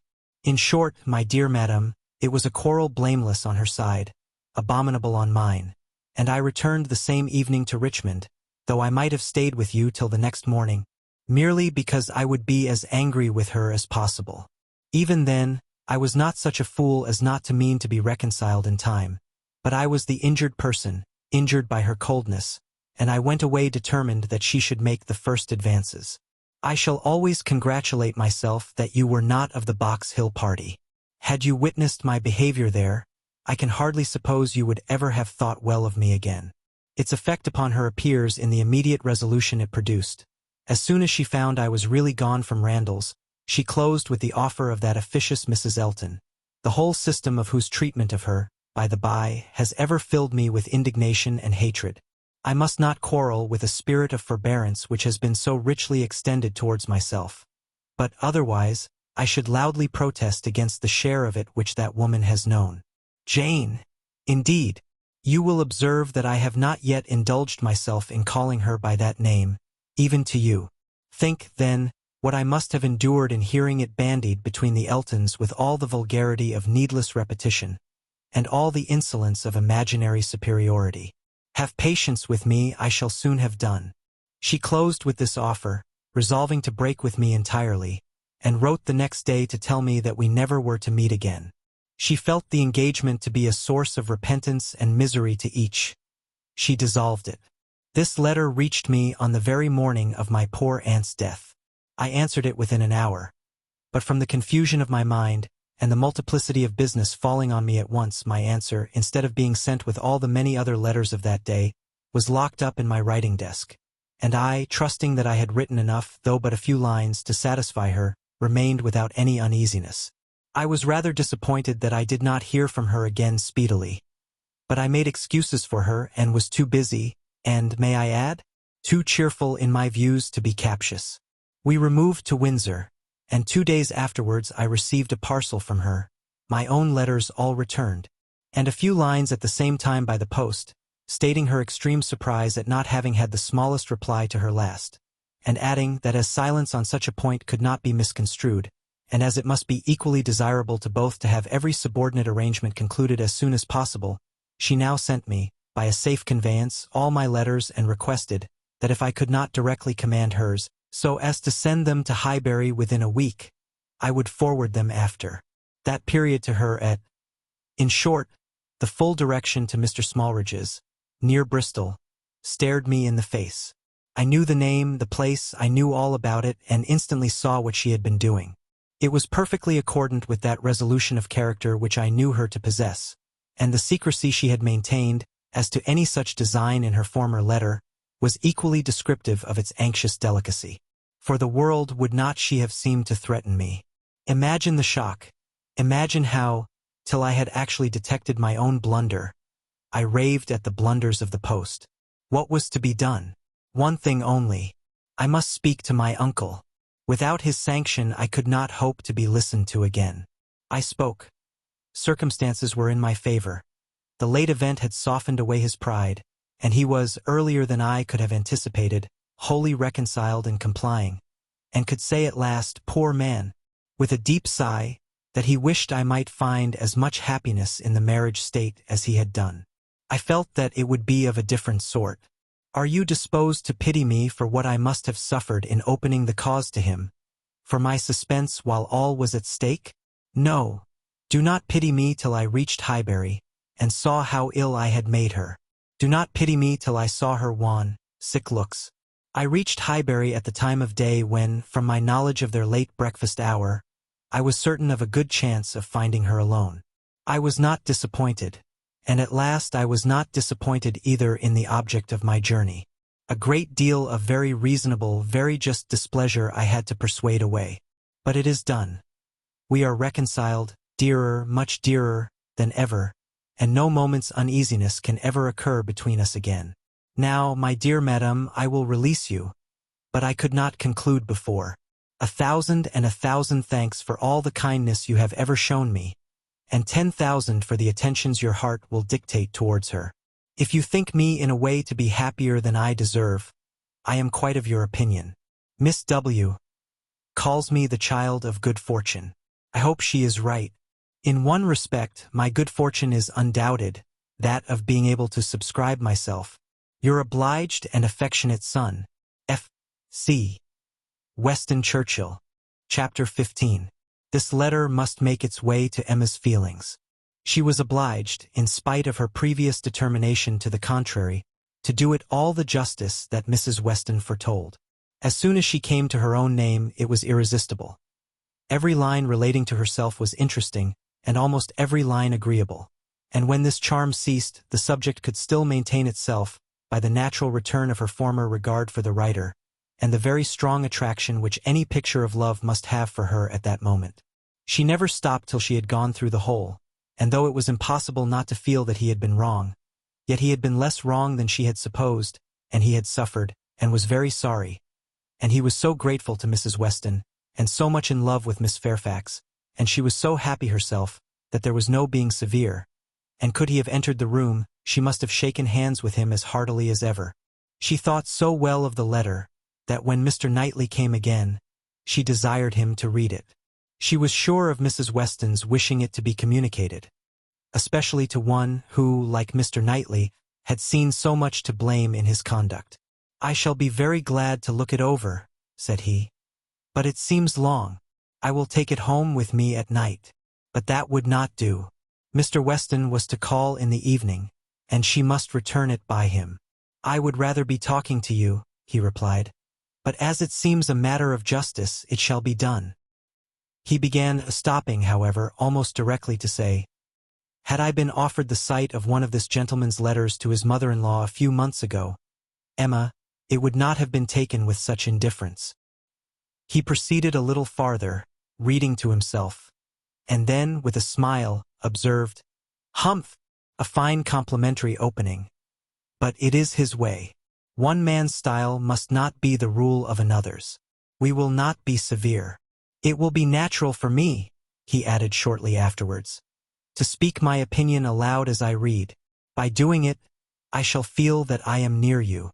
It will not be so great a loss of time. But if you dislike it—" "Not at all. I should wish it."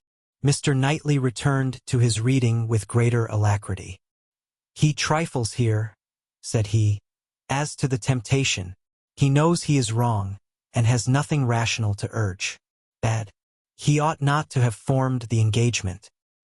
His father's disposition, He is unjust, however, to his father. Mr. Weston's sanguine temper was a blessing on all his upright and honorable exertions.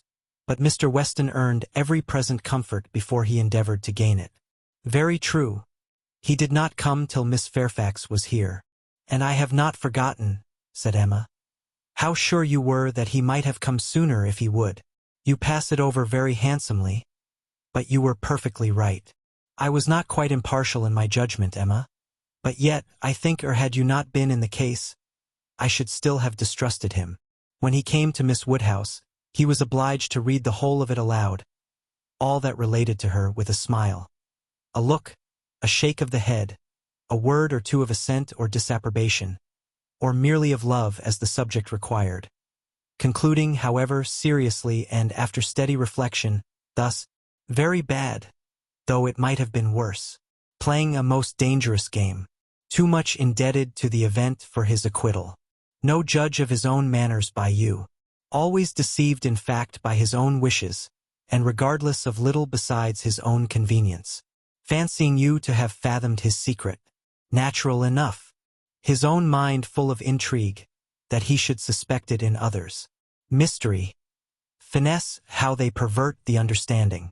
My Emma, does not everything serve to prove more and more the beauty of truth and sincerity in all our dealings with each other? Emma agreed to it, and with a blush of sensibility on Harriet's account, which she could not give any sincere explanation of. You had better go on, said she. He did so, but very soon stopped again to say, the pianoforte. Ah, that was the act of a very, very young man, one too young to consider whether the inconvenience of it might not very much exceed the pleasure. A boyish scheme, indeed.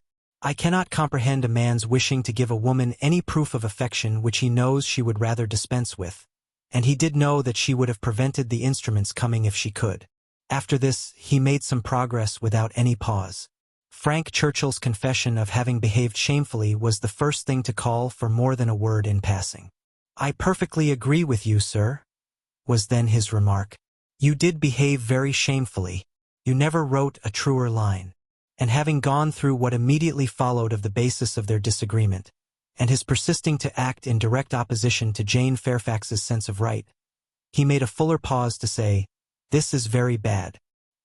He had induced her to place herself, for his sake, in a situation of extreme difficulty and uneasiness, and it should have been his first object to prevent her from suffering unnecessarily. She must have had much more to contend with, in carrying on the correspondence, than he could. He should have respected even unreasonable scruples, had there been such, but hers were all reasonable. We must look to her one fault, and remember that she had done a wrong thing in consenting to the engagement, to bear that she should have been in such a state of punishment. Emma knew that he was now getting to the Box Hill party, and grew uncomfortable. Her own behavior had been so very improper. She was deeply ashamed, and a little afraid of his next look. It was all read, however, steadily, attentively, and without the smallest remark, and, excepting one momentary glance at her, instantly withdrawn. In the fear of giving pain, no remembrance of Box Hill seemed to exist. There is no saying much for the delicacy of our good friends, the Eltons, was his next observation. His feelings are natural. What? Actually resolved to break with him entirely. She felt the engagement to be a source of repentance and misery to each. She dissolved it. What a view this gives of her sense of his behavior. Well, he must be a most extraordinary. Nay, read on. You will find how very much he suffers. I hope he does, replied Mr. Knightley coolly, and resuming the letter. Smallridge, what does this mean? What is all this? She had engaged to go as governess to Mrs. Smallridge's children, a dear friend of Mrs. Elton's, a neighbor of Maple Grove. And, by the by, I wonder how Mrs. Elton bears the disappointment? Say nothing, my dear Emma, while you oblige me to read, not even of Mrs. Elton. Only one page more. I shall soon have done. What a letter the man writes. I wish you would read it with a kinder spirit towards him. Well, there is feeling here. He does seem to have suffered in finding her ill. Certainly, I can have no doubt of his being fond of her. Dearer, much dearer than ever. I hope he may long continue to feel all the value of such a reconciliation. He is a very liberal thanker with his thousands and tens of thousands. Happier than I deserve. Come, he knows himself there. Miss Woodhouse calls me the child of good fortune. Those were Miss Woodhouse's words, were they? And a fine ending. And there is the letter. The child of good fortune. That was your name for him, was it? You do not appear so well satisfied with his letter as I am. But still you must, at least I hope you must, think the better of him for it. I hope it does him some service with you. Yes, certainly it does. He has had great faults of inconsideration and thoughtlessness, and I am very much of his opinion in thinking him likely to be happier than he deserves. But still as he is, beyond a doubt, really attached to Miss Fairfax and will soon, it may be hoped, have the advantage of being constantly with her, I am very ready to believe his character will improve, and acquire from hers the steadiness and delicacy of principle that it wants. And now let me talk to you of something else. I have another person's interest at present so much at heart, that I cannot think any longer about Frank Churchill. Ever since I left you this morning, Emma, my mind has been hard at work on one subject. The subject followed. It was in plain, unaffected, gentlemanlike English, such as Mr. Knightley used even to the woman he was in love with, how to be able to ask her to marry him, without attacking the happiness of her father. Emma's answer was ready at the first word. While her dear father lived, any change of condition must be impossible for her. She could never quit him. Part only of this answer, however, was admitted. The impossibility of her quitting her father, Mr. Knightley felt as strongly as herself, but the inadmissibility of any other change, he could not agree to. He had been thinking it over most deeply, most intently. He had at first hoped to induce Mr. Woodhouse to remove with her to Donwell. He had wanted to believe it feasible, but his knowledge of Mr. Woodhouse would not suffer him to deceive himself long, and now he confessed his persuasion that such a transplantation would be a risk of her father's comfort, perhaps even of his life, which must not be hazarded. Mr. Woodhouse taken from Hartfield. No, he felt that it ought not to be attempted. But the plan which had arisen on the sacrifice of this, he trusted his dearest Emma would not find in any respect objectionable. It was that he should be received at Hartfield, that so long as her father's happiness, in other words, his life, required Hartfield to continue her home, it should be his likewise. Of their all removing to Donwell, Emma had already had her own passing thoughts. Like him, she had tried the scheme and rejected it, but such an alternative as this had not occurred to her. She was sensible of all the affection it evinced. She felt that, in quitting Donwell, he must be sacrificing a great deal of independence of hours and habits, that in living constantly with her father, and in no house of his own, there would be much, very much, to be borne with. She promised to think of it, and advised him to think of it more, but he was fully convinced that no reflection could alter his wishes or his opinion on the subject. He had given it, he could assure her, very long and calm consideration. He had been walking away from William Larkins the whole morning, to have his thoughts to himself. "Ah, there is one difficulty unprovided for," cried Emma. "I am sure William Larkins will not like it. You must get his consent before you ask mine." She promised, however, to think of it, and pretty nearly promised, moreover, to think of it, with the intention of finding it a very good scheme. It is remarkable that Emma, in the many, very many, points of view in which she was now beginning to consider Donwell Abbey, was never struck with any sense of injury to her nephew Henry, whose rights as heir expectant had formerly been so tenaciously regarded. Think she must of the possible difference to the poor little boy, and yet she only gave herself a saucy conscious smile about it, and found amusement in detecting the real cause of that violent dislike of Mr. Knightley's marrying Jane Fairfax, or anybody else, which at the time she had wholly imputed to the amiable solicitude of the sister and the aunt. This proposal of his, this plan of marrying and continuing at Hartfield, the more she contemplated it, the more pleasing it became.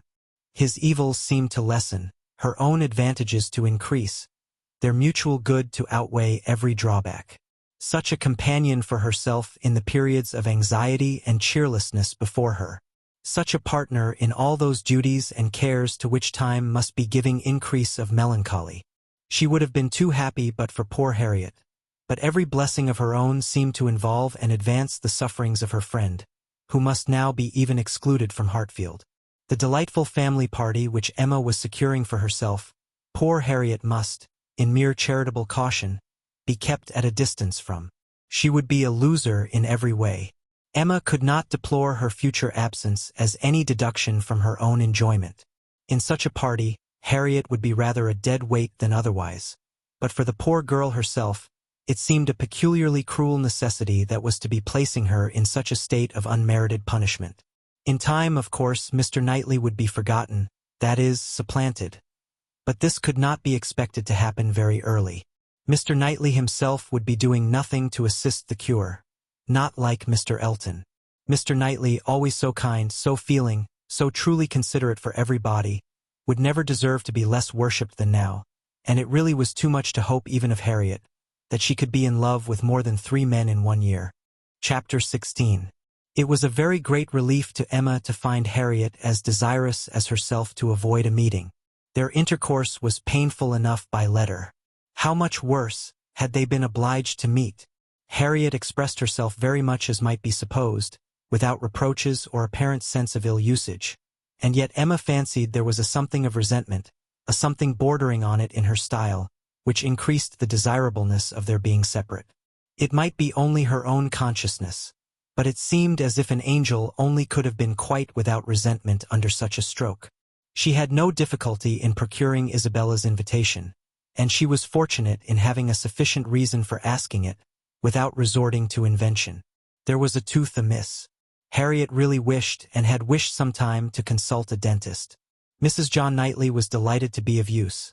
Anything of ill health was a recommendation to her, and though not so fond of a dentist as of a Mr. Wingfield, she was quite eager to have Harriet under her care. When it was thus settled on her sister's side, Emma proposed it to her friend, and found her very persuadable. Harriet was to go. She was invited for at least a fortnight. She was to be conveyed in Mr. Woodhouse's carriage. It was all arranged, it was all completed, and Harriet was safe in Brunswick Square. Now Emma could, indeed, enjoy Mr. Knightley's visits.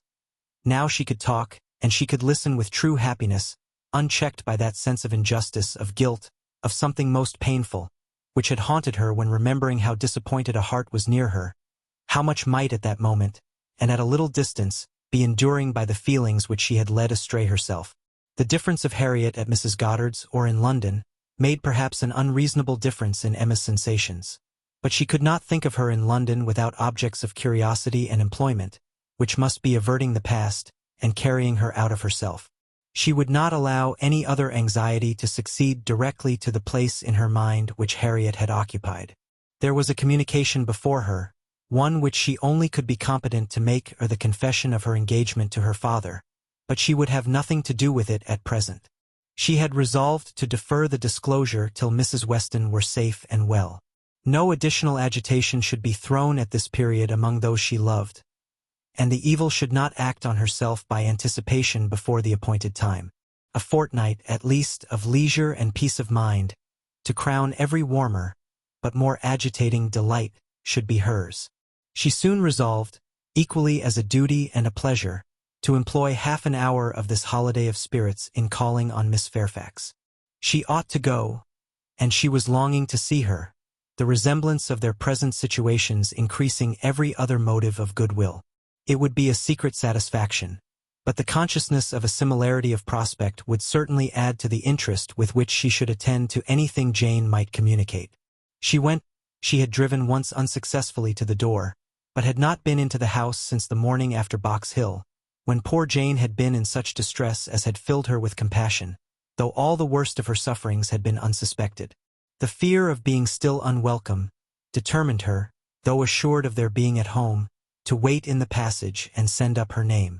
She heard Patty announcing it, but no such bustle succeeded as poor Miss Bates had before made so happily intelligible. No, she heard nothing but the instant reply of, "Beg her to walk up," and a moment afterwards she was met on the stairs by Jane herself, coming eagerly forward, as if no other reception of her were felt sufficient. Emma had never seen her look so well, so lovely, so engaging. There was consciousness, animation, and warmth. There was everything which her countenance or manner could ever have wanted. She came forward with an offered hand, and said, in a low but very feeling tone, "This is most kind, indeed. Miss Woodhouse, it is impossible for me to express. I hope you will believe. Excuse me for being so entirely without words. Emma was gratified, and would soon have shown no want of words, if the sound of Mrs. Elton's voice from the sitting room had not checked her, and made it expedient to compress all her friendly and all her congratulatory sensations into a very, very earnest shake of the hand. Mrs. Bates and Mrs. Elton were together. Miss Bates was out, which accounted for the previous tranquility. Emma could have wished Mrs. Elton elsewhere, but she was in a humor to have patience with everybody, and as Mrs. Elton met her with unusual graciousness, she hoped the rencontre would do them no harm. She soon believed herself to penetrate Mrs. Elton's thoughts, and understand why she was, like herself, in happy spirits. It was being in Miss Fairfax's confidence, and fancying herself acquainted with what was still a secret to other people. Emma saw symptoms of it immediately in the expression of her face, and while paying her own compliments to Mrs. Bates, and appearing to attend to the good old lady's replies, she saw her with a sort of anxious parade of mystery fold up a letter which she had apparently been reading aloud to Miss Fairfax, and return it into the purple and gold reticule by her side, saying, with significant nods, "We can finish this some other time, you know. You and I shall not want opportunities. And, in fact, you have heard all the essential already. I only wanted to prove to you that Mrs. S. admits our apology, and is not offended. You see how delightfully she writes. Oh, she is a sweet creature. You would have doted on her had you gone. But not a word more. Let us be discreet, quite on our good behavior. Hush! You remember those lines? I forget the poem at this moment. For when a lady's in the case, you know all other things give place. Now I say, my dear, in our case for Lady Redmond, a word to the wise. I am in a fine flow of spirits, and but I want to set your heart at ease as to Mrs. S. My representation, you see, has quite appeased her. And again, on Emma's merely turning her head to look at Mrs. Bates's knitting, she added in a half-whisper, I mention no names, you will observe. Oh, no, cautious as a minister of state. I managed it extremely well. Emma could not doubt. It was a palpable display, repeated on every possible occasion. When they had all talked a little while in harmony of the weather and Mrs. Weston, she found herself abruptly addressed with, Do not you think, Miss Woodhouse, our saucy little friend here is charmingly recovered? Do not you think her cure does Perry the highest credit? Here was a side glance of great meaning at Jane. Upon my word, Perry has restored her in a wonderful short time. Oh, if you had seen her, as I did, when she was at the worst. And when Mrs. Bates was saying something to Emma, whispered farther, We do not say a word of any assistance that Perry might have. Not a word of a certain young physician from Windsor. Oh, no, Perry shall have all the credit. I have scarce had the pleasure of seeing you, Miss Woodhouse, she shortly afterwards began, since the party to Box Hill. Very pleasant party. But yet I think there was something wanting. Things did not seem, that is, there seemed a little cloud upon the spirits of some. So it appeared to me at least, but I might be mistaken. However, I think it answered so far as to tempt one to go again. What say you both to our collecting the same party, and exploring to Box Hill again, while the fine weather lasts? It must be the same party, you know, quite the same party, not one exception. Soon after this Miss Bates came in, and Emma could not help being diverted by the perplexity of her first answer to herself, resulting, she supposed, from doubt of what might be said, and impatience to say everything. Thank you, dear Miss Woodhouse, you are all kindness. It is impossible to say, yes, indeed, I quite understand dearest Jane's prospects. That is, I do not mean. But she is charmingly recovered. How is Mr. Woodhouse? I am so glad. Quite out of my power. Such a happy little circle as you find us here. Yes, indeed. Charming young man. That is, so very friendly. I mean, good Mr. Perry. Such attention to Jane. And from her more than commonly thankful delight towards Mrs. Elton for being there, Emma guessed that there had been a little show of resentment towards Jane, from the vicarage quarter, which was now graciously overcome.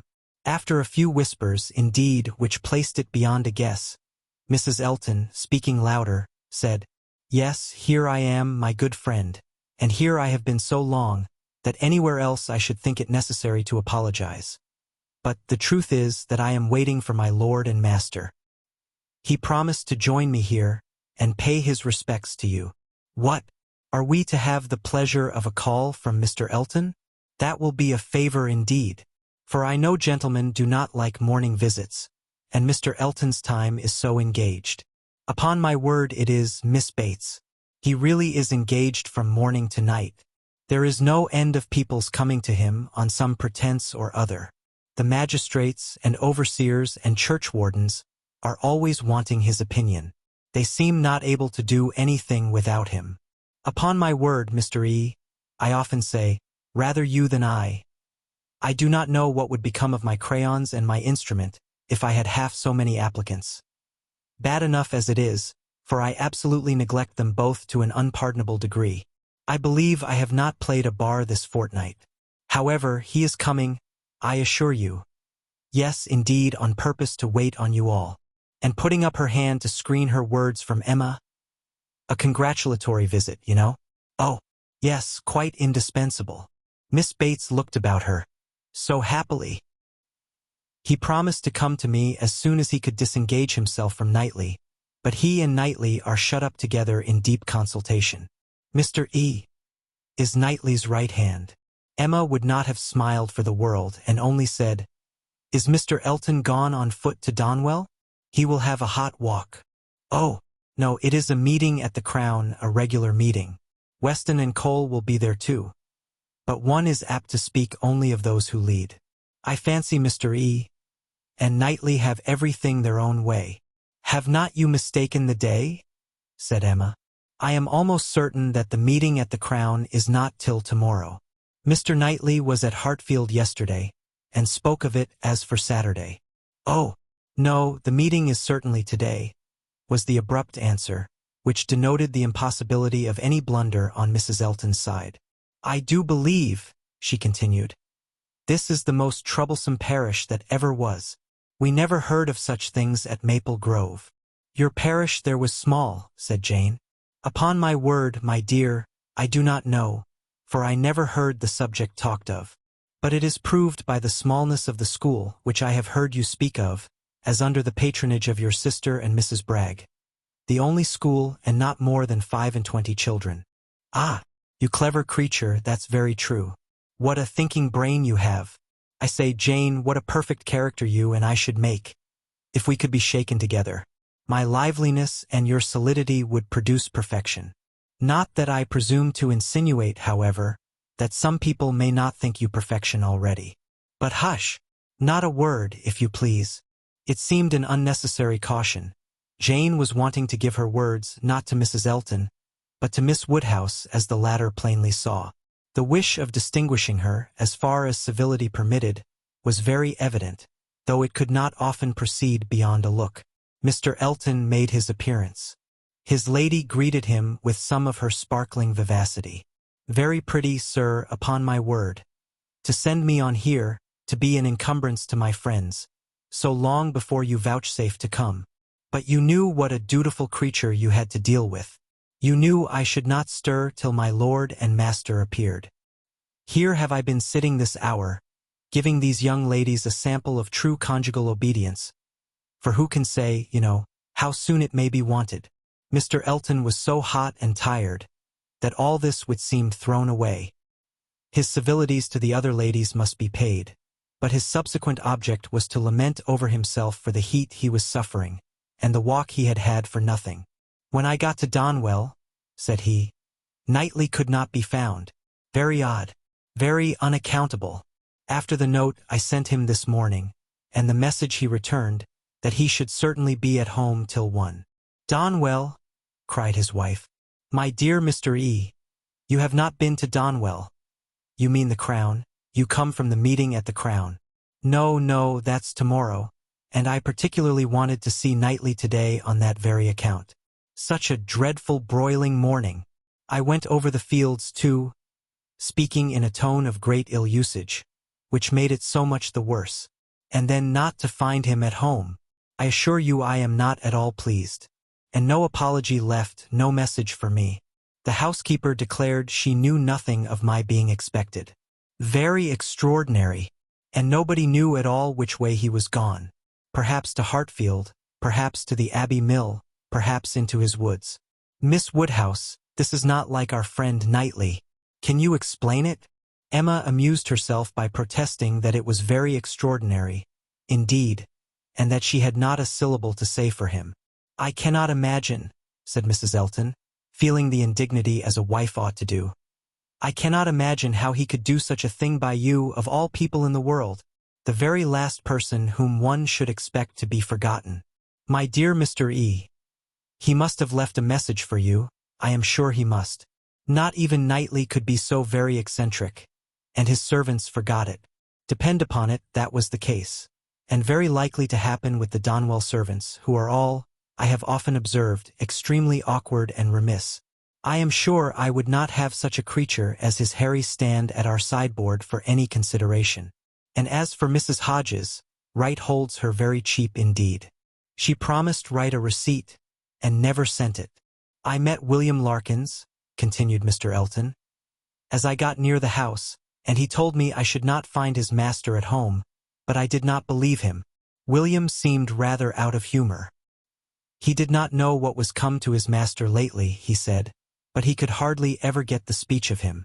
I have nothing to do with William's wants, but it really is of very great importance that I should see Knightley today, and it becomes a matter, therefore, of very serious inconvenience that I should have had this hot walk to no purpose.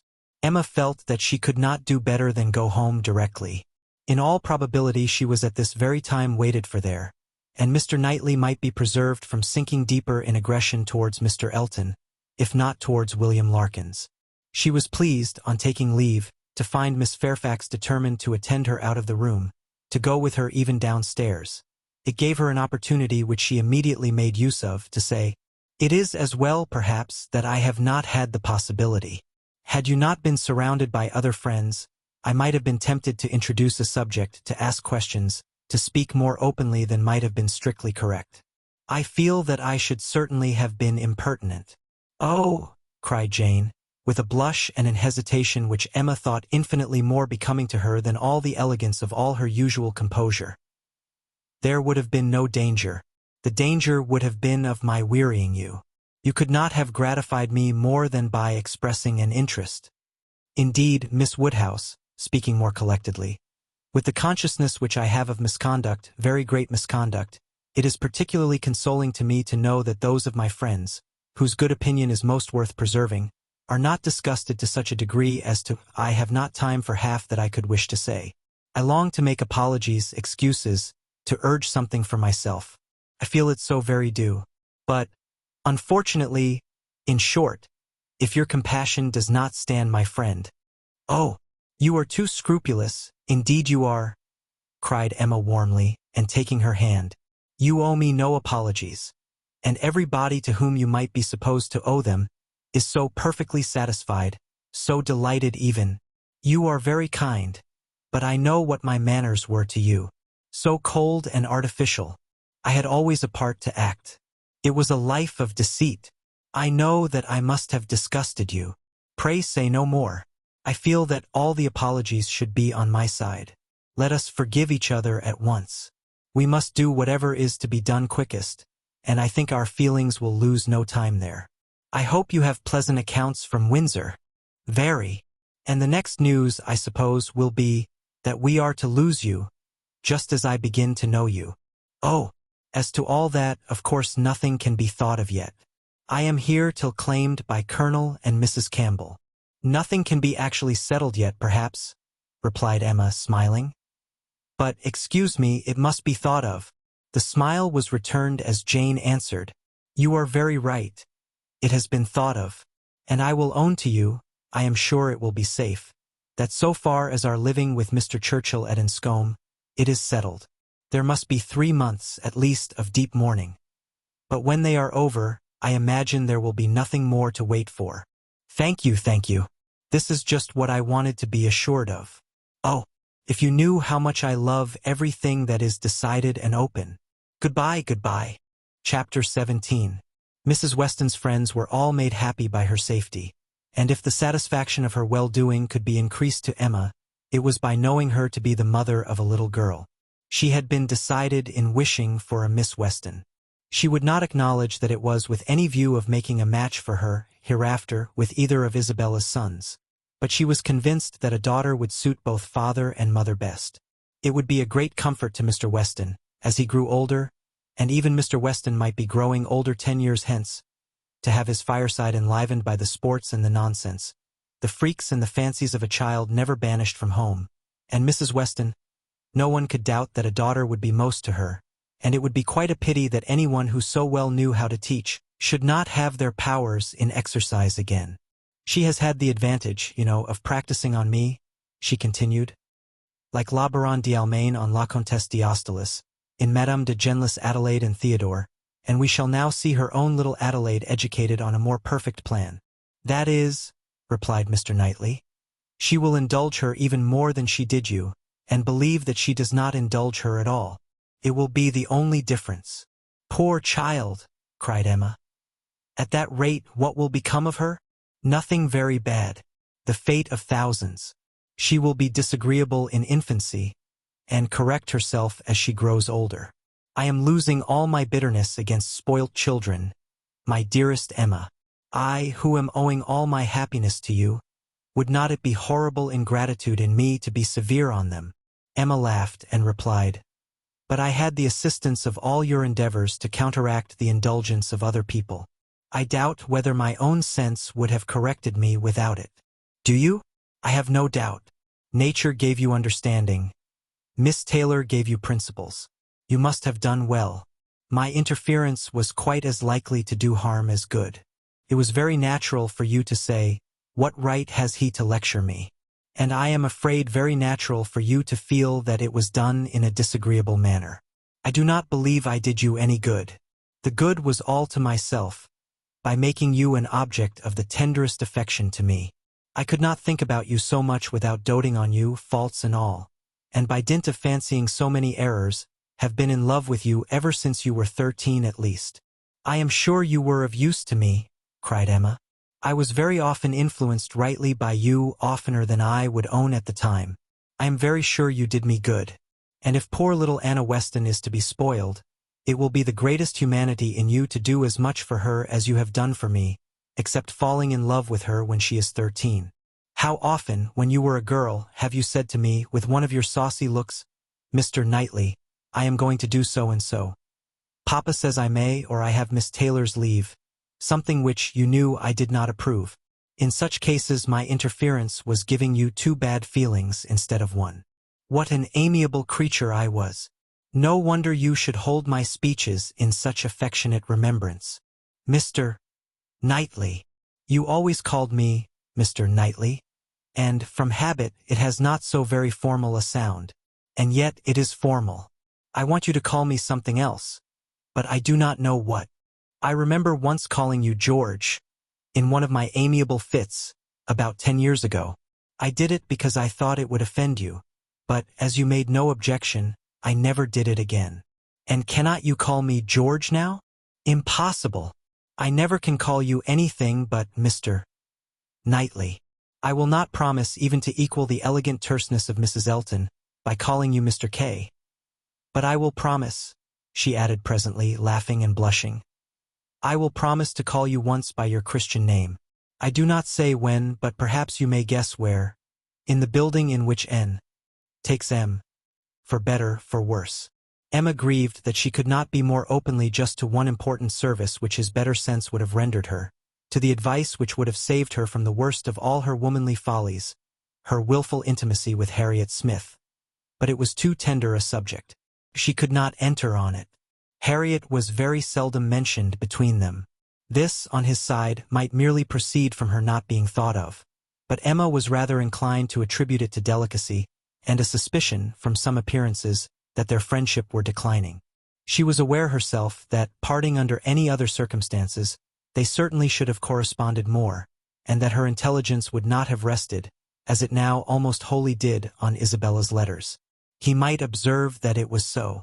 The pain of being obliged to practice concealment towards him was very little inferior to the pain of having made Harriet unhappy. Isabella sent quite as good an account of her visitor as could be expected.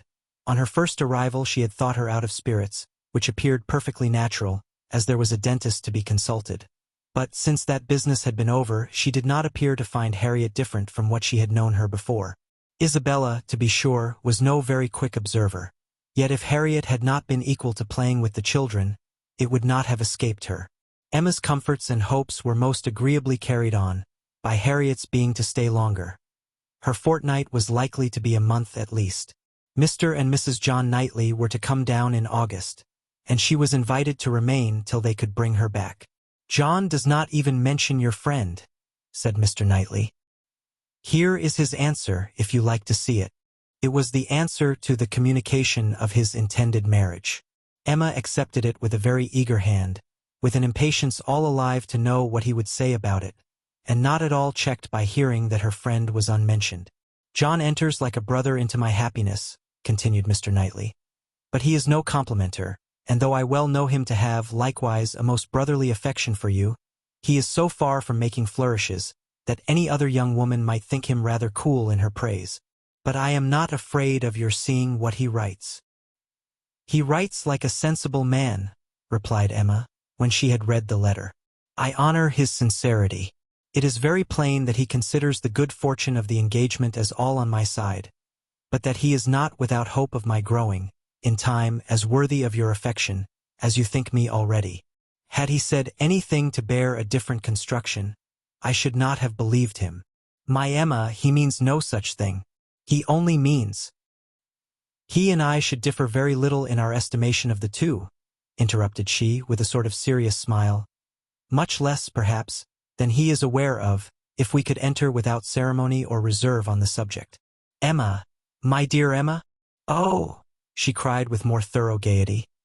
"If you fancy your brother does not do me justice, only wait till my dear father is in the secret, and hear his opinion. Depend upon it, he will be much farther from doing you justice. He will think all the happiness, all the advantage on your side of the question, all the merit on mine. I wish I may not sink into poor Emma with him at once. His tender compassion towards oppressed worth can go no farther. Ah," he cried, "I wish your father might be half as easily convinced as John will be, of our having every right that equal worth can give to be happy together. I am amused by one part of John's letter. Did you notice it? Where he says that my information did not take him wholly by surprise, that he was rather in expectation of hearing something of the kind. If I understand your brother, he only means so far as you're having some thoughts of marrying. He had no idea of me. He seems perfectly unprepared for that. Yes, yes, but I am amused that he should have seen so far into my feelings. What has he been judging by?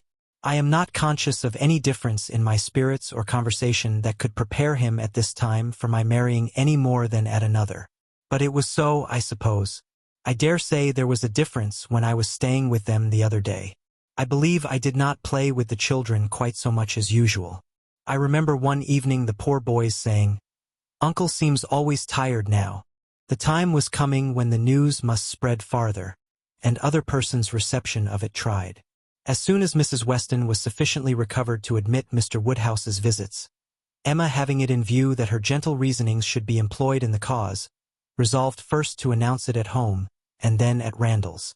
But how to break it to her father at last? She had bound herself to do it in such an hour of Mr. Knightley's absence, or when it came to the point her heart would have failed her, and she must have put it off. But Mr. Knightley was to come at such a time, and follow up the beginning she was to make. She was forced to speak, and to speak cheerfully too. She must not make it a more decided subject of misery to him, by a melancholy tone herself. She must not appear to think it a misfortune. With all the spirits she could command, she prepared him first for something strange, and then, in a few words, said that if his consent and approbation could be obtained, which, she trusted, would be attended with no difficulty, since it was a plan to promote the happiness of all she and Mr. Knightley meant to marry, by which means Hartfield would receive the constant addition of that person's company whom she knew he loved, next to his daughters and Mrs. Weston, best in the world. Poor man! It was at first a considerable shock to him, and he tried earnestly to dissuade her from it. She was reminded, more than once, of having always said she would never marry, and assured that it would be a great deal better for her to remain single, and told of poor Isabella and poor Miss Taylor. But it would not do. Emma hung about him affectionately and smiled and said it must be so, and that he must not class her with Isabella and Mrs. Weston, whose marriages taking them from Hartfield had, indeed, made a melancholy change. But she was not going from Hartfield. She should be always there. She was introducing no change in their numbers or their comforts but for the better, and she was very sure that he would be a great deal the happier for having Mr. Knightley always at hand, when he were once got used to the idea. Did he not love Mr. Knightley very much? He would not deny that he did, she was sure. Whom did he ever want to consult on business but Mr. Knightley? Who was so useful to him? Who so ready to write his letters? Who so glad to assist him? Who so cheerful, so attentive, so attached to him? Would not he like to have him always on the spot? Yes, that was all very true. Mr. Knightley could not be there too often. He should be glad to see him every day. But they did see him every day as it was. Why could not they go on as they had done? Mr. Woodhouse could not be soon reconciled. But the worst was overcome, the idea was given. Time and continual repetition must do the rest. To Emma's entreaties and assurances succeeded Mr. Knightley's, whose fond praise of her gave the subject even a kind of welcome, and he was soon used to be talked to by each on every fair occasion. They had all the assistance which Isabella could give by letters of the strongest approbation, and Mrs. Weston was ready, on the first meeting, to consider the subject in the most serviceable light, first, as a settled, and secondly, as a good one, well aware of the nearly equal importance of the two recommendations to Mr. Woodhouse's mind. It was agreed upon as what was to be, and everybody by whom he was used to be guided assuring him that it would be for his happiness, and having some feelings himself which almost admitted it, he began to think that some time or other in another year or two, perhaps it might not be so very bad if the marriage did take place. Mrs. Weston was acting no part, feigning no feelings in all that she said to him in favor of the event. She had been extremely surprised, never more so, than when Emma first opened the affair to her, but she saw in it only increase of happiness to all, and had no scruple in urging him to the utmost. She had such a regard for Mr. Knightley as to think he deserved even her dearest Emma, and it was in every respect so proper, suitable, and unexceptionable a connection, and in one respect, one point of the highest importance, so peculiarly eligible, so singularly fortunate, that now it seemed as if Emma could not safely have attached herself to any other creature, and that she had herself been the stupidest of beings in not having thought of it, and wished it long ago. How very few of those men in a rank of life to address Emma would have renounced their own home for Hartfield, and who but Mr. Knightley could know and bear with Mr. Woodhouse, so as to make such an arrangement desirable.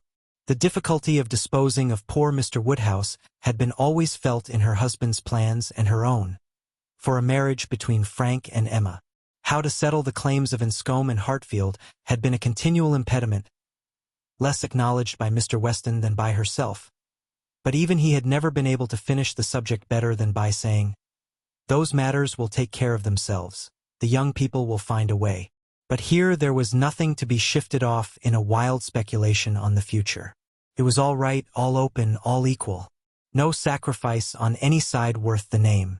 It was a union of the highest promise of felicity in itself, and without one real, rational difficulty to oppose or delay it.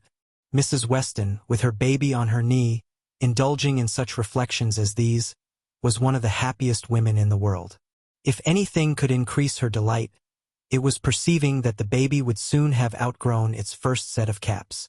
The news was universally a surprise wherever it spread, and Mr. Weston had his 5 minutes' share of it, but 5 minutes were enough to familiarize the idea to his quickness of mind. He saw the advantages of the match and rejoiced in them with all the constancy of his wife. But the wonder of it was very soon nothing, and by the end of an hour he was not far from believing that he had always foreseen it. "It is to be a secret, I conclude," said he. "These matters are always a secret, till it is found out that everybody knows them.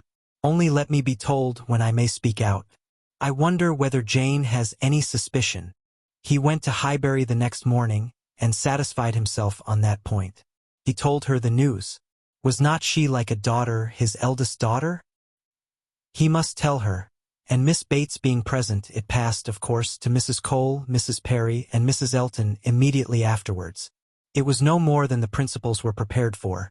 They had calculated from the time of its being known at Randall's how soon it would be over Highbury, and were thinking of themselves as the evening wonder in many a family circle with great sagacity. In general, it was a very well-approved match. Some might think him, and others might think her, the most in luck. One set might recommend their all removing to Donwell and leaving Hartfield for the John Knightleys, and another might predict disagreements among their servants. But yet, upon the whole, there was no serious objection raised, except in one habitation, the vicarage. There, the surprise was not softened by any satisfaction. Mr. Elton cared little about it compared with his wife. He only hoped the young lady's pride would now be contented, and supposed she had always meant to catch Knightley if she could, and on the point of living at Hartfield could daringly exclaim, "Rather he than I." But Mrs. Elton was very much discomposed indeed. Poor Knightley! Poor fellow! Sad business for him. She was extremely concerned, for, though very eccentric, he had 1,000 good qualities. How could he be so taken in? Did not think him at all in love, not in the least. Poor Knightley! There would be an end of all pleasant intercourse with him. How happy he had been to come and dine with them whenever they asked him. But that would be all over now. Poor fellow! No more exploring parties to Donwell made for her. Oh, no. There would be a Mrs. Knightley to throw cold water on everything. Extremely disagreeable. But she was not at all sorry that she had abused the housekeeper the other day. Shocking plan, living together. It would never do. She knew a family near Maple Grove who had tried it, and been obliged to separate before the end of the first quarter. Chapter 18. Time passed on. A few more tomorrows, and the party from London would be arriving. It was an alarming change, and Emma was thinking of it one morning, as what must bring a great deal to agitate and grieve her, when Mr. Knightley came in and distressing thoughts were put by. After the first chat of pleasure he was silent, and then, in a graver tone, began with, "I have something to tell you, Emma. Some news, good or bad," said she, quickly, looking up in his face. "I do not know which it ought to be called." "Oh, good, I am sure. I see it in your countenance. You are trying not to smile." "I am afraid," said he, composing his features. "I am very much afraid, my dear Emma, that you will not smile when you hear it." "Indeed? But why so? I can hardly imagine that anything which pleases or amuses you should not please and amuse me too." "There is one subject," he replied. "I hope but one on which we do not think alike." He paused a moment, again smiling, with his eyes fixed on her face. "Does nothing occur to you? Do not you recollect? Harriet Smith." Her cheeks flushed at the name, and she felt afraid of something, though she knew not what. "Have you heard from her yourself this morning?" cried he. "You have, I believe, and know the whole." "No, I have not. I know nothing. Pray tell me." "You are prepared for the worst, I see, and very bad it is. Harriet Smith marries Robert Martin." Emma gave a start, which did not seem like being prepared, and her eyes, in eager gaze, said, "No, this is impossible." But her lips were closed. "It is so, indeed," continued Mr. Knightley. "I have it from Robert Martin himself. He left me not half an hour ago." She was still looking at him with the most speaking amazement. "You like it, my Emma, as little as I feared. I wish our opinions were the same. But in time they will. Time, you may be sure, will make one or the other of us think differently. And in the meanwhile we need not talk much on the subject." "You mistake me, you quite mistake me," she replied, exerting herself. "It is not that such a circumstance would now make me unhappy, but I cannot believe it. It seems an impossibility. Or you cannot mean to say that Harriet Smith has accepted Robert Martin. You cannot mean that he has even proposed to her again. Yet, you only mean that he intends it." "I mean that he has done it," answered Mr. Knightley with smiling but determined decision, "and been accepted." "Good God!" she cried. "Well," then having recourse to her work-basket, in excuse for leaning down her face, and concealing all the exquisite feelings of delight and entertainment which she knew she must be expressing, she added, "Well, now tell me everything. Make this intelligible to me. How, where, when. Let me know it all." I never was more surprised, but it does not make me unhappy, I assure you. How has it been possible? It is a very simple story. He went to town on business 3 days ago, and I got him to take charge of some papers which I was wanting to send to John. He delivered these papers to John at his chambers, and was asked by him to join their party the same evening to Astley's. They were going to take the 2 eldest boys to Astley's. The party was to be our brother and sister, Henry, John, and Miss Smith. My friend Robert could not resist. They called for him in their way, were all extremely amused, and my brother asked him to dine with them the next day, which he did, and in the course of that visit, as I understand, he found an opportunity of speaking to Harriet, and certainly did not speak in vain. She made him, by her acceptance, as happy even as he is deserving. He came down by yesterday's coach, and was with me this morning immediately after breakfast, to report his proceedings, first on my affairs and then on his own. This is all that I can relate of the how, where, and when. Your friend Harriet will make a much longer history when you see her. She will give you all the minute particulars, which only woman's language can make interesting. In our communications we deal only in the great. However, I must say that Robert Martin's heart seemed for him, and to me, very overflowing, and that he did mention, without its being much to the purpose, that on quitting their box at Astley's, my brother took charge of Mrs. John Knightley and little John, and he followed with Miss Smith and Henry, and that at one time they were in such a crowd as to make Miss Smith rather uneasy. He stopped. Emma dared not attempt any immediate reply. To speak, she was sure, would be to betray a most unreasonable degree of happiness. She must wait a moment or he would think her mad. Her silence disturbed him, and after observing her a little while, he added, "Emma, my love, you said that this circumstance would not now make you unhappy, but I am afraid it gives you more pain than you expected. His situation is an evil, but you must consider it as what satisfies your friend, and I will answer for your thinking better and better of him as you know him more. His good sense and good principles would delight you. As far as the man is concerned, you could not wish your friend in better hands. His rank in society I would alter if I could, which is saying a great deal, I assure you, Emma. You laugh at me about William Larkins, but I could quite as ill spare Robert Martin." He wanted her to look up and smile, and having now brought herself not to smile too broadly, she did, cheerfully answering, "You need not be at any pains to reconcile me to the match. I think Harriet is doing extremely well. Her connections may be worse than his. In respectability of character, there can be no doubt that they are. I have been silent from surprise, merely excessive surprise. You cannot imagine how suddenly it has come on me, how peculiarly unprepared I was, for I had reason to believe her very lately more determined against him, much more, than she was before." "You ought to know your friend best," replied Mr. Knightley. "But I should say she was a good-tempered, soft-hearted girl, not likely to be very, very determined against any young man who told her he loved her." Emma could not help laughing as she answered, "Upon my word, I believe you know her quite as well as I do. But, Mr. Knightley, are you perfectly sure that she has absolutely and downright accepted him? I could suppose she might in time, but can she already? Did not you misunderstand him? You were both talking of other things, of business, shows of cattle, or new drills, and might not you, in the confusion of so many subjects, mistake him? It was not Harriet's hand that he was certain of. It was the dimensions of some famous ox." The contrast between the countenance and air of Mr. Knightley and Robert Martin was, at this moment, so strong to Emma's feelings, and so strong was the recollection of all that had so recently passed on Harriet's side, so fresh the sound of those words, spoken with such emphasis, "No, I hope I know better than to think of Robert Martin," that she was really expecting the intelligence to prove, in some measure, premature. "Could not be otherwise." "Do you dare say this?" cried Mr. Knightley.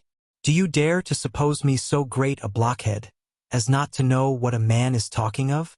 What do you deserve?" "Oh, I always deserve the best treatment, because I never put up with any other, and therefore you must give me a plain, direct answer. Are you quite sure that you understand the terms on which Mr. Martin and Harriet now are?" "I am quite sure," he replied, speaking very distinctly, "that he told me she had accepted him, and that there was no obscurity, nothing doubtful, in the words he used, and I think I can give you a proof that it must be so. He asked my opinion as to what he was now to do. He knew of no one but Mrs. Goddard to whom he could apply for information of her relations or friends. Could I mention anything more fit to be done than to go to Mrs. Goddard? I assured him that I could not. Then, he said, he would endeavor to see her in the course of this day. I am perfectly satisfied, replied Emma with the brightest smiles, and most sincerely wish them happy. You are materially changed since we talked on this subject before. I hope so, for at that time I was a fool. And I am changed also, for I am now very willing to grant you all Harriet's good qualities. I have taken some pains for your sake and for Robert Martin's sake, whom I have always had reason to believe as much in love with her as ever, to get acquainted with her. I have often talked to her a good deal. You must have seen that I did. Sometimes, indeed, I have thought you were half suspecting me of pleading poor Martin's cause, which was never the case.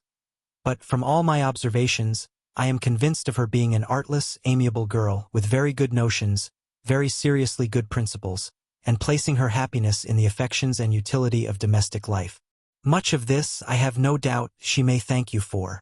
Me! Cried Emma, shaking her head. Ah, poor Harriet! She checked herself, however, and submitted quietly to a little more praise than she deserved. Their conversation was soon afterwards closed by the entrance of her father. She was not sorry. She wanted to be alone. Her mind was in a state of flutter and wonder, which made it impossible for her to be collected. She was in dancing, singing, exclaiming spirits, until she had moved about and talked to herself and laughed and reflected. She could be fit for nothing rational. Her father's business was to announce James's being gone out to put the horses to, preparatory to their now daily drive to Randall's, and she had, therefore, an immediate excuse for disappearing. The joy, the gratitude, the exquisite delight of her sensations may be imagined. The sole grievance and alloy thus removed in the prospect of Harriet's welfare, she was really in danger of becoming too happy for security. What had she to wish for? Nothing but to grow more worthy of him, whose intentions and judgment had been ever so superior to her own. Nothing but that the lessons of her past folly might teach her humility and circumspection in future. Serious she was, very serious in her thankfulness, and in her resolutions, and yet there was no preventing a laugh, sometimes in the very midst of them.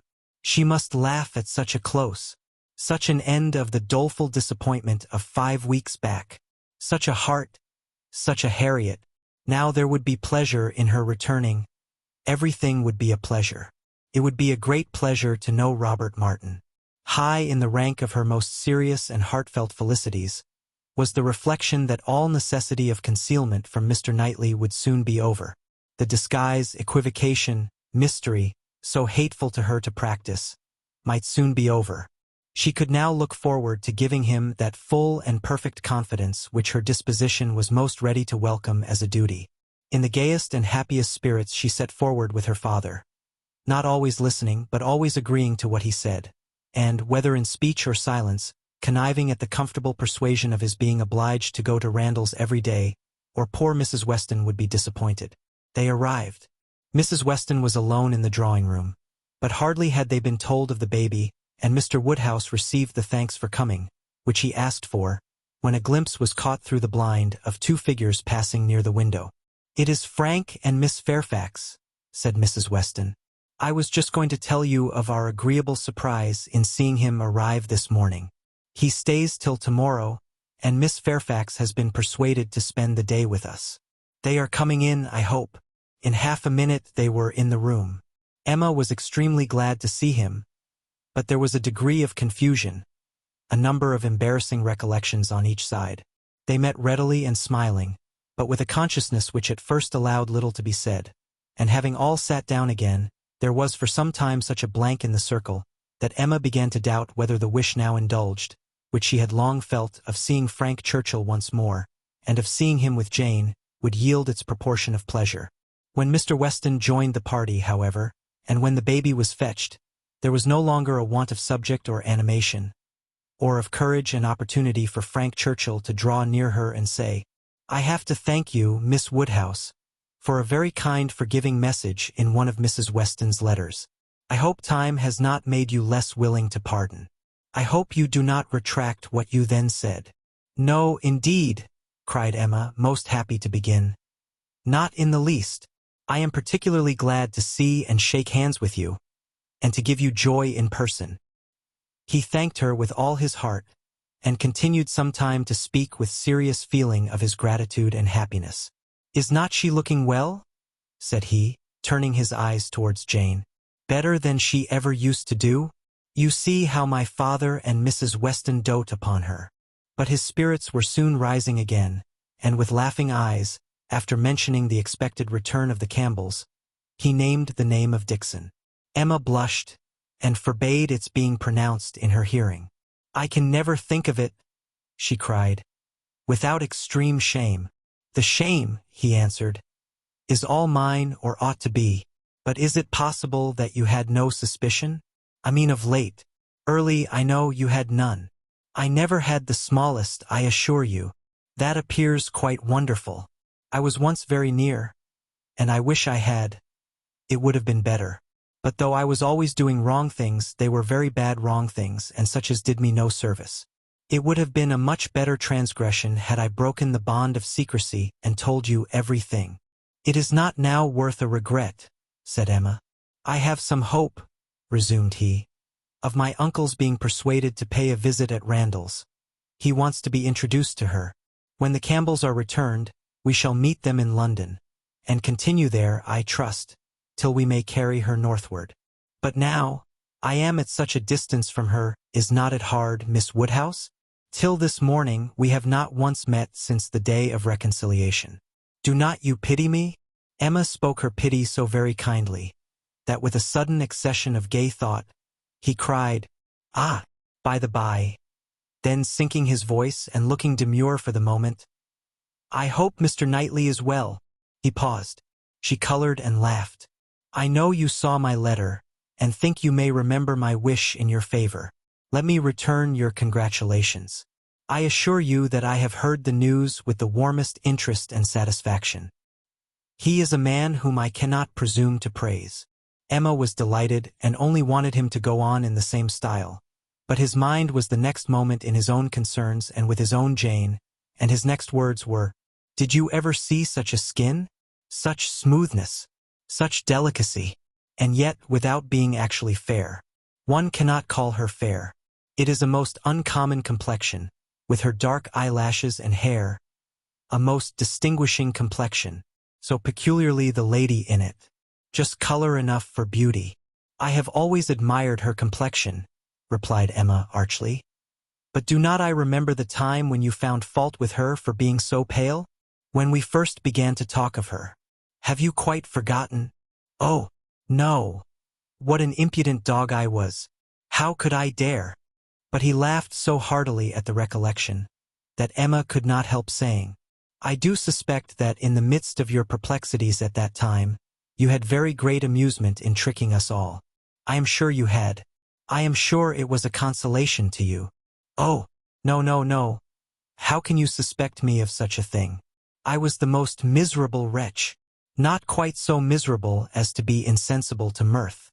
I am sure it was a source of high entertainment to you, to feel that you were taking us all in. Perhaps I am the readier to suspect because, to tell you the truth, I think it might have been some amusement to myself in the same situation. I think there is a little likeness between us. He bowed. If not in our dispositions, she presently added with a look of true sensibility, there is a likeness in our destiny, the destiny which bids fair to connect us with two characters so much superior to our own. True, true, he answered warmly. No, not true on your side. You can have no superior but most true on mine. She is a complete angel. Look at her. Is not she an angel in every gesture? Observe the turn of her throat. Observe her eyes, as she is looking up at my father. You will be glad to hear, inclining his head and whispering seriously, that my uncle means to give her all my aunt's jewels. They are to be new set. I am resolved to have some in an ornament for the head. Will not it be beautiful in her dark hair? Very beautiful indeed, replied Emma, and she spoke so kindly that he gratefully burst out, "How delighted I am to see you again, and to see you in such excellent looks. I would not have missed this meeting for the world. I should certainly have called at Hartfield had you failed to come." The others had been talking of the child, Mrs. Weston giving an account of a little alarm she had been under, the evening before, from the infant's appearing not quite well. She believed she had been foolish, but it had alarmed her, and she had been within half a minute of sending for Mr. Perry. Perhaps she ought to be ashamed, but Mr. Weston had been almost as uneasy as herself. In 10 minutes, however, the child had been perfectly well again. This was her history, and particularly interesting it was to Mr. Woodhouse, who commended her very much for thinking of sending for Perry, and only regretted that she had not done it. She should always send for Perry, if the child appeared in the slightest degree disordered, were it only for a moment. She could not be too soon alarmed, nor send for Perry too often. It was a pity, perhaps, that he had not come last night. For, though the child seemed well now, very well considering, it would probably have been better if Perry had seen it. Frank Churchill caught the name. "Perry," said he to Emma, and trying, as he spoke, to catch Miss Fairfax's eye. "My friend Mr. Perry. What are they saying about Mr. Perry? Has he been here this morning? And how does he travel now? Has he set up his carriage?" Emma soon recollected and understood him, and while she joined in the laugh, it was evident from Jane's countenance that she too was really hearing him, though trying to seem deaf. "Such an extraordinary dream of mine," he cried. "I can never think of it without laughing. She hears us, Miss Woodhouse. I see it in her cheek, her smile, her vain attempt to frown. Look at her. Do not you see that, at this instant, the very passage of her own letter, which sent me the report, is passing under her eye, that the whole blunder is spread before her, that she can attend to nothing else, though pretending to listen to the others."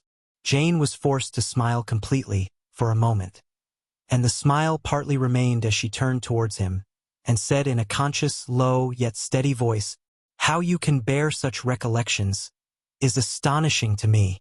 They will sometimes obtrude, but how you can court them." He had a great deal to say in return, and very entertainingly, but Emma's feelings were chiefly with Jane in the argument, and on leaving Randall's and falling naturally into a comparison of the two men, she felt that, pleased as she had been to see Frank Churchill, and really regarding him as she did with friendship, she had never been more sensible of Mr. Knightley's high superiority of character. The happiness of this most happy day received its completion in the animated contemplation of his worth which this comparison produced. Chapter 19. If Emma had still, at intervals, an anxious feeling for Harriet, a momentary doubt of its being possible for her to be really cured of her attachment to Mr. Knightley, and really able to accept another man from unbiased inclination, it was not long that she had to suffer from the recurrence of any such uncertainty. A very few days brought the party from London, and she had no sooner an opportunity of being 1 hour alone with Harriet, than she became perfectly satisfied, unaccountable as it was, that Robert Martin had thoroughly supplanted Mr. Knightley, and was now forming all her views of happiness. Harriet was a little distressed, did look a little foolish at first, but having once owned that she had been presumptuous and silly and self-deceived, before, her pain and confusion seemed to die away with the words, and leave her without a care for the past, and with the fullest exultation in the present and future. For, as to her friend's approbation, Emma had instantly removed every fear of that nature, by meeting her with the most unqualified congratulations. Harriet was most happy to give every particular of the evening at Astley's, and the dinner the next day. She could dwell on it all with the utmost delight. But what did such particulars explain? The fact was, as Emma could now acknowledge, that Harriet had always liked Robert Martin, and that his continuing to love her had been irresistible. Beyond this, it must ever be unintelligible to Emma. The event, however, was most joyful, and every day was giving her fresh reason for thinking so. Harriet's parentage became known. She proved to be the daughter of a tradesman, rich enough to afford her the comfortable maintenance which had ever been hers, and decent enough to have always wished for concealment. Such was the blood of gentility which Emma had formerly been so ready to vouch for. It was likely to be as untainted, perhaps, as the blood of many a gentleman. But what a connection had she been preparing for Mr. Knightley, or for the Churchills, or even for Mr. Elton? The stain of illegitimacy, unbleached by nobility or wealth, would have been a stain indeed. No objection was raised on the father's side. The young man was treated liberally. It was all as it should be, and as Emma became acquainted with Robert Martin, who was now introduced at Hartfield, she fully acknowledged in him all the appearance of sense and worth which could bid fairest for her little friend. She had no doubt of Harriet's happiness with any good-tempered man. But with him, and in the home he offered, there would be the hope of more, of security, stability, and improvement. She would be placed in the midst of those who loved her, and who had better sense than herself, retired enough for safety, and occupied enough for cheerfulness. She would be never led into temptation, nor left for it to find her out. She would be respectable and happy, and Emma admitted her to be the luckiest creature in the world, to have created so steady and persevering an affection in such a man. Or, if not quite the luckiest, to yield only to herself. Harriet, necessarily drawn away by her engagements with the Martins, was less and less at Hartfield, which was not to be regretted. The intimacy between her and Emma must sink. Their friendship must change into a calmer sort of goodwill. And, fortunately, what ought to be and must be, seemed already beginning, and in the most gradual, natural manner. Before the end of September, Emma attended Harriet to church, and saw her hand bestowed on Robert Martin with so complete a satisfaction, as no remembrances, even connected with Mr. Elton as he stood before them, could impair. Perhaps, indeed, at that time she scarcely saw Mr. Elton, but as the clergyman whose blessing at the altar might next fall on herself. Robert Martin and Harriet Smith, the latest couple engaged of the three, were the first to be married. Jane Fairfax had already quitted Highbury, and was restored to the comforts of her beloved home with the Campbells. The Mr. Churchills were also in town, and they were only waiting for November. The intermediate month was the one fixed on, as far as they dared, by Emma and Mr. Knightley. They had determined that their marriage ought to be concluded while John and Isabella were still at Hartfield, to allow them the fortnight's absence in a tour to the seaside, which was the plan. John and Isabella and every other friend were agreed in approving it. But Mr. Woodhouse, how was Mr. Woodhouse to be induced to consent? He, who had never yet alluded to their marriage but as a distant event. When first sounded on the subject, he was so miserable that they were almost hopeless. A second allusion, indeed, gave less pain. He began to think it was to be, and that he could not prevent it, a very promising step of the mind on its way to resignation. Still, however, he was not happy. Nay, he appeared so much otherwise, that his daughter's courage failed. She could not bear to see him suffering, to know him fancying himself neglected, and though her understanding almost acquiesced in the assurance of both the Mr. Knightleys, that when once the event were over, his distress would be soon over too, she hesitated, she could not proceed. In this state of suspense they were befriended, not by any sudden illumination of Mr. Woodhouse's mind, or any wonderful change of his nervous system, but by the operation of the same system in another way. Mrs. Weston's poultry house was robbed one night of all her turkeys, evidently by the ingenuity of man.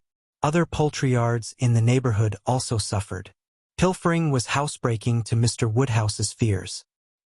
He was very uneasy, and but for the sense of his son-in-law's protection, would have been under wretched alarm every night of his life.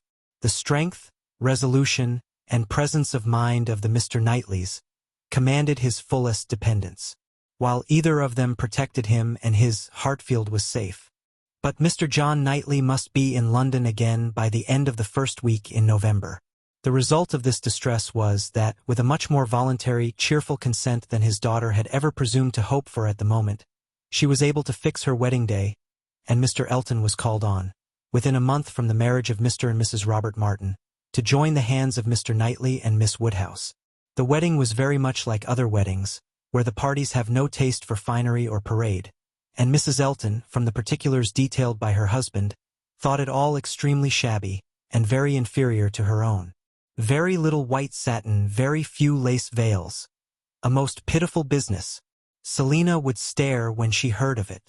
But, in spite of these deficiencies, the wishes, the hopes, the confidence, the predictions of the small band of true friends who witnessed the ceremony, were fully answered in the perfect happiness of the union.